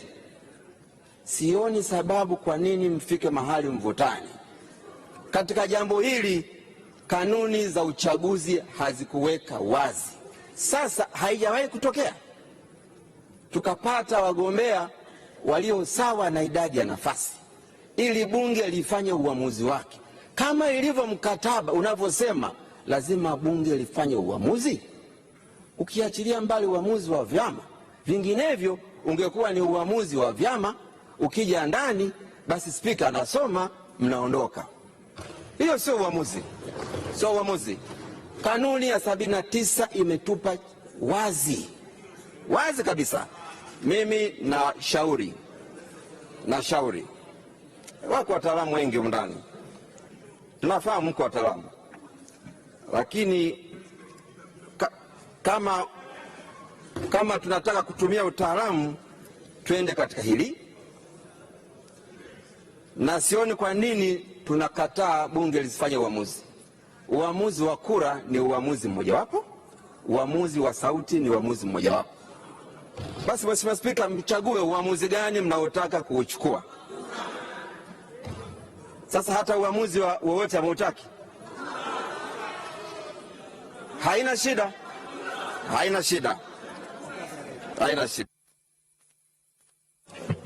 Kwa hiyo ni uamuzi wa kura Asante sana. Uamuzi wa kura ya siri. Basi Spika, kwa kuzingatia ushauri aliopata, anakubaliana na nyinyi, utakuwa ni uamuzi wa kura ya siri, kwa maana ya kwamba kwa wagombea hao utaweka kura ya tiki kumkubali au kura ya X kumkataa. Nini maana ya kura sasa? Unaongea nini? Nini maana ya kura?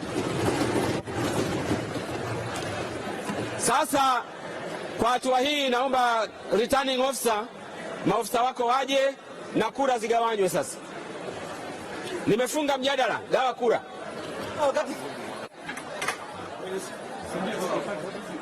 Mawakala.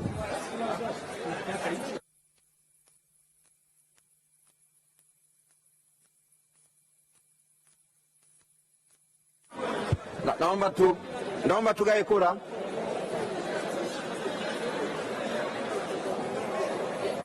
Mheshimiwa Spika. Mheshimiwa Spika, naomba kutoa ushauri tafadhali. Naomba unisikilize Mheshimiwa Spika. Mheshimiwa Mbowe, with due respect, nimeshafanya uamuzi sasa baada ya kuwasikiliza mno. Kwa hiyo tugawe kura kama tulivyoshauriana, tupige kura. Kwenye kamati ya kanuni utafakari uamuzi wako bwana. Sahihi.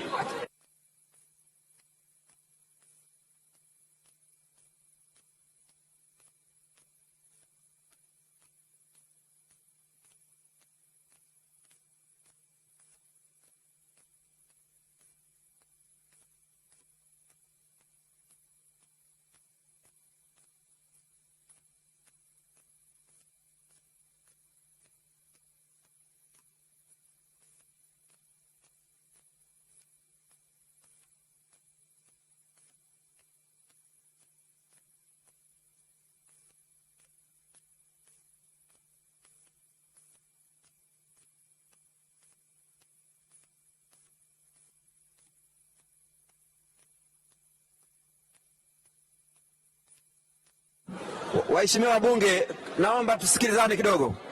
Mkipokea karatasi za kura, naomba niwape maelekezo.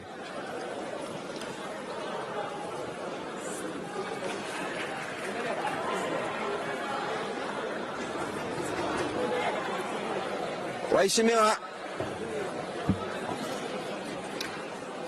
kundi la wanawake unapigia kura nafasi 2. Wako wagombea 4. Kundi la Zanzibar nafasi 2.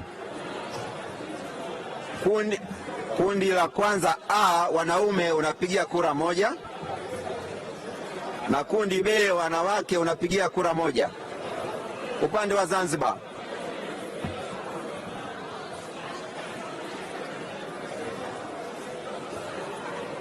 vyama vya upinzani, kundi C,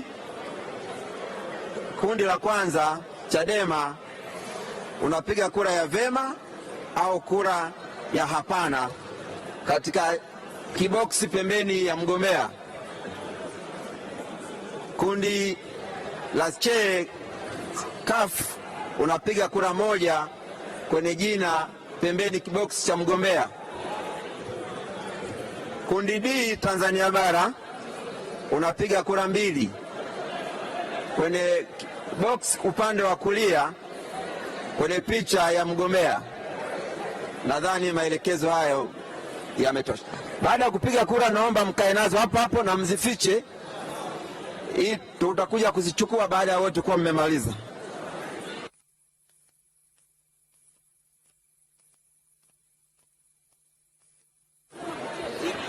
Hii inakuwa kura ya siri vipi, Mheshimiwa Spika? Tumekaa nazo huku. Tayari anatoa maelezo ya namna wabunge wa Bunge la Jamhuri ya Muungano wa Tanzania watakavyopiga kura.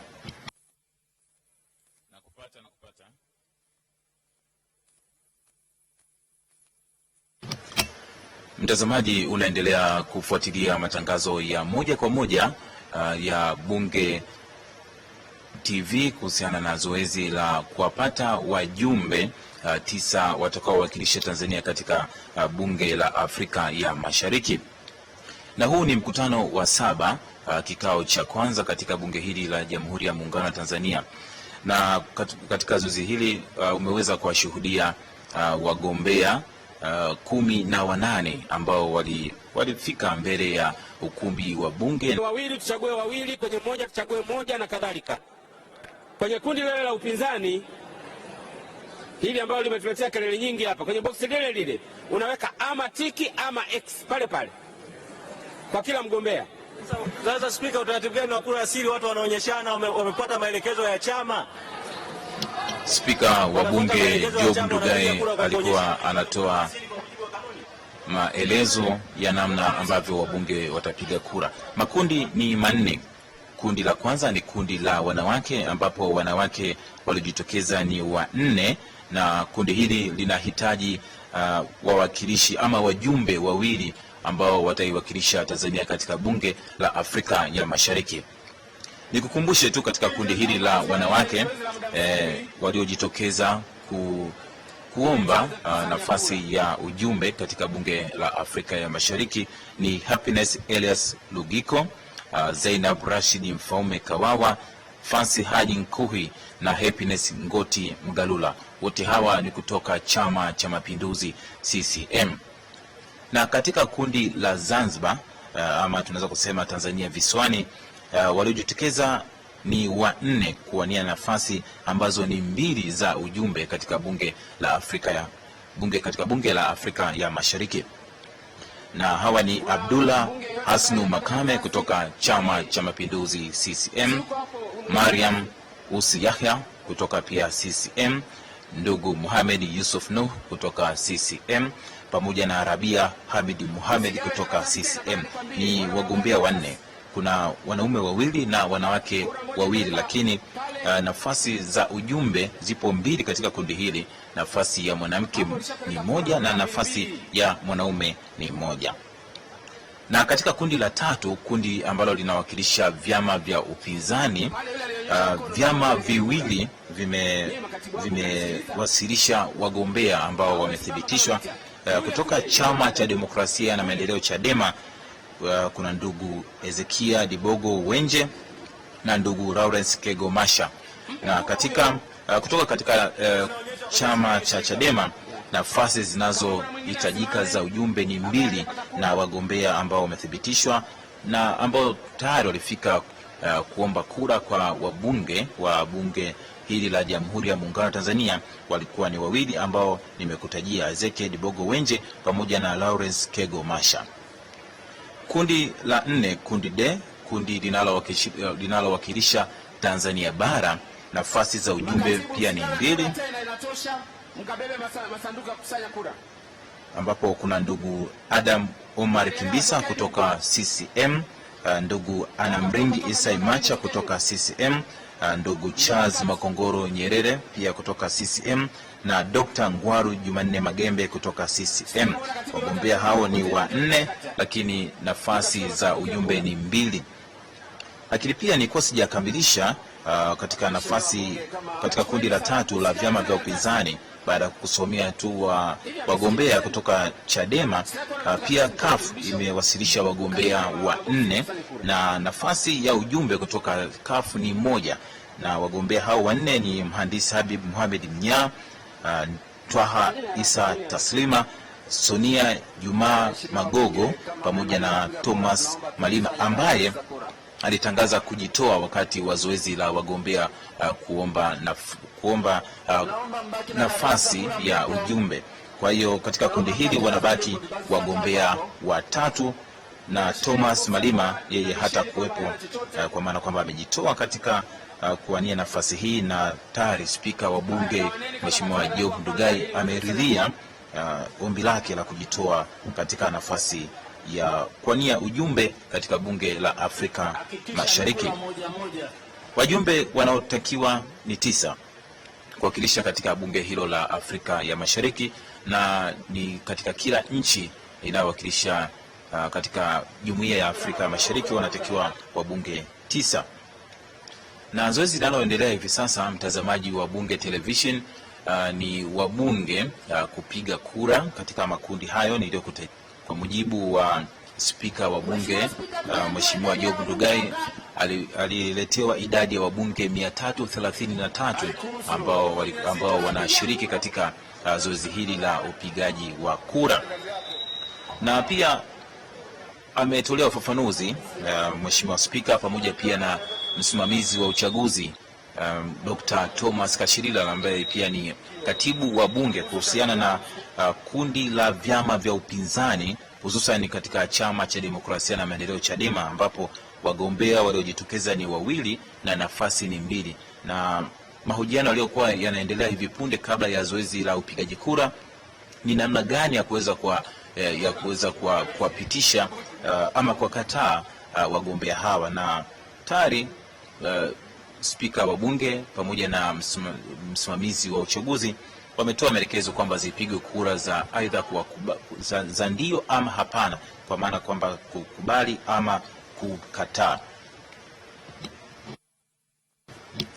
Pia nikukumbushe mtazamaji, bunge hili ama mkutano huu wa 7 ni mkutano ambao unadumu kwa muda mrefu wa takribani miezi 3, na kikubwa katika mkutano huu wa 7 ni bajeti kuelekea katika bajeti ya serikali kuelekea mwaka wa fedha 2017-2018.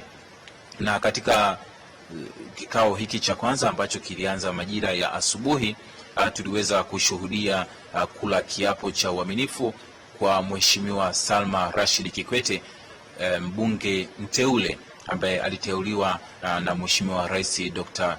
John Magufuli. Na pia tuliweza kushuhudia ama kufahamu majibu kutoka katika wizara mbalimbali yakijibiwa na mawaziri pamoja na naibu mawaziri kutoka maswali kutoka kwa wabunge. Kuhakikisha kwamba Tanzania inakuwa na wawakilishi ama wajumbe ambao watakuwa na nguvu ya kuweza kuitetea Tanzania katika bunge hilo la Afrika ya Mashariki. Na baadhi ya mambo ambayo labda ni kukumbushe tu ambayo yameweza kuzungumziwa na wagombea pamoja na maswali pia ambayo wameulizwa na wabunge hawa wa bunge la Jamhuri ya Muungano wa Tanzania. Swala la usalama limekuwa limeelezwa zaidi na baadhi ya wagombea na hata kuulizwa pia na wabunge. Wabunge wameweza kuwauliza wagombea kwamba namna gani wawakilishi ama wajumbe hawa wanaweza wakasaidia katika bunge la Afrika Mashariki kuhakikisha kwamba amani inapatikana katika nchi ambazo zinaonekana zina dosari katika masuala ya kiusalama. Na wameweza kujieleza namna gani ambavyo wanaweza wakashauri na wakataja baadhi ya nchi ikiwemo kama Burundi, uwepo wa wakimbizi ambao wamekuwa wakitoka katika nchi za Jumuiya ya Afrika Mashariki na kuingia nchini Tanzania, wakitafuta sehemu salama ya kuweza labda kupata makazi na kuweza kuendeleza shughuli zao. Ni moja ya swala ambalo limeulizwa na wabunge kwa wagombea ambao wamejitokeza kuwania nafasi ya ujumbe katika bunge la Afrika ya Mashariki. Na pia swala lingine limejitokeza ni kuhusiana na masuala ya kiuchumi. ukizingatia kwamba serikali hii ya awamu ya 5 inajikita zaidi katika uchumi wa viwanda na kuhakikisha kwamba uchumi unakuwa katika hali ya kati. Kwa hiyo wameulizwa namna gani ambavyo wanaweza kuiwakilisha Tanzania vyema, kuhakikisha Tanzania pia na yenyewe basi inaimarika kwa upande wa kiuchumi katika masuala ya kiviwanda, na wengi wamezungumza kwamba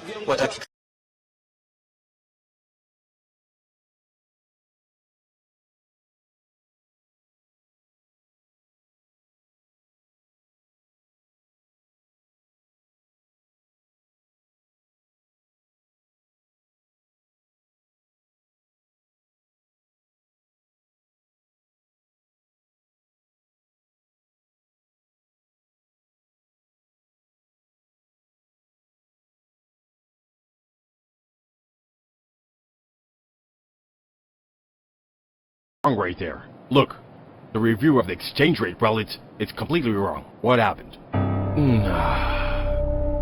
Well, Tiger, those decisions were made by Mrs. Lismar. She took those steps when she realized what terrible losses we had in the last 6 months. But these measures aggravated things further. Do you realize that, huh? But you would not listen to me, Tiger, not at all. And that's not all. Look at this picture. She demanded me to reduce 20% of the plants to Tiger. Yes, it's true, Tiger. It's a measure that helped to minimize cost here. Well, and it also significantly reduced the production of sugar. This is a complete disaster.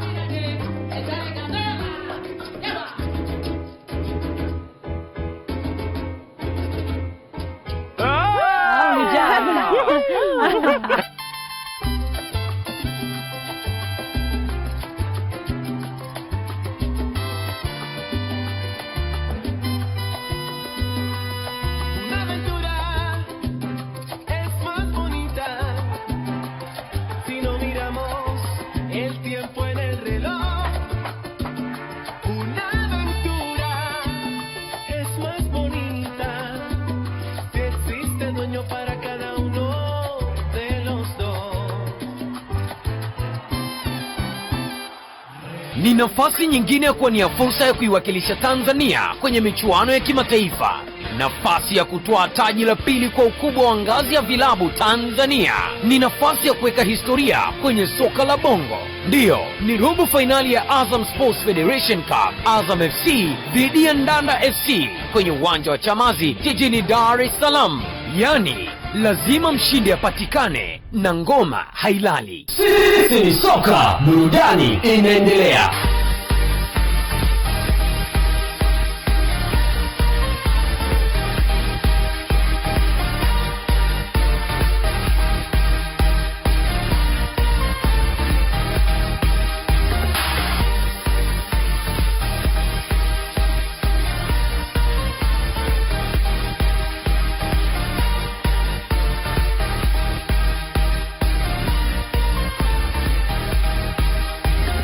Hii ni La Liga mubashara ndani ya Azam Sports HD.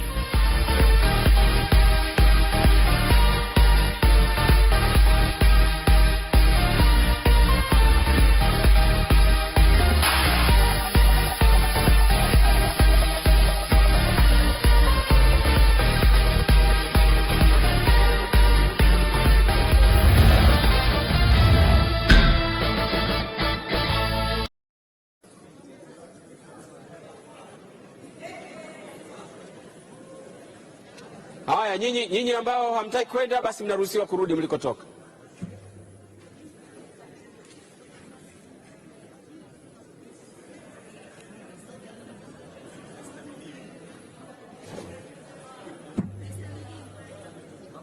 Kwani ende mwenyewe?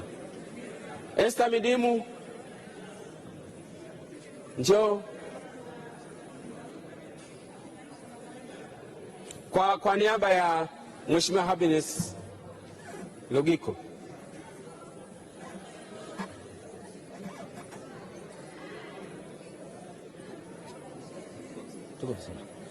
Nadhani sasa mnaweza mkafuatana na maboksi yenu, mkaongozana naye wote kwa pamoja, mkaenda kwenye chumba kilichoandaliwa. Mnaenda hivi, asiongezeke asiyehusika jamani. Nendeni na maboksi yenu.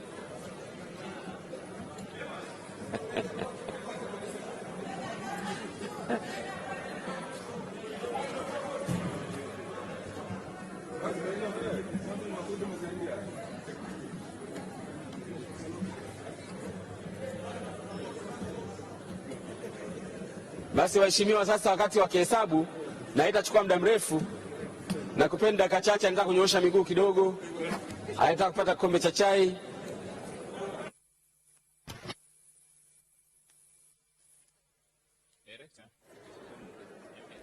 Kwa hiyo nendeni tu, kwa tusitishi, na mimi mwenyewe niko hapa, lakini anataka kunyoosha miguu, anataka kufanyaje?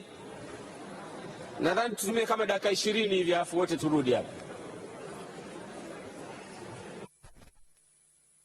Tunasema tunarudi baada ya muda.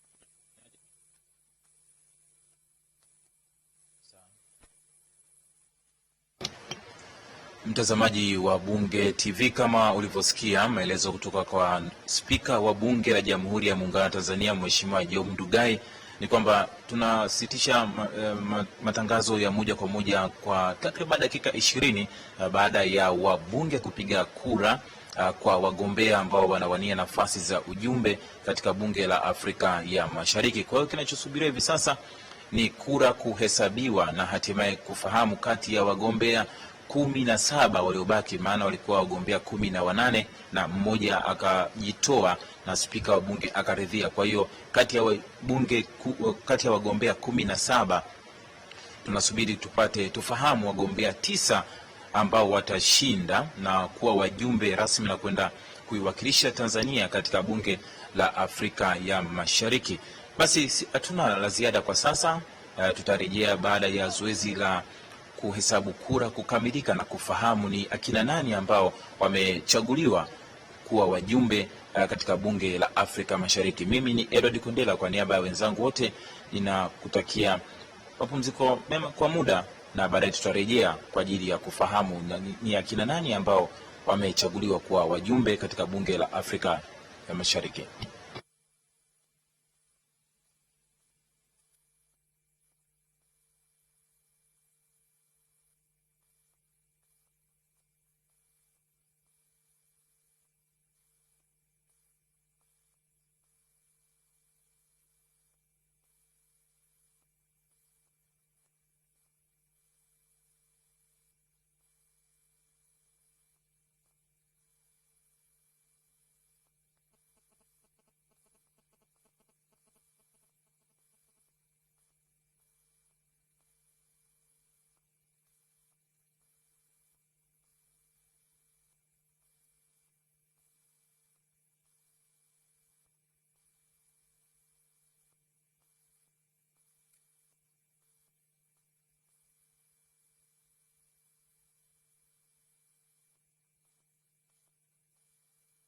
Tutazunguka mikoa yote husika, tukiwafuata mashabiki na wapenzi wa soka kuwapa raha mnayostahili,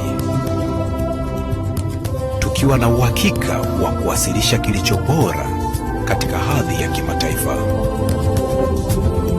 Vijana waliojaa shauku ya kuwatumikia wakiwa tayari kwa lolote.